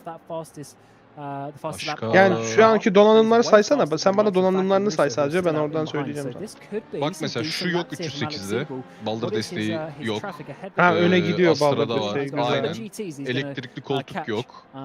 That's actually potentially a bit annoying. They'll probably catch him into like turn 10 or something. Sol dayamanın Let's üst see how this tarafı one works kötü. out. But O I niye definitely öyle think there's duruyor a ya? good Aftermarket opportunity gibi here. duruyor. Burası Alex güzel ya. Silva. Kaplanmış gibi duruyor. Baksana Yo, bu yo, desenleri. yo. Canlı söyleyin. Ha. Tamam, Şurası başka? kapanıp açılıyor falan filan. Başka hemen hemen aynı araçlar Almanlar yani. seviyor zaten elektrikli koltuk. Aynen yani en büyük farkı elektrikli koltuk. Ben sana öyle söyleyeyim.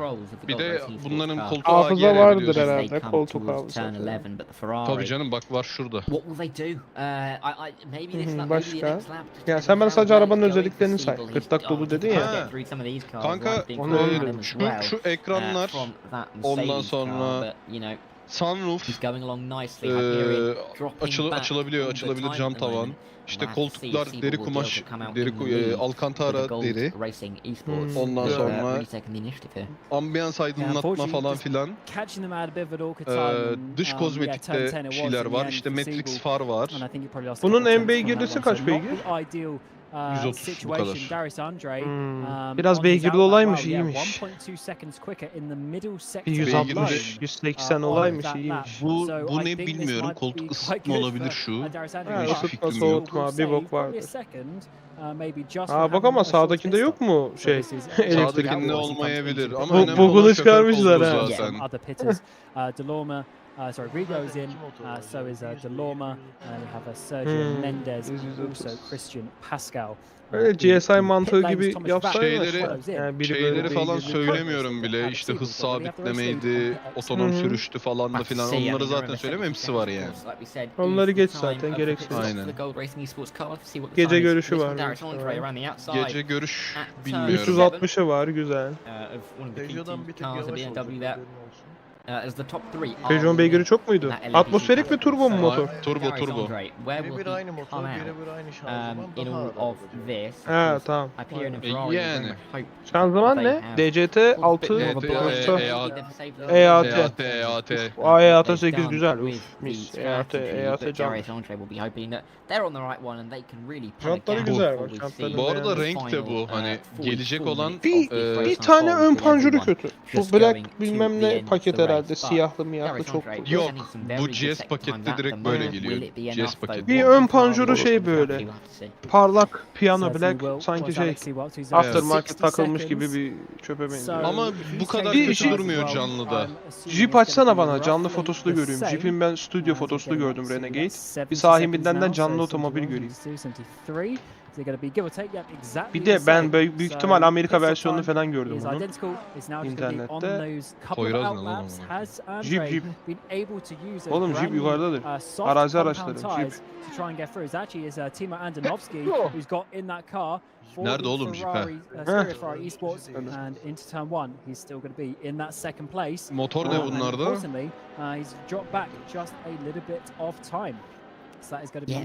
Bir de şey mi? Hayır mı? Bu ne lan, bunun son modeli yok. Ha,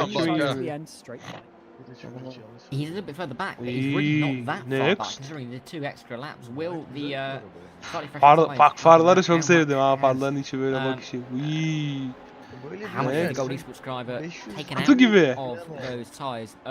Bak şeyi güzel yapmışlar.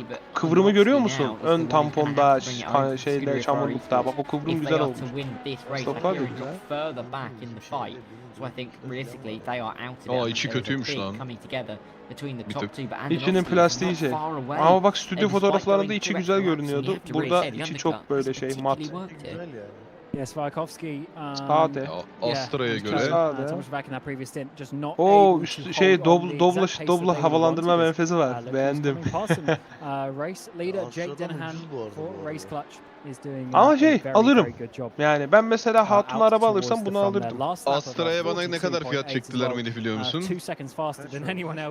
Tahmin et. 1500. Lan 1.5.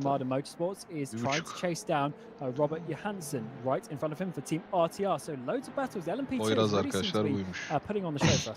Hastasın. Yeah, absolutely. And Robert Johnson. Onu sikim bu ne? He's doing a very Melih kaçırdı. Behind him, but again, I don't. Poyraz'a gel çabuk. Hocam bak bir anda eve geçiyorsun. Bir anda eve geçiyorsun. Araba bu hocam. İyi, güzel. Şark sofrası olur mu? İçinde kola şişesiyle de geliyor bak aşağı. Yo oğlum su şişesi o, kola değil. Onun da içinde kesin takviye benzini vardır. Oğlum ön panjur ne güzel lan o. Beğendim. Poyraz'ın ön şeyini. Ön konsolu. Double Neyse. Bakayım Renegade bizde var mı ya? Ya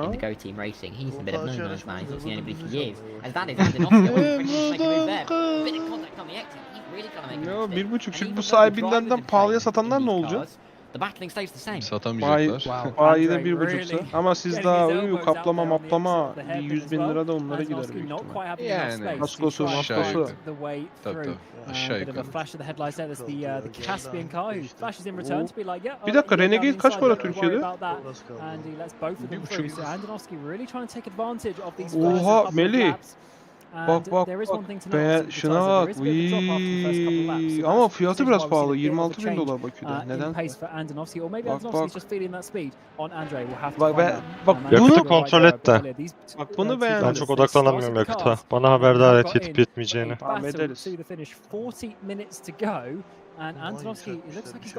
Aha, güzel yapmışlar. Baksana. Wheat.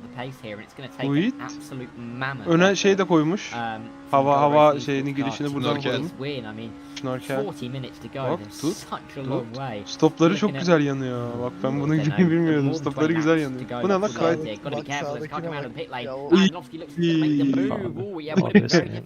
Bu ne? Bir şeyin logosu herhalde. Ya Chrysler'ın logosuna benziyor da başka bir şey yani. Talk Hawk bilmem ne. Amerikan bilmem nesinin grubunun falan herhalde. Kartal gibi. Yo benim tam tersi, benim bu hoşuma gitti. Yani arazi aracı şey olmuş sarı. Yani bak arazi aracı gibi benim hoşuma gitti. Ya ama ben seviyorum Jimny gibi arazi araçlarını, anladın mı? Yüksek böyle tık tık tık daha keçi Niva gibi, Lada Niva gibi mesela. İşte aynen bu giremez. Buna tip vermişler arazi aracı gibi, bak böyle bir tip hoşuma gitti yani. Böyle bir arabam olsun isterdim. Kral be. He just said that I'm coming through. You better give me some space down the inside of 9 and 10 there. They're still wheel banging. Oh! Ben de şunlardan sandım. Ne yok. Bir de şey var. Bak bir kompaslar var. Bunları boş ver. Bir de neydi lan? But turn 12 is upcoming. He's got the inside line if he's got a front nose in, which he does. He'll have a front nose in as well for turn 13. But he won't. But he'll send it back up the inside of turn 13. And as they come out the end of sector 2, wide it is from Andre, but he keeps the position in front and for the lead of this category. And oh my word, Andonovski's got to think of something to get back past once again. Oh, what a battle this is. It certainly elbows out, and I didn't really like that door banging on the back straight. They kind of turned into each other, so a little bit over the line.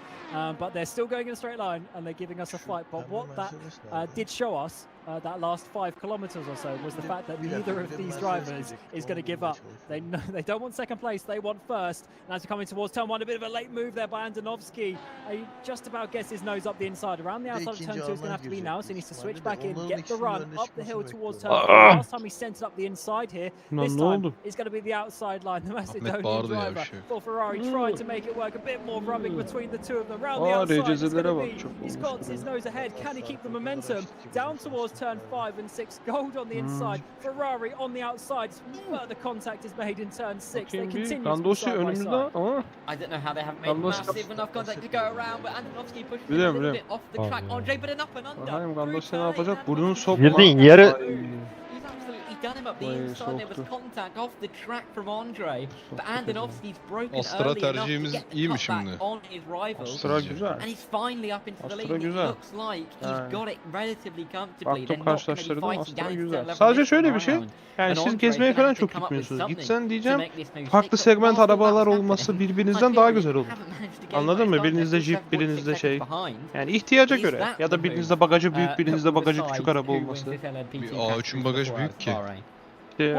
O anlamda dedim de artık hangisini tercih edersin. Ya başka şeylere de bakacağız da. Abi yetişemiyorum yok. Ya bir şekilde adama virajda gelip yavaşlatması Bu da lazım. GM Ben Master'a. sürekli virajla uğraşıyorum. Herif düzlükte geçiyorlar herifi. Bunlar nasıl Türkiye'de GM Master'a? Geçen Melih'le bir ara bakıyorduk biz Astra'lara. Onlar kötü arabalar değil. Abi çok oldu. Andonovski, Ama he çok had a ağır bit of a arabalar. nightmare Ya, a month eski ago back at Road teknolojik Atlanta. almışlar biraz. And he also made a couple of mistakes in tüketim Monza problemi first var yani, o race of the season. So Ferrari are a bit Çok behind in the kötü. championship. Zaten Chevrolet Cruze'la aynı motor. Andonovski came out. 1.4 He 140 beygir started the turbo. race. He Büyük got them ihtimal up towards, hararet they yapan were, motor. struggling a little bit in the first Cruise'un few laps. They got up problemleri to that yok o battle for the lead, konuda. and then Şey, now in this final stint, he's coming out and he's wronging the Ecotec rights bilmem ne of the Ecotec. first couple of races, and I'm really enjoying this Andonovski that we are seeing. İlginç ya. And over, yeah, Ben especially those abi last Kia'da da sort of ona 2-3 çok laps, he's şaşırdım. just Nasıl showing the 8 talent litre that he yakarsın does have. sen be adam? 8-8,5. Küçücük 1400 cc arabasın yani. Ben 6 Awesome litre, stuff bu 8 for yakıyor. Andonovski there. And the number 39 machine, I was saying they had a bit of a tricky Bir de 4 start viteste ya. to the season. 4 Let's vitesli just şanzıman mı? double check exactly where Kia'nın they Adamlar are in hala the, 4 vitesli in the şanzıman standings. They are kullanıyor. fifth in Hyundai the standings i20'ye as de it aynı is şanzımanı koymuş 123 gerizekalı points. Accenture'ye de. So they're only 3 points off Onlar da on off 2000 Racing, who are başlarının third in the teknolojisi championship yani. with 126. So they're, to be honest, they're i20 really not doing too bad. They're only gelmedi 10 ya. points off Gold, who are second in the Tanesi gelse de championship. So bayiye this is gidip looking görsek. to be a very, Gözümüz very şenlense. important race for Ferrari. And to be honest, they probably should have, Vallahi could have Türkiye'de won üretilen arabayı ben the bayida previous two göremedim. races, or at least been in that fight for Araba the bu podium. efsane. So this is going to be some good points back. And Dara, I definitely think that this is. It's always good when you see a storyline like this, where you see a driver who's had a bad couple of races, but he doesn't let it get him down and just comes back and actually, shows some good speed. Yeah, absolutely. It's what you always need as a driver. Just a bit of a bounce back to give you a bit more confidence through Evet, towards Andrea the end of the Gandossi'yi season. geçecek bir adet Ahmet What has Demircan happened görüyoruz. here, and I mean, it'll be a great result if it were to stay like this. I mean, Oğuz Bey, of course, abart kaç this para? LMP2 battle is the closest league battle on the track. There was a time where Vudududu gider hocam. Vududududududududu. we're looking at 17 seconds, 1.1 and 10.6 Ciddi mi? Ay. through the field. O derece So yani düz 500 1.5 definitely milyon. been, Yani kaç segment küçük Peugeot It served well 208'den. for the action in the LMP2 category this afternoon. 3 hours 30 into the race or so. Ha yok, and we are X'i still 50 geçtim not ben. Ben iki entirely kapı sure who's going to come şey away with the diyeyim, win in this normal one. It's abart. been Bu absolutely 5.95. fantastic Vıdı vıdı effort vıdı vıdı from vıdı. the Ferrari esports team, but also the Gold 500 Racing X'i beğenmiyorum team, ya. Hyperion 500 as X. well. Evet. They've been there Yenge or çok thereabouts beğeniyor. all Ben afternoon nefret long. ettim ondan. So, Bak yeah, şuna it's been a bayılıyordu fantastic şu race, and with arabaya. only half an hour to go, it'd be interesting to see if anyone can pull a blinder in the closing Tipini laps. becerdiğim böyle araba mı? And I think we're certainly going to be, expecting some fireworks over the course of the final couple laps. Or is that going to be it in terms of the race lead battle? It looks like Garis Andre hasn't been able to keep up. Andonovski is on a bit of a mission, and in fact he just set the fastest first sector of that Peugeot car as well. bayisine. So Andonovski on an absolute Bir tear, öncesinde de hemen which, Astr'a baktık, it's good to tamam have mı? a little bit of a break from now on, so Peugeot'a we can have a baktık, look at a sonra couple Opel'e of other baktık, things that are sonra happening tekrardan Peugeot'a baktık gibi up düşün and ama down the field. Peugeot'lar farklı Unfortunately, bayi. there isn't any Bir sort of girdik bir karı direct geldi amına. battles as such, as we've seen Karı da Ramada güzel, tamam mı? come into the pit lane. Karı bir for Astra'yı their gömüyor, bir final pit Astra'yı stop, görüyor, of the race, gömüyor. but certainly we can have a look İnanamazsın. through at a couple of Kendi things. Jake arabanı niye Denhan still gömüyorsun leading the amına way. koyayım ya? He's got a bit of a nice lead though, hasn't he? 17.5 seconds. Allah He's got razı back to olsun. win Demek Chick Racing. So görmüş unfortunately, ki böyle Shabakir tepki has not yapınca had the millet pace daha of Denhan çabalıyor. in this second half of the Fena race. Then gömdü ya. Christopher Kinnock is there in that third place Güzel for karıydı Sim ama. Freeman. They've really spread out Tamam a bit onu now, gömdü, neyi övdü? with Roland Jukes unfortunately not being able to 308 hold daha on to that güzel podium falan that filan he once dedi. had with Andres Kirley. Your fifth İkisini yan place yana koy, driver 308 daha in iyi the falan hypercars, filan and of diyor course işte. in the LMP2's got Andonovski Mantıklı. leading the way Yani. by that second and a half from the Gold Esports esports team, and then just in behind them, not too far back actually, 6 seconds is Hyperion, but I don't think they're going to be challenging towards the end of the race. And then we have Go Team, their LMP2, Christian Pallison at the wheel of Tip that olarak car in fourth hangi place, araba 20 seconds 308'den daha güzel ahead gözükür and ki? 46 Şey seconds olarak behind ama to, C segmenti olarak. Georg Weiss in Hiçbir araba the, yani. Seawolf Ya entry bir there. de şey Puma And güzel. then of course Yani Zirtello alınabilecek rounding bir out şeydi. your top 6. Eğer for yerden your, yüksek istiyorsan biraz LMP2s. bu And tutu. in GT3s, we've got Henry Sinnick leading the way. It's 11 seconds now is the gap from Steinprinz for Arnage competition. Arnage, they're still holding on, even though we're Ben bugün gittim suspecting baktım them on eski older kalitesi tyres. yok They've ya. only dropped another 5 seconds, so that is pretty good pace. Then we've got Ian Pfeiffer, despite his spin, Ya is iç still on the podium. mekan Kevin açısından Yeager eski is in kalitesi yok P4, Focus'un. and then not too far back behind them is Miguel Cardoso for Visceral. So that's a bit of your rundown for the top drivers in all of Yani these o konuda positions Stellantis so bayağı far. iyi. And to be honest, Darren, Olursun it's actually Lord, been olursun Lord. a pretty solid race so far. I've really enjoyed what we've seen from Bahrain. And as we get into the final half an Ya hour or bugün so, I gittik think daha there's still a yanlış couple of anlamayı adam positions akıllı ilgilenen olmadı that amına are koyayım yet Ford'da. to Öyle be arabalı settled, geziyoruz and böyle maybe a couple arabaları. of İlgilenecek var mı yok falan. unexpected events that might happen. Yeah, definitely, as we see P2 again down this main straight as hypercars try and get through all the LMP2s and the GTs, and the LMP2s try and get through the GTs themselves. They all crunch themselves into turn 1, but check in.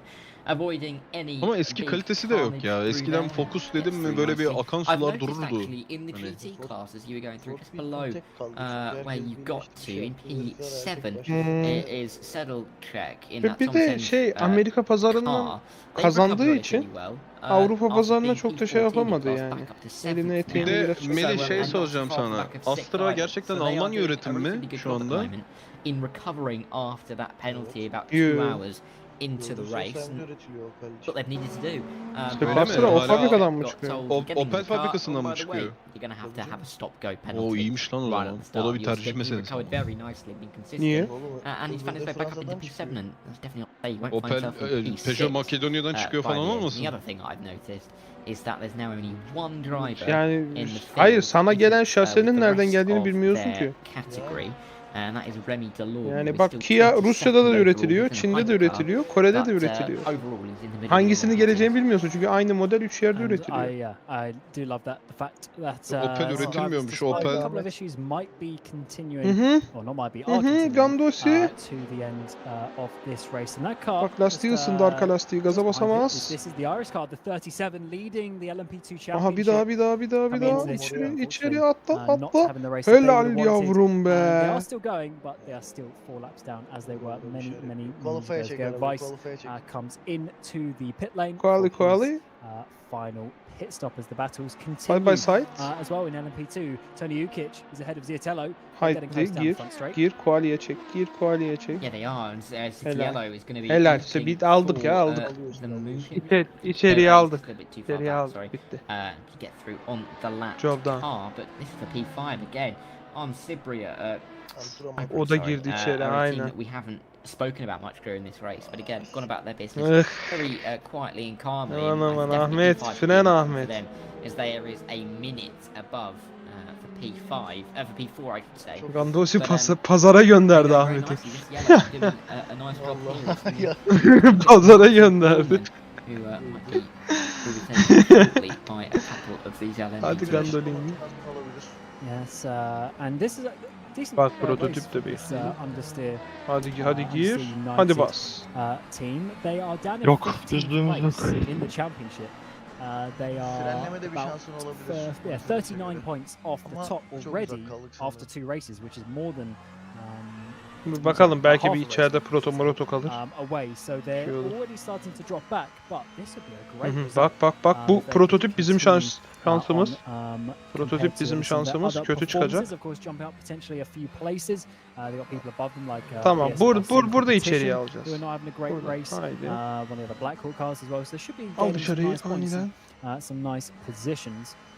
And that is obviously why you have to keep going. Güzelsin. Güzelsin. Güzelsin. On your left. 2023. We have the 6 hours. Uf. Kaya götürdü. Nerede lan arkada? Aynada görünmüyor ha? Part of the calendar has been for sort of 3-4 years. Kanadını gördüm. Got released. Helal vura bir hal. Kapat aynen. Helal be. Helal koç. Erken fren. Sakin. Helal be. Helal olsun. Süper. And then the 24 hours of Le Mans in June. So certainly Aynen, loads iki of tur yan action, yana loads of gitti VEC neredeyse. action coming your way Helal over the be. next what's that, about 6 months or so before we get to the end of the season. But we won't Bitti talk about orada that, koridorda da because we are daha definitely da enjoying kötü the olur. race Kalır orada. that we've had today. And I was actually just looking. I don't know if Tedda that's a çekti de bit of beyaz a, lastik obviously var. unfortunately we've had Gonzalez the nasıl? tower Gonzalez just go down. We're just fixing that one. But ama I 7 just saniye. noticed that the gap between the Eski leaders lastik. of Sharbakish and Jake Böyle Denahan had lastikine come down giremiyorum. quite a lot. Ha Seddacek So şey sadece yakıt mı doldurdu? get on that in a moment. Çözemiyorum ya. ABS düşürüyorum, çözemiyorum. Kilitleniyor yani. Bugging out. So just getting them sorted for you and back on your screen in just a moment. Some unfortunately. Sakinleşebilirsin mesela. Yeah, really is actually I Biraz think it's the other way around. sakinleş. Sharbakish has lost more time, hasn't he? Yakıtım var mı? Biraz geç frenleyeceğim. Yeah, and it's not a great gap, is it really? Adam duramıyorum diyor, biraz geç frenleyeceğim diyor. Benim bu arabayla başım belada ya. Ahmet ayağın frende kalıyor bak. Ya frende mi kalacak? Frenden çekeceğim. Bir karar verin ya. Hayır, düzlükte frene basıyorsun, onu diyorum. I'm sure they will win together in the number one race collection. Biraz sadece sakinleşmeye ihtiyacı var. Biraz sakinleşsin. Adamı geçti diye sapıttı aynı. Hemen arabayı sövmeye başlıyor. Lan geçtin adamı, biraz sakin git. Birkaç tur sakin git, zaten o senin aynı andan kaybolacak. Yakıtım iyi diyor, daha geç frenleyeyim diyor. Arkadaş durmuyor zaten bu pezevenk. Durduğu sürece adam sana geçemez zaten. Yes, it's awesome how close these battles have been and how the consistency is. I mean, even over the course of a 4-hour race, if you're like 5-10 seconds behind someone, that is really close. If you look at a certain high-level open wheel real-life competition that we see. Certain teams there that can win a 90-minute race by 30 seconds. And then you come here, it's 4 hours, there's loads of traffic, there's loads more variables involved, and we can see teams separated by handfuls of seconds, just showing you how close it is. And in some way, why sim racing can have such realistic racing. Az önce son virajı kaçırdı, üstüne bir de ilk virajda da zorladı, orada da kaçırdı. Daha da kötü oldu. Of Timo Andonovski, who has absolutely dropped Darius Andre, and Andonovski just showing the speed that he's got in this stint is up to now 4 seconds. Yani kötü tura rağmen. Absolutely. And yeah, I mean, on that one that you mentioned before, I think with the calendar that you mentioned coming up, I think Imola is going to be an interesting one. Penultimate round of the season is going to be very important in terms of the championship. But Imola is one of those tracks, isn't it, where bakalım belki o da bir hata yapar, biraz önümüze düşer. Ondan the sonra da pinch points are much kapışarak more severe. You yaparız. think about the Villeneuve chicane, you can very easily Yeah, find yourself pozisyonumuz spinning fena around değil there yani, if you çekil misjudge gidiyoruz. trying to get past a slower car. Particularly down into places like the Variante Alta. You see people try and make the move, but it's tight through there. And you might see some closer gaps at a part of the season where there isn't much time left to go before champions are crowned. So that'll be an incredibly Subaru'ların interesting fiyatı one. nasıl? Before then Subaru. obviously going for the 24 hours of Le Mans, you couldn't get really much more different, could you? From a 4 hours Imola to a 20 Yani hayatında hours sıfır Le Mans. alır yani. So that'll be Tek incredibly markadır interesting ki towards the end of the onu season, alırsam of course, sadece that sıfırını part of the alırım. season. Ve birkaç sene kullanıp satarım. Başka But I think bir şey. Darius Andre will be looking Subaru forward to getting out of Bahrain. anca sıfır I think alırsan at this güzel. point, I don't think he'll be particularly pleased with how he's been dropped by the Ferrari sports driver Çok ve yok. in the last 20 minutes or so. Türkiye'de çok tercih edilen bir marka değil ya. Seconds is the gap in the top 3 in his class, but by 10 seconds. Whilst they have done Var ama oynuyor. Forrester falan yine aldı diyeceğim.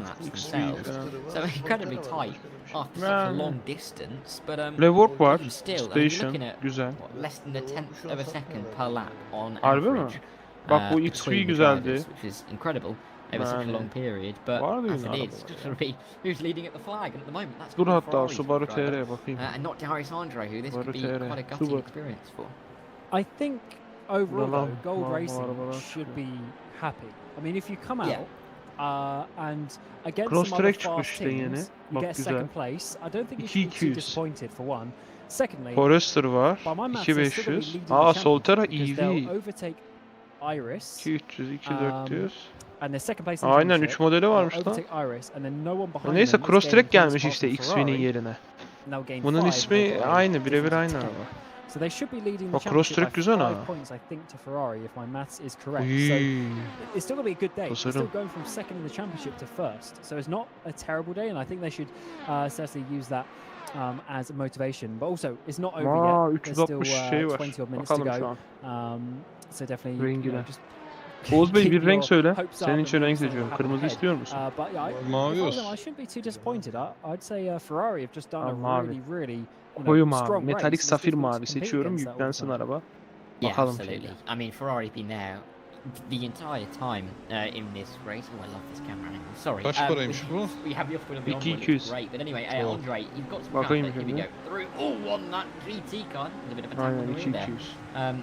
Lansmana I mean, özel. he's still pushy, Yani. you can clearly see, but you've got to be careful not to make any big mistakes. That could be very C alamıyorum ya. C'nin üzerine 500 koyuyorsun.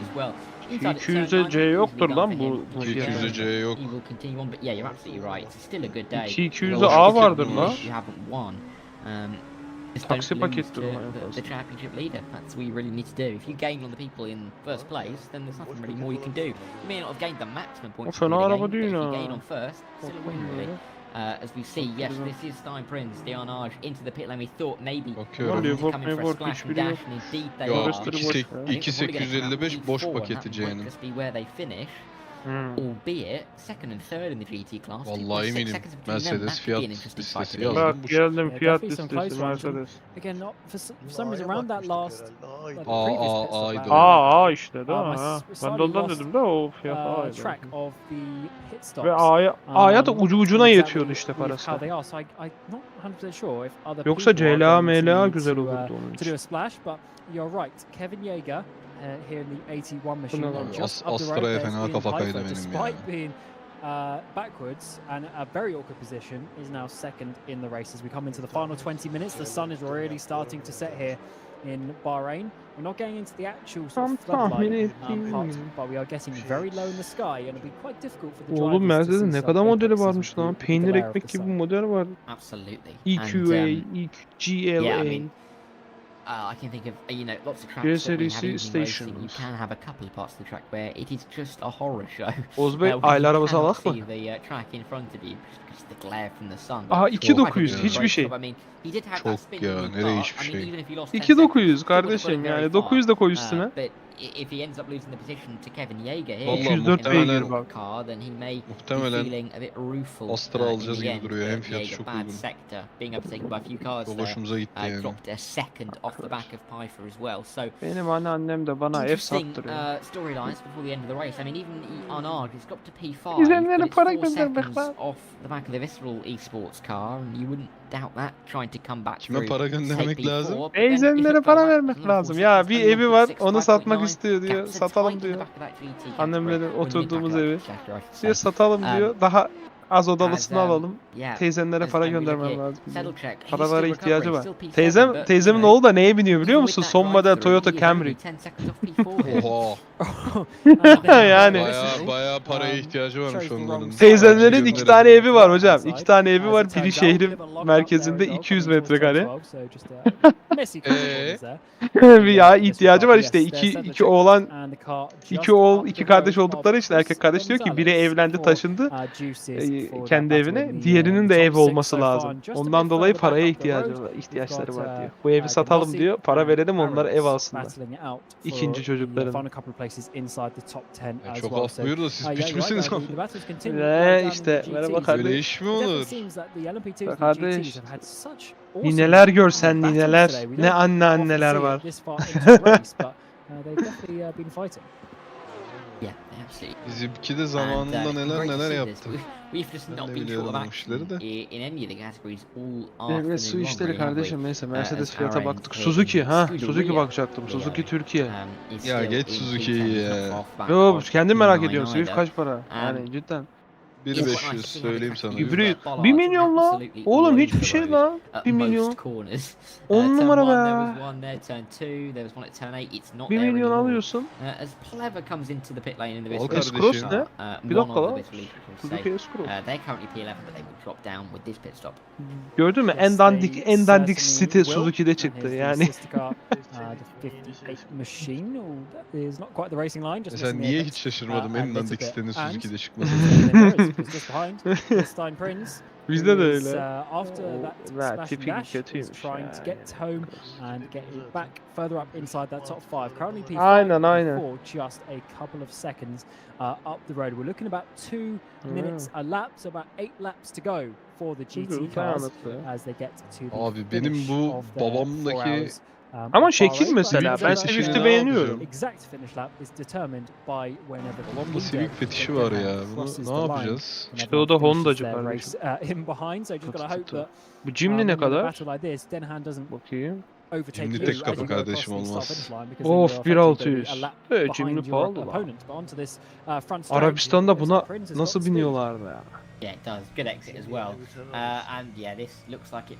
Yo, It Jimny yerine should be a Jeep move alırım. here for Renegade. Prince. İkisi de aynı Have the para. outside line down into 1.5 turn one, bak but he's got some 1.600. great speed Yani down the Jimny main yerine straight. Gotta be aware Renegade of alırdım. that hypercar Çünkü bak coming içi through, de but benziyor görüyor sails musun? past. As Cardoso will try to defend Yani and will biraz daha break very, SUV very havası late compared to Renegade verdi bana. but Hoşuma I think gitti. he'll try and get the inside, the up and under, through 2 and through 3. He's not been able to get the move done just yet. He'll Oo, want to get it done arkadan dosim hala. as soon as he possibly can, but he's not got it done yet. Will he Arkadan be able to do bir it şey towards turn 4? yapamaz. Slipstream very much Arkadan Arends geliyor. Arends de o goes bitişir. back in towards Biz the uzarız. racing line, and Cardoso hangs on İnşallah. for another lap. But Prince is absolutely not going to give this one up. İşler inşallahla Oh, he's maşallahla not, and olmuyor he's Celal got Bey. that speed, so it's Vitara definitely worked out hibrit. rather Bakalım nicely. Vitara'ya. Interestingly, if people around don't Yok, Vitara'nın splash or tipi whatever, kayıp. then they lost out on 20 minutes of fuel saving. I mean, that's a lot. If that is Tipi the kayık case, olmayan herhangi bir Suzuki var so mı? I slightly lost track of that, Göstereyim kardeşim. of that class, but definitely some things happening Göster in sonra behind yemeğe them as gideceğim. well. Few Swift close mi? battles, Bunun da tipi kayık bu arada. Buna tipine tükürmüşler. Yani en güzel Japon kesinlikle Civic yani. Geri En kalanı güzel da Japon çöp. Civic mi? Not too far ahead is also in a battle. So Mazda'yı Mazda. daha çok etmiyorum ama TR'de Mazda Japon değil mi kardeşim? Nasıl TR'de? ama TR'de yok. And it's Yok definitely ya. not with 14 minutes to go, which is fantastic to see. It's exactly what we want. Everyone wants an end to a race. We're like, Mesela Ya şöyle ben bir şimdi şöyle bir arabaları var. Şöyle bir arabaları var. Yani şöyle bir arabaları var. Yani şunun yanına bir Civic koysana şunun yanına bir. Ya abicim alabileceğimiz arabalar içerisinde konuşuyorum ya. Hocam sen alabileceğin arabalar içerisinde o zaman benim alabileceğim arabalar içerisinde Murat 131 en güzeli. Yani şimdi nasıl Lexus alayım amına koyayım ya imkanı var mı? Alırsın ki kardeşim niye almıyorsun? Alamam. Bakalım Lexus Türkiye bir dakika.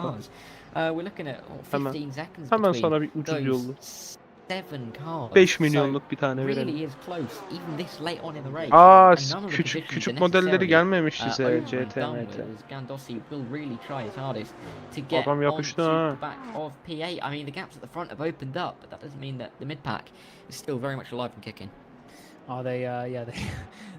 Hepsi de size şey geliyor. Hibrit geliyor tabii. Benzinli olduğu için. 4 milyon. milyon.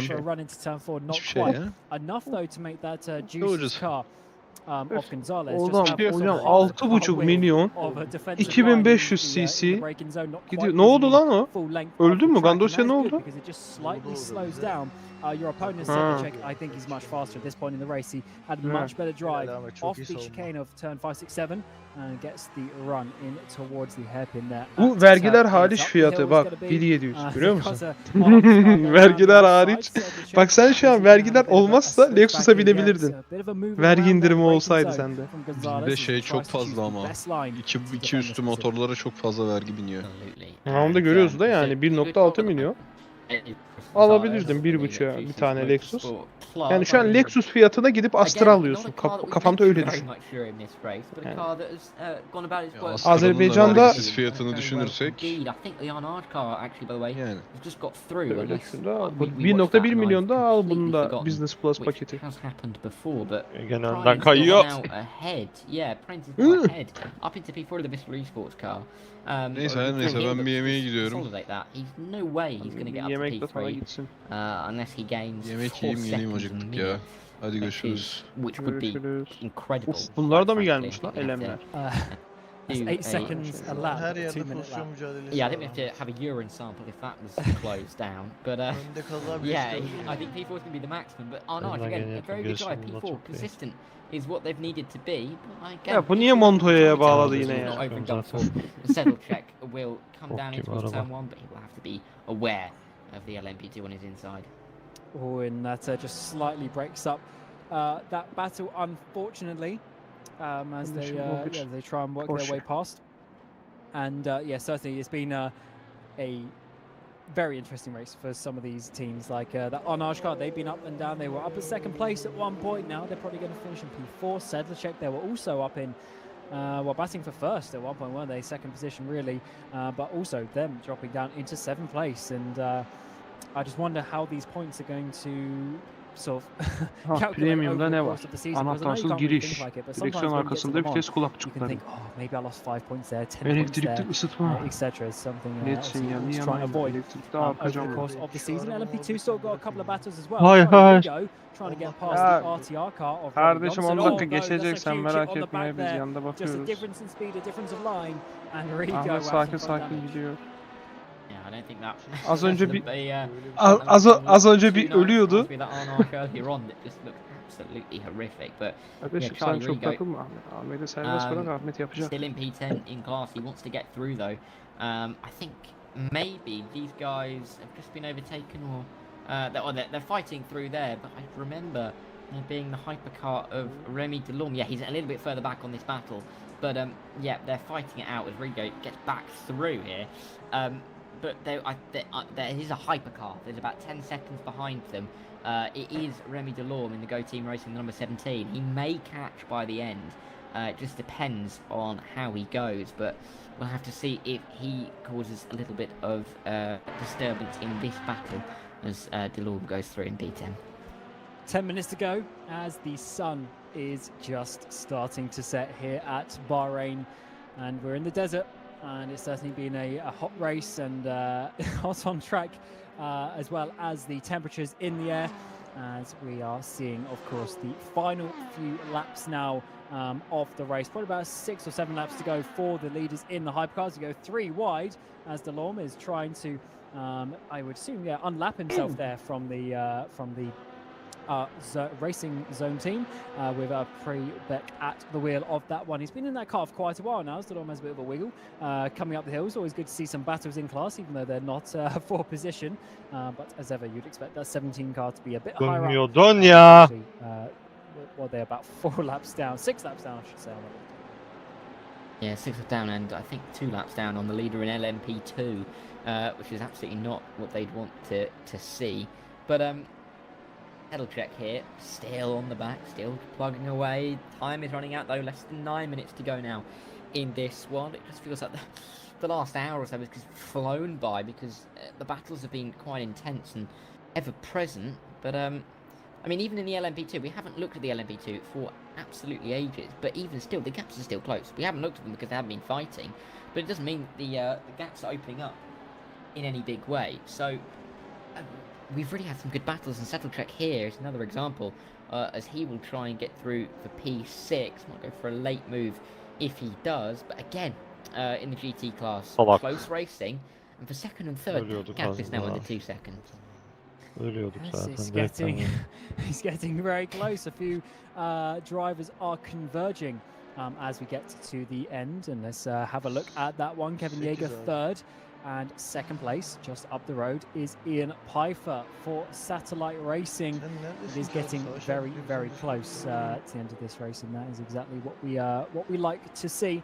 Over the course of 4 hours, the teams can still remain very, very close. Satellite 1-2, though, So after everything that's happened, we're getting a team with a 1-2, which is slight signs of, you know, domination as such, especially considering some of the gaps behind. But I wonder if we're going to see that over the course of the season, or do you reckon, Dara, this is just Satellite nailing it this race?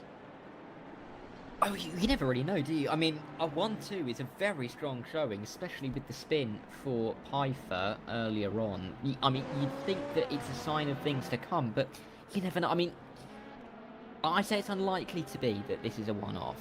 Trafik yüzünden kaldık they ya. are consistently high up there. Then again, there was a third satellite car, wasn't there, in the top 5, but since they have dropped back, Henry Sinek, I should say. I've said Sink a few times, haven't I? Henry Sinek has been completely consistent, absolutely fantastic at the front of the field. He's never really looked back since taking the lead in this particular class, and he's been incredibly consistent, which is exactly what he needs to be. And he's looking like he's going to take the win here for satellite racing. Yakıtım ne kadar var? Qualify'a geçebilir miyim? For them, but yeah, I think I'm going to err on the side of this is a sign of things to come. I know we had a crazy start to the race, and that did change the Arabada outcome. yok, bende bu var yani. One thing I like to say as well is, gidemiyorum artık. Talk about BOP this, BOP that. But after Redlands, people are like, oh, the BMW's the best. Oh, it's so far ahead. Where are the BMWs? Kaça çekeyim? Maybe the first race. Çekebiliyorsam çekeyim, çekemiyorsam anlamı yok. So good. We got McLaren 1-2 this race. So it definitely shows you how it's probably a bit track dependent. That is a good point. That's something we will make, but certainly it looks good that we are going to be seeing, Satellite. What looks like at least getting the victory, because between two cars they should be able to get it. As De Monte gets a penalty with not too long to go. Herif zaten trafiğin fırsatını arıyor. Bir şey yapsa direkt dalacak. That's got to be for track cuts, because I don't think he was just in the pit lane, so he must have gone over that limit that we were talking about with 5 minutes to go.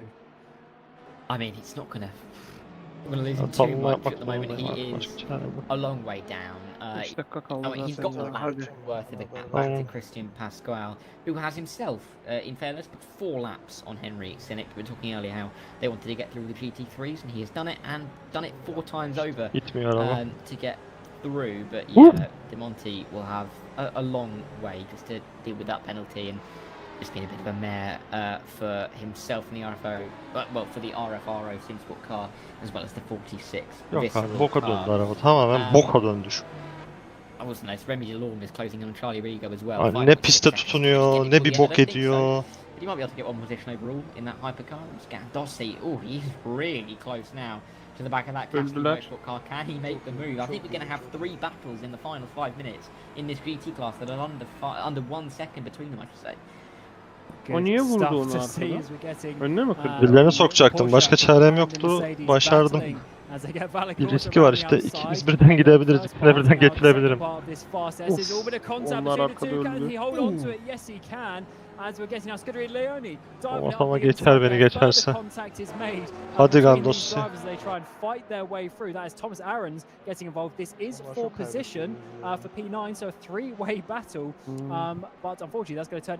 Onlara şu an Barkley geldi. Durunu aldı. Salak hep aynı hatayı yapıyor. Dışarıdan geçse geçiyor.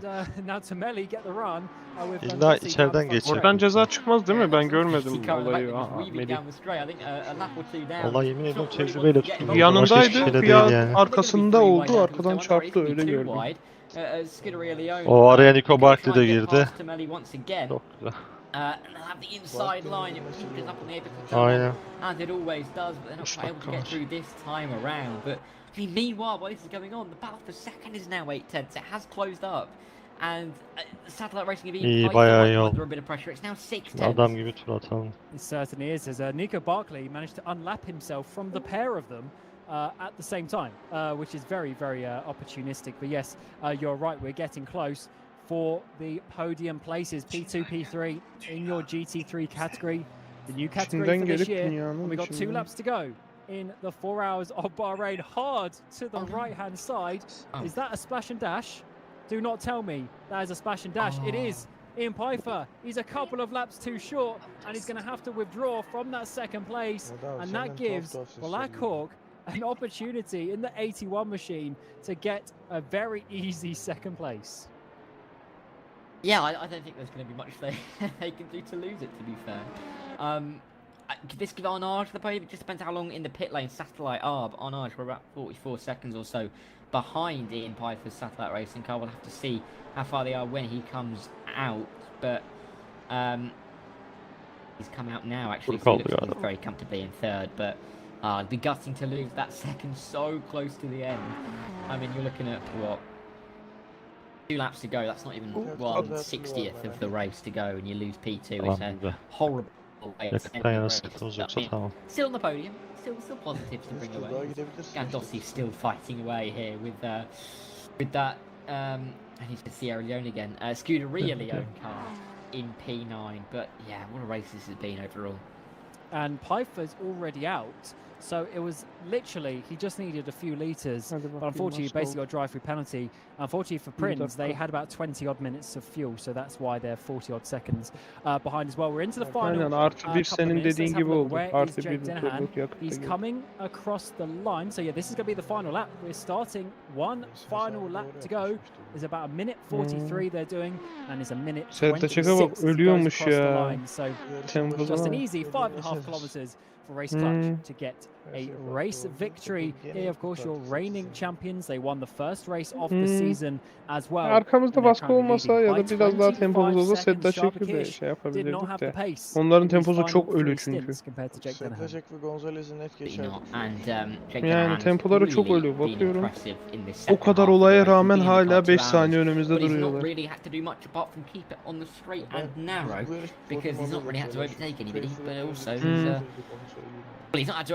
Tempomuz güzel. Ve arabanın stabilliğinden çok şikayet ediyorlar ya. Erdem abide de aynı şikayetler var. Ya evet, bu yarış öyle ama önceki yarışlarda doğru çok şikayet ediyordu. Yani bir mesele var arabada. Bu sarının yakıtı mı yetmiyor direkt yol It's a little verdiğinde? bit too late now for them to make any moves, but as it is, they are carrying on. But also Finish just notice Hyperion right on the back of Gold Racing, so all of a sudden, a couple of battles stringing out of absolutely nowhere in the dying seconds of the race.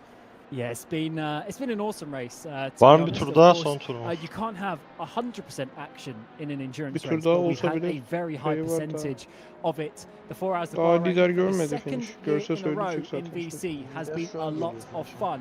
And Race Clutch Beni have geçemez come ya, out bir tur daha swinging. var. They won the race this time last year with Colin Spork and Peter Burlak, and this time around there's a couple of different drivers in the car of Tom Lartanu and Jake Denhan, and as they come around the final corner, Şu they an will lider. win Ha, the round geçecek of beni de. Bahrain as Danny Sayaç Bunting gets a bitti ya. penalty on that final lap, but as Jake Denhan taking victory. Neyse and the second Ahmet'in Ha, kafası tamam. gitmiş. of Ahmet'in the kafası season, gitmiş. and what a Zorlama win onu. It was for them. We got Timo Andonovski currently leading in your LMP2s. Where's your GT3 leader? Ha, Here şu an he is, finish Henry gördü. Sinek, in towards the final corner. Tabii onun And için what damalı a bayrak commanding sallandı mı? victory it has been from this 64 team. Yemin Isler got an awesome lead out towards the front, and then no mistakes from Henry Sinek, who pulls it back and takes victory here at the 4 hours of Aynen, Bahrain finish in your gördü, Sinek de GT3 gördü. category, and also both of those category winners winning by about 20 odd seconds. It's a little bit closer though in your LMP2 category. Timo Antonovsky, he got in the car with one stint to go, fresh softs, in a 1v1 battle versus Darius Andre, and he came out on top. It took him 3 or 4 laps with some elbows out racing, but he manages to just about get past and then pull away by about 5 seconds to overcome the issues they had in the previous 2 races. Scuderia Ferrari Esports take victory at the 3rd round of the season. Arens geçmiş Gandossi. Sedda Çek tam ölü ha. 1,5 saniye coming düştü. across the line.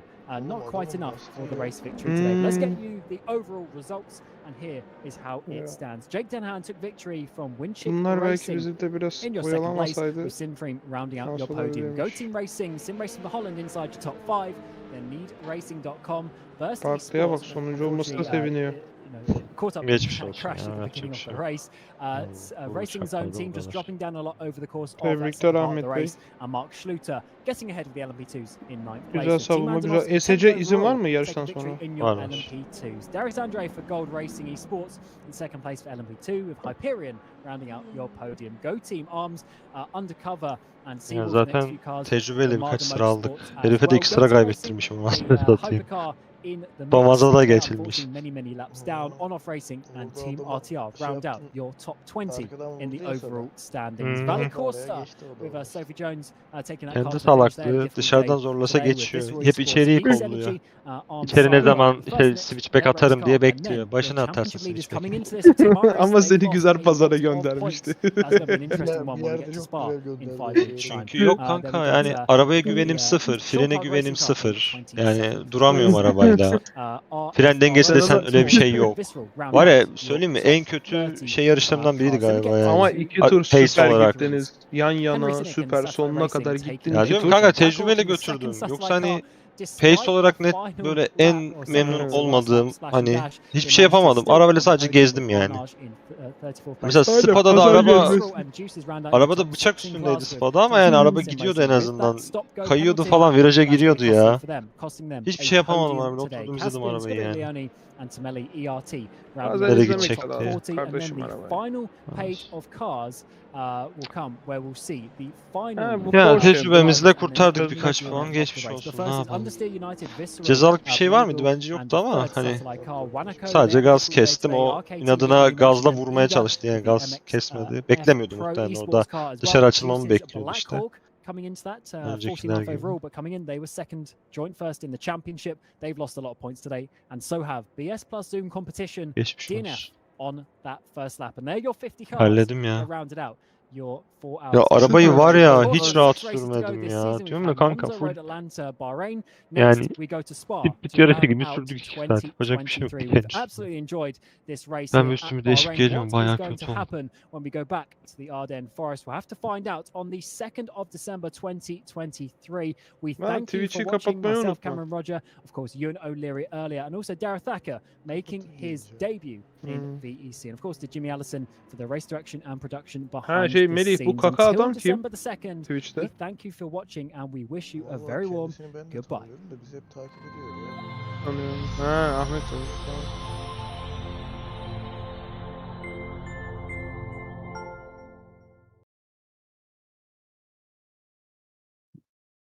Teşekkürler kaka adam.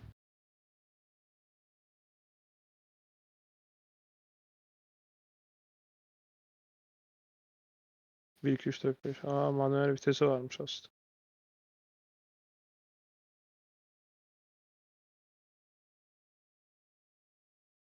Ben de bir çay alıp geleyim ya. Biraz çay iyi gelir.